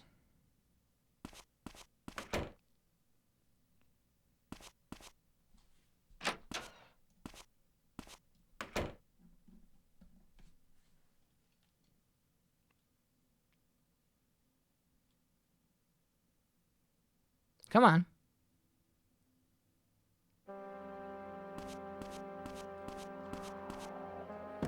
Hop in.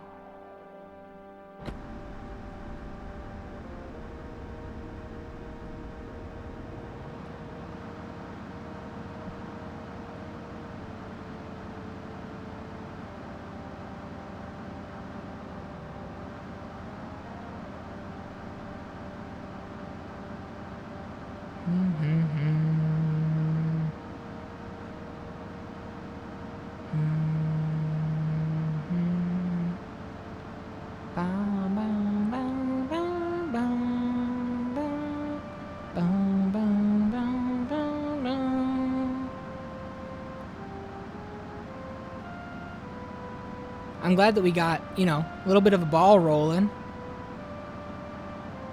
Bright and early at the sheriff's station. We got Winona kicking off bright and early. Because I bet you could do this later on in the day. Otherwise,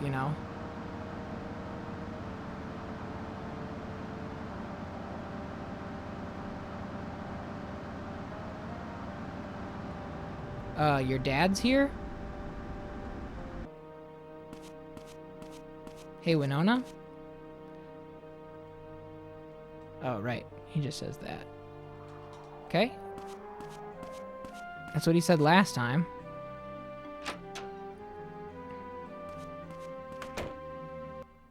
What are we gonna see here today? At the boathouse. Where are you? Here she is. Winona? No. What's wrong?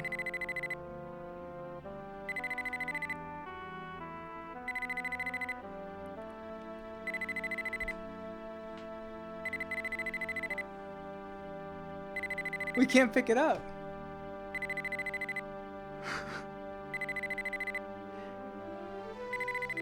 We gotta reset. We gotta reset. There's no way for me to pick it up. We're in a scripted sequence. Unless Winona goes, are you gonna pick that up? I wonder what Emma was thinking about as she gazed out over the water. But that's not why I'm here. I asked Miss Holden to let me back into the school. What for? Thought I might find some clues in Kathy's locker. Kathy's locker? Why didn't I think of that? You can't do this alone, Matthew. Remember that. Anyway, this was in the locker. I hope I can just pick this up as soon as this scripted sequence over. A note? 24th at Woods with Emma? Looks like something's been scribbled out, too. Yeah. X, square, triangle, something. So they really did meet in the forest that night. Winona, this is good work. What was it? X, square, triangle. X, square, triangle, question mark. You should be proud. Proud? I guess. I just hope this wasn't too little too late. You got Kathy's note. Matthew? Emma is alive, right? Well, if you think about it, time is frozen right now. Lurking horror. So time isn't passing. So maybe the phone rings for like an in-game 2-3 minutes. So right now, time is, of course. So we pick up immediately. Yes? Matthew? Yes! Yes, dude! Yes! Yes! Yeah! Woo! Hoo-hoo-hoo! Baby! Isabella? Isabella, is that you? Where are you? My ring. If you show it. What? I can't hear you. What about a ring? Matthew. Gaming. Please. Isabella! The line's dead. What's this about a ring?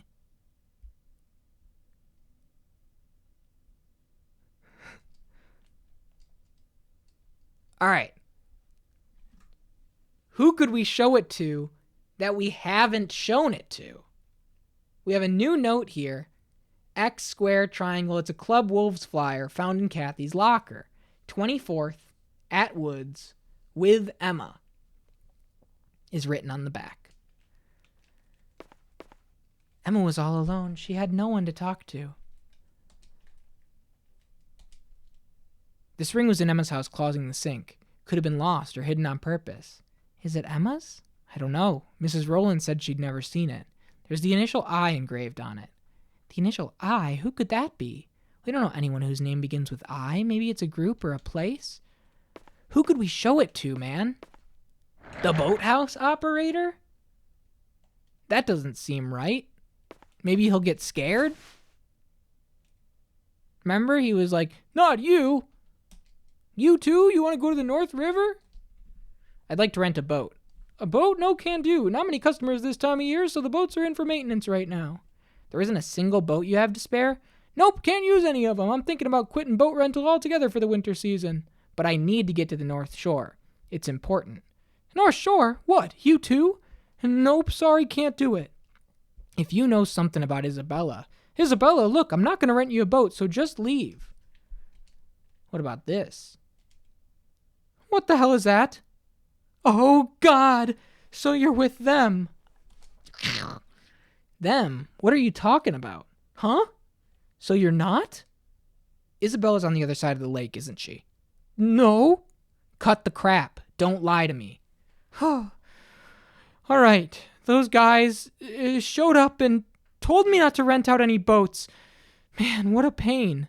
Rent me a boat. I promise it won't get you in any trouble. I don't think you should go. Those guys, they seemed pretty dangerous. I don't care. There's no time. You can use the boat at the end of the pier. Just leave me out of it. Get me a Mizzy Fizzy. Get me a Mizzy Fizzy. We're getting in a damn boat. Do we go there now? So much. Honestly, I didn't think anything was going to happen today. And now too much is happening today. We have a phone number, X squared triangle something. So we'll just call all of them and see what happens.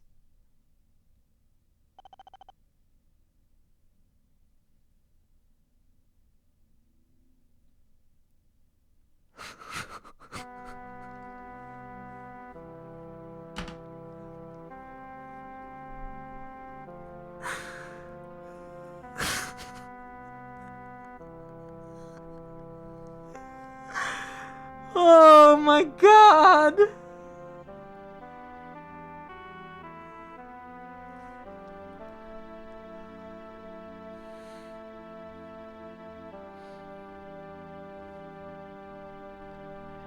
Chief of Medicine's office, how can I help you? Huh? You mean Dr. Gruber? Yes, but Dr. Gruber is away from his desk. May I ask who's calling? This is Dr. Gruber's office? Hello, can you hear me? Oh, sorry. Is there something I can help you with? No, it's fine. I'll call back later. Why did Kathy write down Dr. Gruber's office number? Is there some connection between him and Kathy?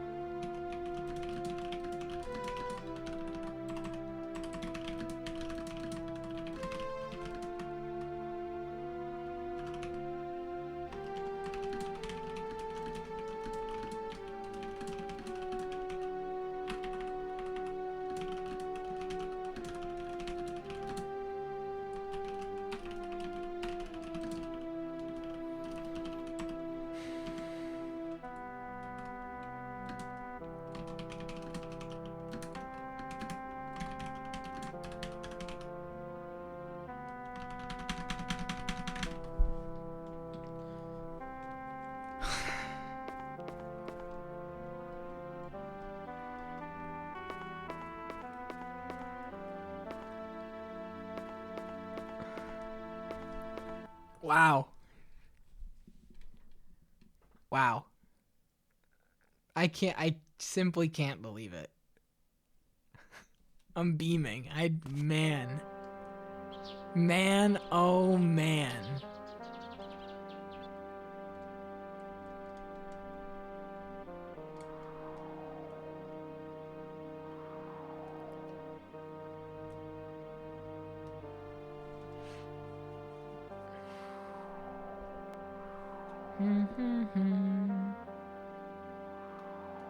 It's not even 9 a.m. yet. I can't believe it. I can't believe it. Wow. Oh, man. Nancy's gonna be shocked.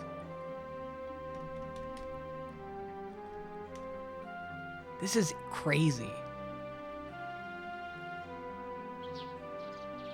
We're playing this game like it's Deathloop. Is something I thought of on the last stream, and I don't think I, said out loud. But we're literally playing this game as if it's Deathloop. We're just running it over and over, putting all the clues together, and then having one perfect day.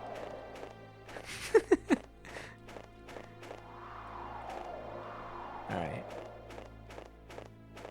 Grab this.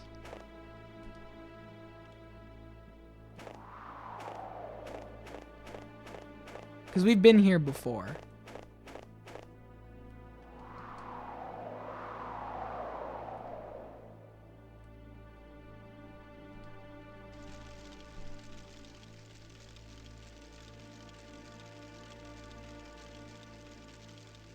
Who's that? What? You're not gonna eat it all? Don't blame me if you starve to death. Never mind that. How long do you intend to keep me prisoner here? I'm doing you a favor, lady. That idiot Mel got himself arrested. He's bound to snitch about you dealing APOC. I'm not. That's got nothing to do with me. Pfft. You're in denial. You're the one who brought Emma and Kathy in, ain't you? And they were such sweet girls, too. No, I didn't. Whatever the reason, you're involved, no doubt about it. No use deluding yourself now. It was just supposed to be a little fun. I never thought this would happen to them. They were just kids, and you're a grown woman. This is on you, and you're gonna stay put. You're just going to kill me anyway, right?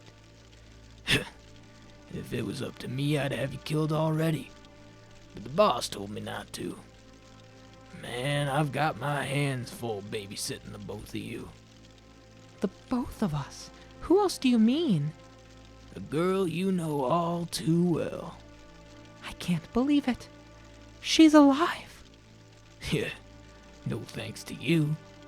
None of your damn business anyway. Shit. It's getting late. We're past due to change shifts. I'm gonna go check outside. Try to escape and I'll shoot you right in your pretty face. Where would I even escape to? Point taken.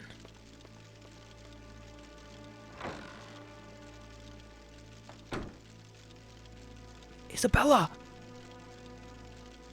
Matthew! Are you alright? I'm coming in. Don't! He'll be back soon. He went to the shore.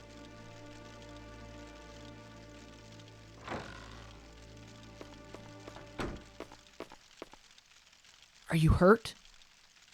I didn't think you'd actually come. Thank you so much. Let's hurry up and get out of here before he comes back. No, I can't leave. What are you saying? If I leave, you'll be in danger. They'll find out from the rental guy who used the boat. But they won't kill me as long as I stay in here. It's all right. Don't be stupid. They might not kill you, but they'll probably hurt you, and I don't care about me. Let's just leave. Together. You really should care about yourself, Matthew. But okay, let's go. Matthew, you are a fucking idiot, dude. Hey! Shit. Isabella, too bad just when your saviors arrived. Wait, he's got nothing to do with this. Leave him alone. Can't do that. I'm a perfectionist, you know. Can't stand loose ends. Please, don't. You want to fight, Junior? Matthew, stop it. Well, I've been bored, cooped up in this cabin. It's your lucky day, kid. I'll go one round with you. Sandman! What a name. Ooh, ooh, ooh, ooh.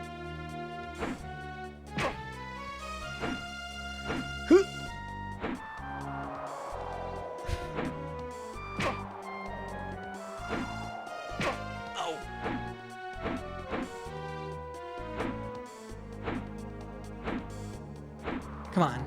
Come on. Come on. One of them's got to hit. One of them's got to hit. Oh. Oh. Man, not in front of Isabella, man.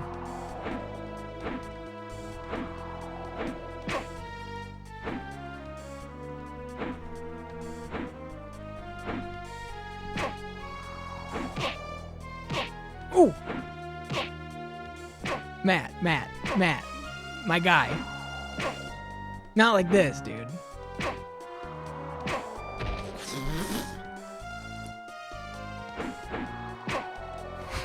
God. All right.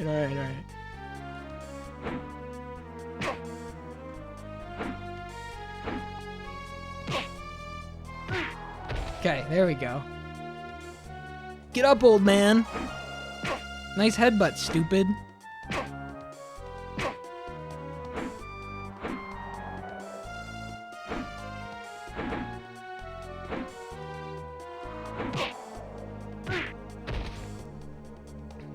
Come on, old man.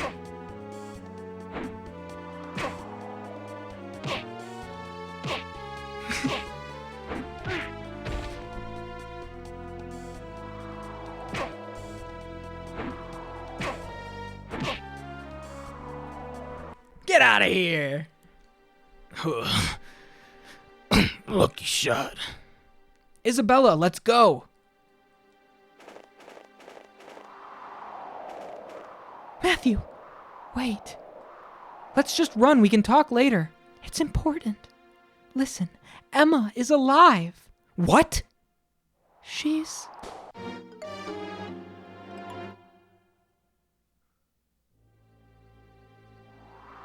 Isabella! Told you, lady. I'm a perfectionist. Isabella, are you all right? Matthew, I got her into this, Matthew. I got Emma. It's all right. Don't talk. Shit, I need to hurry.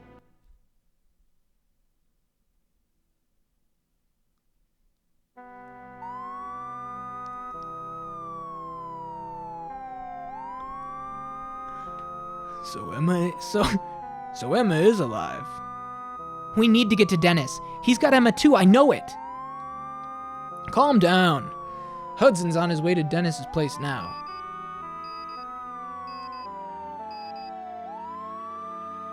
Morgan here. What's up? Excuse me. Yes? What happened to the guy at the cabin? There was no one at the cabin. Seems your guy ran away. Damn it. We'll put out an APB. Give his description to the deputy. All right. What's happened? Dennis is dead. Dead? What the hell is happening to this town? What do you mean he's dead? Was it a murder? Do we have any suspects? Shot himself with his own gun. Suicide. Suicide? I have to get over to the Aston farm. We'll talk later. Dude.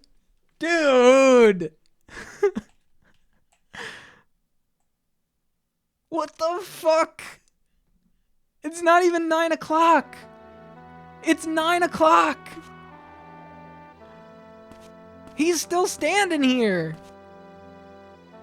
Winona puts up a tough front, but I know she's hurting inside. I'm worried for my baby girl. What the fuck, man? Is Isabella okay? Wait a minute. She's going to the hospital? But Samuel Gruber's at the hospital. We don't want her there. We know about Samuel Gruber. He's in the whole mix. No, dude. I'm going to the hospital. I'm going to the hospital right away. Oh my God, man.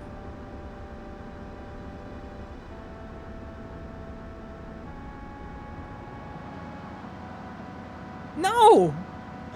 No, I was not!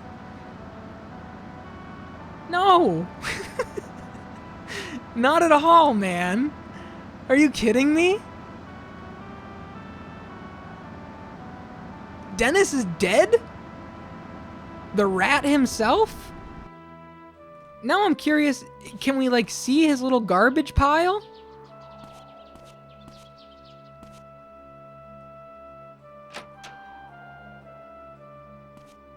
We know he was there collecting garbage in the garbage pile.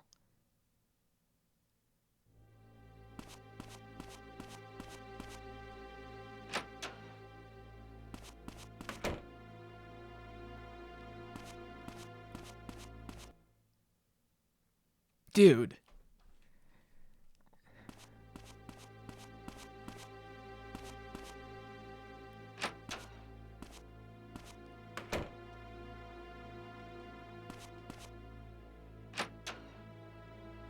We thought it was Twin Peaks before. It obviously was, but clearly we just needed to wait until shit hit the fan.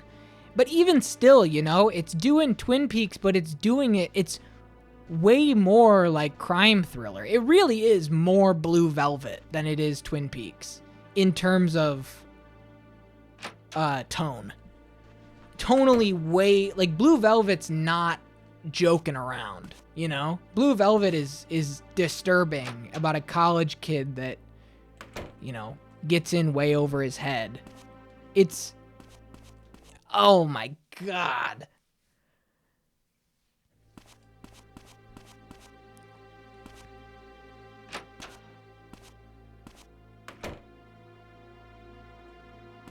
So I couldn't do anything with the garbage there. Wow. Wow. I don't know what to do with myself. I'm all over the place. I don't trust fucking Sam Gruber, I'll tell you that much.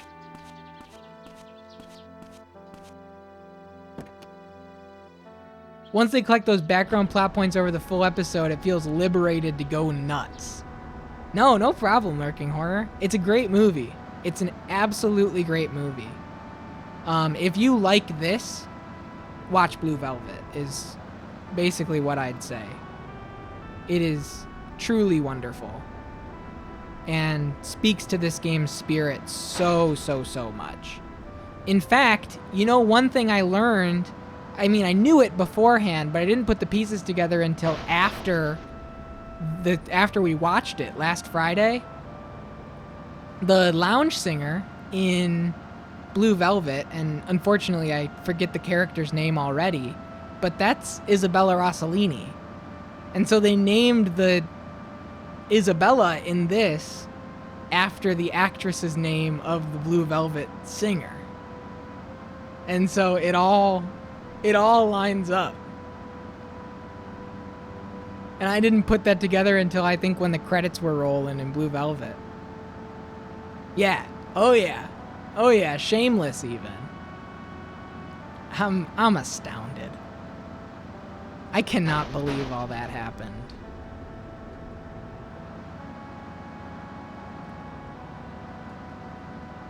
The slowest of burns. Truly the slowest of burns.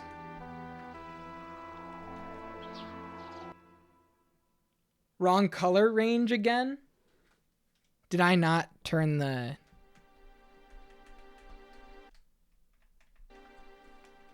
Not sure. Hang on.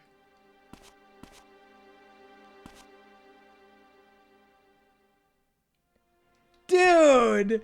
Dude, it's all... Oh my god, he's been saying this stuff all game.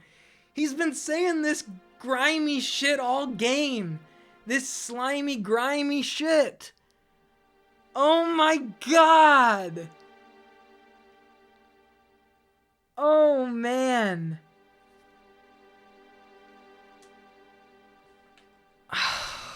Oh, where is she? Where is she?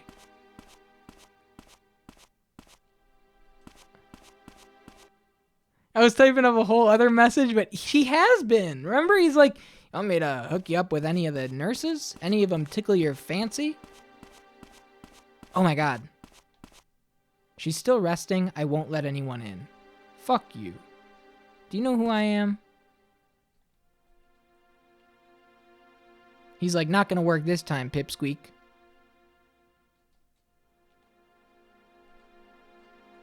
You can't, it says to use it, but it won't let you use it. Evil. Barbara. Just the woman I wanted to see. So you heard about Cougar? Yeah. Don't look so glum. It happened 40 years ago, after all. What kind of person was Cougar? He was an acquaintance of the priest from back then. He lived at the church and helped out there. The priest was Barton's father, if you didn't know. Cougar was very quiet and introverted, but otherwise he was a normal person. But deep inside him was something none of us could ever understand. He used my sister as a tool to test the ritual, to prove that there was an afterlife, that some divine force watches over us. Matthew, I don't give a damn if there's an afterlife or not. We can't lose track of reality by obsessing over something that might not exist. Our lives here on Earth are all we have. Couldn't have said it better myself. But Emma just couldn't accept that. Know what she said? If there's no divine force out there, how can there be a me to want to see it? Kinda goes hard. That kinda goes hard. Poor child. The newspaper said that Cougar killed himself. Yes, in the end.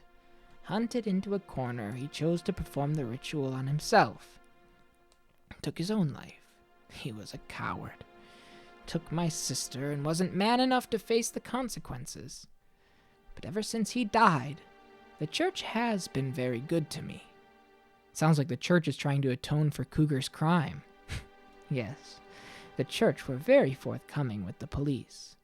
But the strange thing is, they were working with the military to research the ritual. The military were involved too?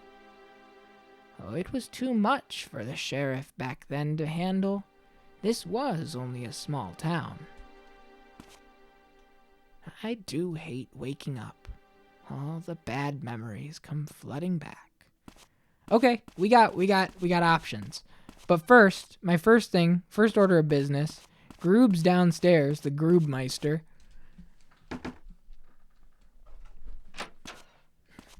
With the Groobmeister downstairs. Does he have any sketchy shit here in his office?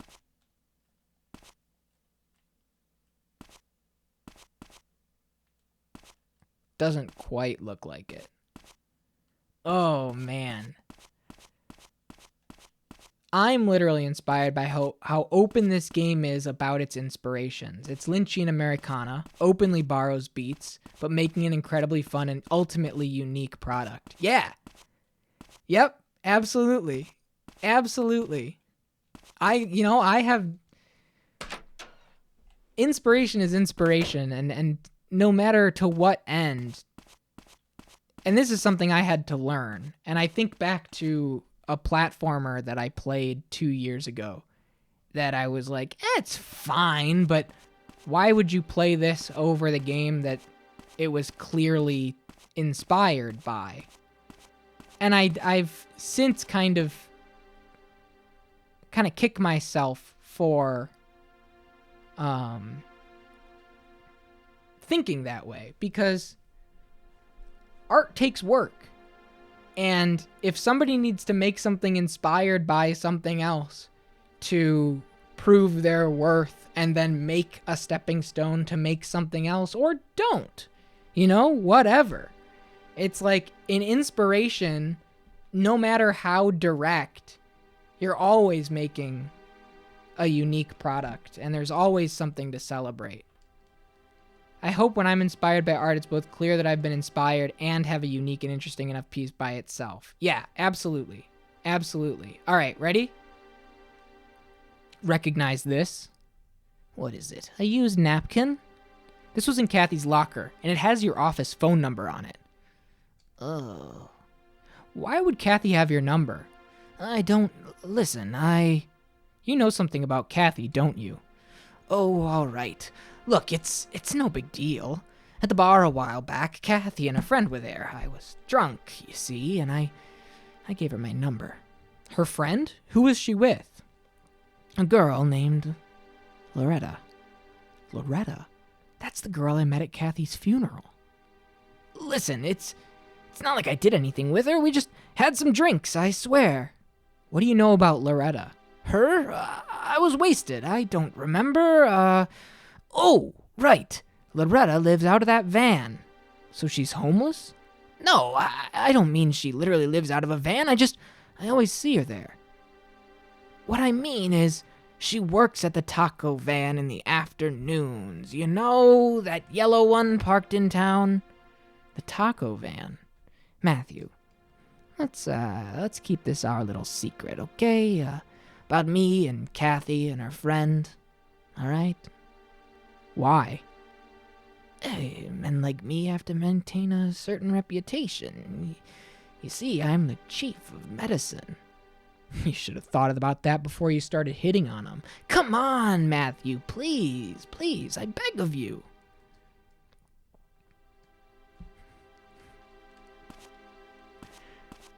God, man. Unbelievable. And it's not even 10 o'clock. But it is 11 o'clock here.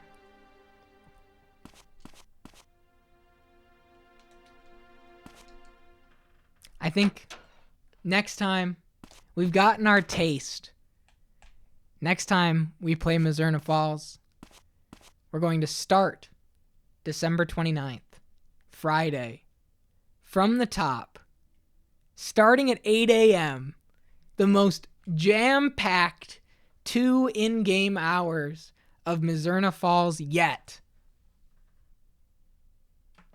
And then see the rest of the day through. Because there is... The lid has been blown straight off. There is so much to see.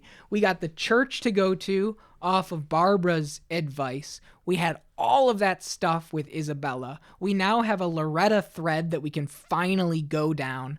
The options are just growing and growing and growing. And this game is just, it's the gift that keeps on giving, man. I absolutely love it. And honestly, I'm just thankful that everybody's here along for the process and along for the ride. And, maybe I'm going to take 20 minutes and make sure I don't get a call in the middle of the night, right? And we can just chat and look at the Mizzurna Falls stars and just talk about Coca-Cola products. I'm having so much fun, and thank you to everybody here for being along for the ride on this one, because it's going to be a long time before we play a game like this again. Maybe never. Maybe never. So, thank you. Next week, when we continue Mizzurna Falls, jam-packed. December 29th, what can I say? Thanks, everybody.